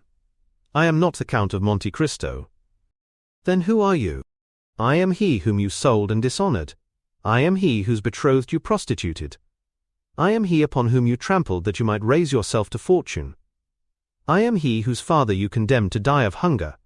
I am he whom you also condemned to starvation, and who yet forgives you because he hopes to be forgiven. I am Edmond Dantès. Danglars uttered a cry and fell prostrate. Rise, said the Count. Your life is safe. The same good fortune has not happened to your accomplices. One is mad, the other dead. Keep the 50,000 francs you have left. I give them to you. The 5 million you stole from the hospitals has been restored to them by an unknown hand. And now eat and drink. I will entertain you tonight. Vampa, when this man is satisfied, let him be free. Danglars remained prostrate while the Count withdrew. When he raised his head, he saw disappearing down the passage nothing but a shadow, before which the bandits bowed. According to the Count's directions, Danglars was waited on by Vampa, who brought him the best wine and fruits of Italy. Then, having conducted him to the road, and pointed to the post-chaise, left him leaning against a tree. He remained there all night, not knowing where he was. When daylight dawned, he saw that he was near a stream. He was thirsty, and dragged himself towards it. As he stooped down to drink, he saw that his hair had become entirely white. Chapter 117. The 5th of October. It was about 6 o'clock in the evening. An opal-colored light, through which an autumnal sun shed its golden rays, descended on the blue ocean.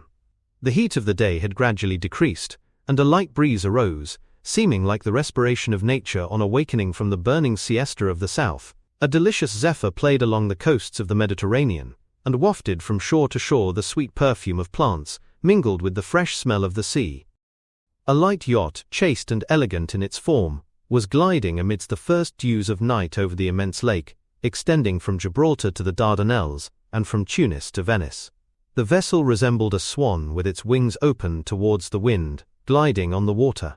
It advanced swiftly and gracefully, leaving behind it a glittering stretch of foam. By degrees the sun disappeared behind the western horizon, but as though to prove the truth of the fanciful ideas in heathen mythology, its indiscreet rays reappeared on the summit of every wave, as if the god of fire had just sunk upon the bosom of Amphitrite, who in vain endeavored to hide her lover beneath her azure mantle.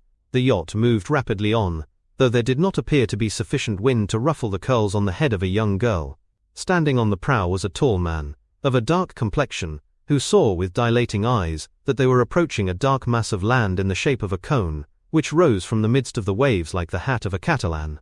"Is that Monte Cristo?" asked the traveller, to whose orders the yacht was for the time submitted, in a melancholy voice. "Yes, Your Excellency," said the captain. "We have reached it." "We have reached it," repeated the traveller in an accent of indescribable sadness. Then he added in a low tone, "Yes, that is the haven." And then he again plunged into a train of thought, the character of which was better revealed by a sad smile than it would have been by tears. A few minutes afterwards a flash of light, which was extinguished instantly, was seen on the land, and the sound of firearms reached the yacht. "Your Excellency," said the captain, "that was the land signal. Will you answer yourself?" "What signal?" The captain pointed towards the island, up the side of which ascended a volume of smoke, increasing as it rose. "Ah, yes," he said, as if awaking from a dream. "Give it to me." The captain gave him a loaded carbine. The traveller slowly raised it and fired in the air. 10 minutes afterwards the sails were furled, and they cast anchor, about 100 fathoms from the little harbour. The gig was already lowered, and in it were 4 oarsmen and a coxswain. The traveller descended, and instead of sitting down at the stern of the boat, which had been decorated with a blue carpet for his accommodation, stood up with his arms crossed. The rowers waited, their oars half lifted out of the water, like birds drying their wings. "Give way," said the traveller. The 8 oars fell into the sea simultaneously without splashing a drop of water, and the boat, yielding to the impulsion, glided forward. In an instant they found themselves in a little harbour, formed in a natural creek. The boat grounded on the fine sand. "Will your excellency be so good as to mount the shoulders of 2 of our men? They will carry you ashore." The young man answered this invitation with a gesture of indifference, and stepped out of the boat. The sea immediately rose to his waist. "Ah, your excellency," murmured the pilot, "you should not have done so. Our master will scold us for it." The young man continued to advance, following the sailors, who chose a firm footing. 30 strides brought them to dry land. The young man stamped on the ground to shake off the wet, and looked around for someone to show him his road, for it was quite dark.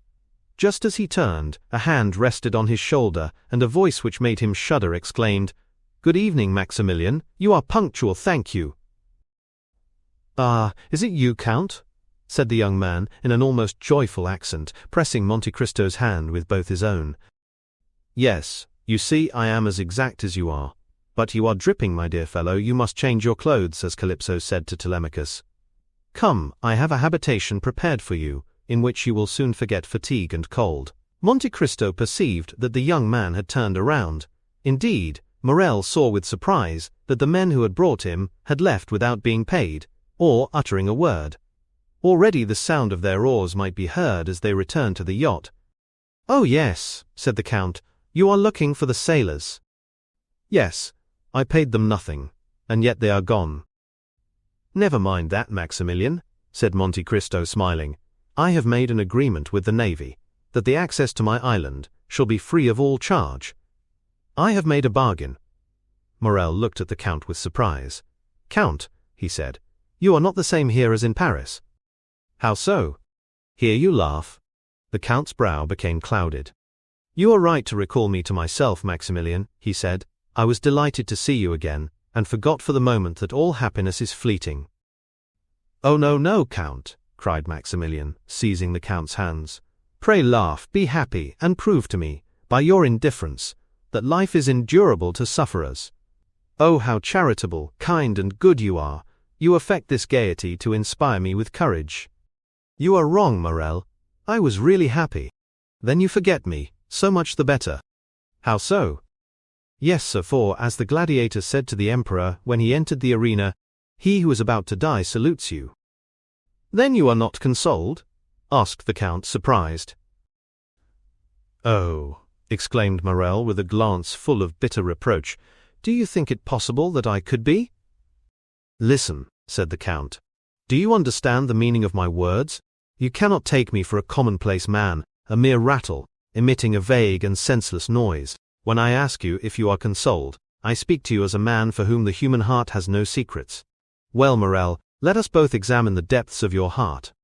Do you still feel the same feverish impatience of grief which made you start like a wounded lion? Have you still that devouring thirst which can only be appeased in the grave? Are you still actuated by the regret which drags the living to the pursuit of death, or are you only suffering from the prostration of fatigue and the weariness of hope deferred? Has the loss of memory rendered it impossible for you to weep? Oh, my dear friend, if this be the case, if you can no longer weep, if your frozen heart be dead, if you put all your trust in God, then, Maximilian, you are consoled. Do not complain." "Count," said Morrel, in a firm and at the same time soft voice, "listen to me. As to a man whose thoughts are raised to heaven, though he remains on earth, I come to die in the arms of a friend. Certainly there are people whom I love. I love my sister Julie, I love her husband Emmanuel, but I require a strong mind to smile on my last moments. My sister would be bathed in tears and fainting. I could not bear to see her suffer. Emmanuel would tear the weapon from my hand, and alarm the house with his cries. You, Count, who are more than mortal, will, I am sure, lead me to death by a pleasant path, will you not?" "My friend," said the Count, "I have still one doubt. Are you weak enough to pride yourself upon your sufferings?" "No, indeed. I am calm," said Morel, giving his hand to the Count. "My pulse does not beat slower or faster than usual. No, I feel that I have reached the goal and I will go no farther. You told me to wait and hope. Do you know what you did, unfortunate adviser? I waited a month, or rather I suffered for a month. I did hope. Man is a poor wretched creature. I did hope. What I cannot tell, something wonderful, an absurdity, a miracle, of what nature he alone can tell, who has mingled with our reason that folly we call hope. Yes, I did wait. Yes, I did hope, Count, and during this quarter of an hour we have been talking together, you have unconsciously wounded, tortured my heart. For every word you have uttered, proved that there was no hope for me. Oh, Count, I shall sleep calmly, deliciously in the arms of death." Morel uttered these words with an energy which made the Count shudder. "My friend," continued Morel, "you named the 5th of October as the end of the period of waiting. Today is the 5th of October. He took out his watch. It is now 9 o'clock. I have yet 3 hours to live." "Be it so," said the Count. "Come." Morel mechanically followed the Count, and they had entered the grotto before he perceived it. He felt a carpet under his feet, a door opened, perfumes surrounded him, and a brilliant light dazzled his eyes. Morel hesitated to advance. He dreaded the enervating effect of all that he saw. Monte Cristo drew him in gently. Why should we not spend the last 3 hours remaining to us of life, like those ancient Romans, who when condemned by Nero, their emperor and heir, sat down at a table covered with flowers and gently glided into death, amid the perfume of heliotropes and roses? Morel smiled. "As you please," he said. "Death is always death. That is forgetfulness, repose, exclusion from life, and therefore from grief." He sat down, and Monte Cristo placed himself opposite to him. They were in the marvelous dining room before described, where the statues had baskets on their heads, always filled with fruits and flowers. Morel had looked carelessly around, and had probably noticed nothing. "Let us talk like men," he said, looking at the Count. "Go on." "Count," said Morel, "you are the epitome of all human knowledge, and you seem like a being descended from a wiser and more advanced world than ours." "There is something true in what you say," said the Count with that smile which made him so handsome. "I have descended from a planet called grief. I believe all you tell me without questioning its meaning. For instance, you told me to live, and I did live. You told me to hope, and I almost did so. I am almost inclined to ask you, as though you had experienced death, is it painful to die?" Monte Cristo looked upon Morel with indescribable tenderness. "Yes," he said, "yes, doubtless it is painful, if you violently break the outer covering which obstinately begs for life. If you plunge a dagger into your flesh, if you insinuate a bullet into your brain, which the least shock disorders, then certainly you will suffer pain, and you will repent quitting a life for a repose you have bought at so dear a price. Yes, I know that there is a secret of luxury and pain in death, as well as in life. The only thing is to understand it." "You have spoken truly, Maximilian. According to the care we bestow upon it, death is either a friend who rocks us gently as a nurse, or an enemy who violently drags the soul from the body. Some day, when the world is much older, and when mankind will be masters of all the destructive powers in nature, to serve for the general good of humanity, when mankind, as you were just saying, have discovered the secrets of death, then that death will become as sweet and voluptuous as a slumber in the arms of your beloved." "And if you wished to die, you would choose this death, Count?" "Yes." Morel extended his hand. "Now I understand," he said, "why you had me brought here to this desolate spot in the midst of the ocean, to this subterranean palace. It was because you loved me, was it not, Count? It was because you loved me well enough to give me one of those sweet means of death of which we were speaking, a death without agony, a death which allows me to fade away while pronouncing Valentine's name and pressing your hand." "Yes, you have guessed rightly, Morel," said the Count. "That is what I intended." "Thanks. The idea that tomorrow I shall no longer suffer is sweet to my heart." "Do you then regret nothing?" "No," replied Morel. "Not even me?" asked the Count with deep emotion. Morel's clear eye was for the moment clouded, then it shone with unusual luster, and a large tear rolled down his cheek. "What?" said the Count. "Do you still regret anything in the world and yet die?" "Oh, I entreat you," exclaimed Morrel in a low voice, "do not speak another word, Count. Do not prolong my punishment." The Count fancied that he was yielding, and this belief revived the horrible doubt that had overwhelmed him at the Château d'If. "I am endeavoring," he thought, "to make this man happy. I look upon this restitution as a weight thrown into the scale to balance the evil I have wrought. Now, supposing I am deceived, supposing this man has not been unhappy enough to merit happiness. Alas, what would become of me who can only atone for evil by doing good?" Then he said aloud, "Listen, Morrel, I see your grief is great, but still, you do not like to risk your soul." Morrel smiled sadly. "Count," he said, "I swear to you my soul is no longer my own. Maximilian, you know I have no relation in the world. I have accustomed myself to regard you as my son. Well then, to save my son, I will sacrifice my life, nay, even my fortune." "What do you mean?" "I mean that you wish to quit life because you do not understand all the enjoyments which are the fruits of a large fortune. Morrel, I possess nearly 100 millions and I give them to you. With such a fortune you can attain every wish. Are you ambitious? Every career is open to you. Overturn the world, change its character, yield to mad ideas, be even criminal, but live." "Count, I have your word," said Morrel coldly, then taking out his watch he added, "It is 11:30. "Morrel, can you intend it in my house under my very eyes?" "Then let me go," said Maximilian, "or I shall think you did not love me for my own sake but for yours." And he arose. "It is well," said Monte Cristo, whose countenance brightened at these words. "You wish, you are inflexible. Yes, as you said, you are indeed wretched, and a miracle alone can cure you. Sit down, Morrel, and wait." Morrel obeyed. The Count arose, and unlocking a closet with a key suspended from his gold chain, took from it a little silver casket, beautifully carved and chased, the corners of which represented 4 bending figures, similar to the caryatides, the forms of women, symbols of the angels aspiring to heaven. He placed the casket on the table, then opening it took out a little golden box, the top of which flew open, when touched by a secret spring. This box contained an unctuous substance, partly solid, of which it was impossible to discover the color, owing to the reflection of the polished gold, sapphires, rubies, emeralds which ornamented the box. It was a mixed mass of blue, red, and gold. The Count took out a small quantity of this with a gilt spoon, and offered it to Morrel, fixing a long, steadfast glance upon him. It was then observable that the substance was greenish. "This is what you asked for," he said, "and what I promised to give you." "I thank you from the depths of my heart," said the young man, taking the spoon from the hands of Monte Cristo. The Count took another spoon and again dipped it into the golden box. "What are you going to do, my friend?" asked Morrel, arresting his hand. "Well, the fact is, Morrel, I was thinking that I too am weary of life, and since an opportunity presents itself—" "Stay," said the young man. "You who love and are beloved, you who have faith and hope, oh, do not follow my example. In your case it would be a crime. Adieu, my noble and generous friend, adieu.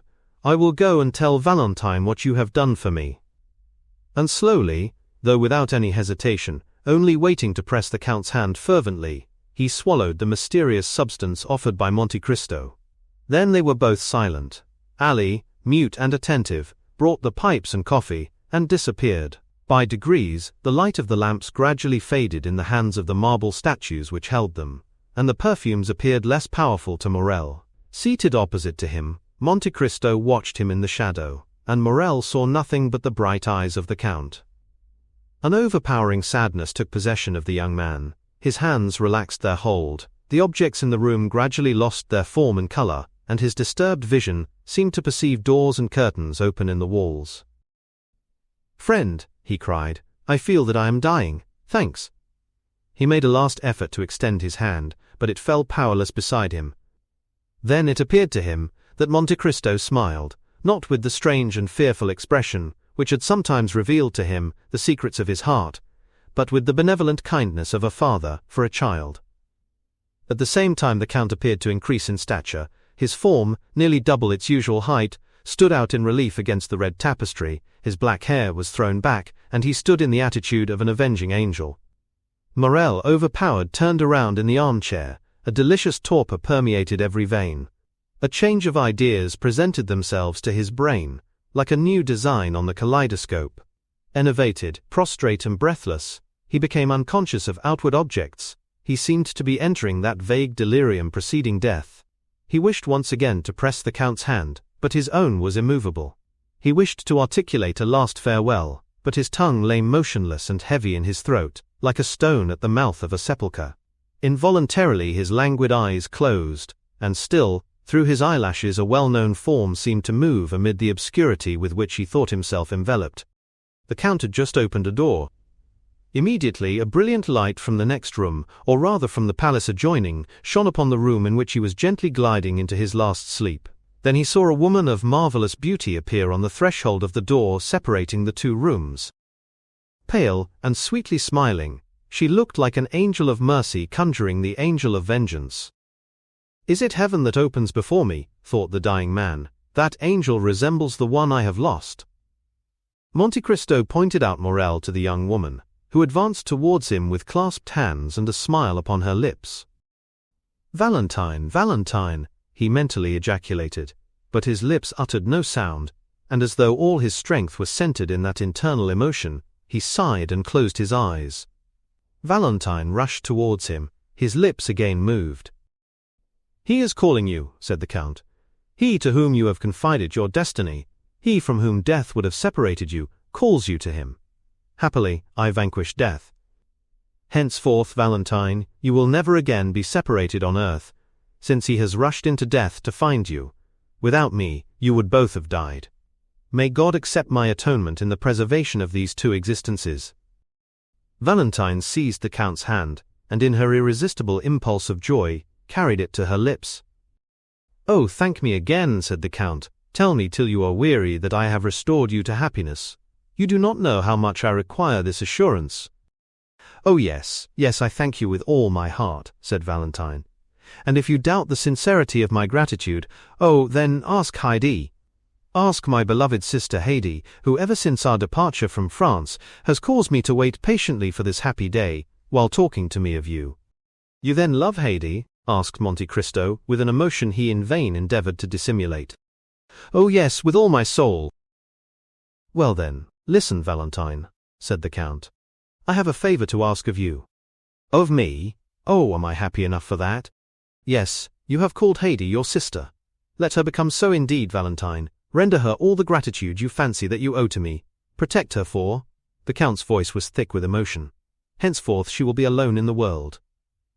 "Alone in the world," repeated a voice behind the Count, "and why?" Monte Cristo turned around. Heidi was standing pale, motionless, looking at the Count with an expression of fearful amazement. "Because tomorrow, Heidi, you will be free. You will then assume your proper position in society, for I will not allow my destiny to overshadow yours. Daughter of a prince, I restore to you the riches and name of your father." Heidi became pale, and lifting her transparent hands to heaven, exclaimed in a voice stifled with tears, "Then you leave me, my lord?" "Heidi, Heidi, you are young and beautiful. Forget even my name and be happy." "It is well," said Heidi. "Your order shall be executed, my lord. I will forget even your name and be happy," and she stepped back to retire. "Oh heavens!" exclaimed Valentine, who was supporting the head of Morel on her shoulder. "Do you not see how pale she is? Do you not see how she suffers?" Heidi answered with a heart-rending expression, "Why should he understand this, my sister?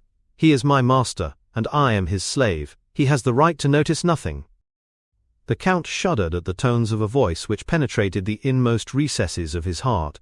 His eyes met those of the young girl, and he could not bear their brilliancy. "Oh heavens!" exclaimed Monte Cristo. "Can my suspicions be correct? Heidi, would it please you not to leave me?" "I am young," gently replied Heidi. "I love the life you have made so sweet to me, and I should be sorry to die." "You mean, then, that if I leave you, Heidi, I should die?" "Yes, my lord." "Do you then love me?" "Oh, Valentine, he asks if I love him. Valentine, tell him if you love Maximilian." The Count felt his heart dilate and throb. He opened his arms, and Haydée, uttering a cry, sprang into them. "Oh yes," she cried, "I do love you. I love you as one loves a father, brother, husband. I love you as my life, for you are the best, the noblest of created beings." "Let it be then as you wish, sweet angel. God has sustained me in my struggle with my enemies, and has given me this reward. He will not let me end my triumph in suffering. I wished to punish myself, but he has pardoned me. Love me then, Haydée. Who knows, perhaps your love will make me forget all that I do not wish to remember." "What do you mean, my lord?" "I mean that one word from you has enlightened me more than 20 years of slow experience. I have but you in the world, Haydée. Through you I again take hold on life. Through you I shall suffer, through you rejoice." "Do you hear him, Valentine?" exclaimed Haydée. "He says that through me he will suffer. Through me, who would yield my life for his." The Count withdrew for a moment. "Have I discovered the truth?" he said. "But whether it be for recompense or punishment, I accept my fate. Come, Haydée, come." And throwing his arm around the young girl's waist, he pressed the hand of Valentine and disappeared. An hour had nearly passed, during which Valentine, breathless and motionless, watched steadfastly over Morel. At length she felt his heart beat, a faint breath played upon his lips, a slight shudder, announcing the return of life, passed through the young man's frame. At length his eyes opened, but they were at first fixed and expressionless, then sight returned, and with it feeling and grief. "Oh," he cried in an accent of despair, "the Count has deceived me, I am yet living," and extending his hand towards the table he seized a knife. "Dearest," exclaimed Valentine with her adorable smile, "awake, and look at me." Morel uttered a loud exclamation, and frantic, doubtful, dazzled, as though by a celestial vision, he fell upon his knees. The next morning at daybreak, Valentine and Morel were walking arm in arm on the seashore, Valentine relating how Monte Cristo had appeared in her room, explained everything, revealed the crime, and, finally, how he had saved her life by enabling her to simulate death. They had found the door of the grotto opened, and gone forth. On the azure dome of heaven still glittered a few remaining stars. Morel soon perceived a man standing among the rocks, apparently awaiting a sign from them to advance, and pointed him out to Valentine. "Ah, it is Jacopo," she said, "the captain of the yacht," and she beckoned him towards them. "Do you wish to speak to us?" asked Morel. "I have a letter to give you from the Count." "From the Count?" murmured the two young people. "Yes, read it." Morel opened the letter and read. "My dear Maximilian, there is a felucca for you at anchor. Jacopo will carry you to Leghorn, where Monsieur Noirtier awaits his granddaughter, whom he wishes to bless before you lead her to the altar. All that is in this grotto, my friend, my house in the Champs-Élysées, and my chateau at Tréport, are the marriage gifts bestowed by Edmond Dantès upon the son of his old master Morel. Mademoiselle de Villefort will share them with you, for I entreat her to give to the poor the immense fortune reverting to her from her father, now a madman, and her brother who died last September with his mother. Tell the angel who will watch over your future destiny, Morel, to pray sometimes for a man who, like Satan, thought himself for an instant equal to God, but who now acknowledges with Christian humility that God alone possesses supreme power and infinite wisdom. Perhaps those prayers may soften the remorse he feels in his heart. As for you, Morel, this is the secret of my conduct towards you. There is neither happiness nor misery in the world. There is only the comparison of one state with another, nothing more. He who has felt the deepest grief is best able to experience supreme happiness. We must have felt what it is to die, Morel, that we may appreciate the enjoyments of living. Live then, and be happy, beloved children of my heart, and never forget that until the day when God shall deign to reveal the future to man, all human wisdom is summed up in these two words: wait and hope. Your friend, Edmond Dantès, Count of Monte Cristo. During the perusal of this letter, which informed Valentine for the first time of the madness of her father and the death of her brother, she became pale, a heavy sigh escaped from her bosom, and tears, not the less painful because they were silent, ran down her cheeks. Her happiness cost her very dear. Morel looked around uneasily. "But," he said, "the Count's generosity is too overwhelming. Valentine will be satisfied with my humble fortune. Where is the Count, friend? Lead me to him." Jacopo pointed towards the horizon. "What do you mean?" asked Valentine. "Where is the Count? Where is Haydée?" "Look," said Jacopo. The eyes of both were fixed upon the spot indicated by the sailor, and on the blue line separating the sky from the Mediterranean Sea, they perceived a large white sail. "Gone," said Morrel. "Gone. Adieu, my friend. Adieu, my father." "Gone," murmured Valentine. "Adieu, my sweet Haydée. Adieu, my sister." "Who can say whether we shall ever see them again?" said Morrel with tearful eyes. "Darling," replied Valentine, "has not the Count just told us that all human wisdom is summed up in two words, wait and hope?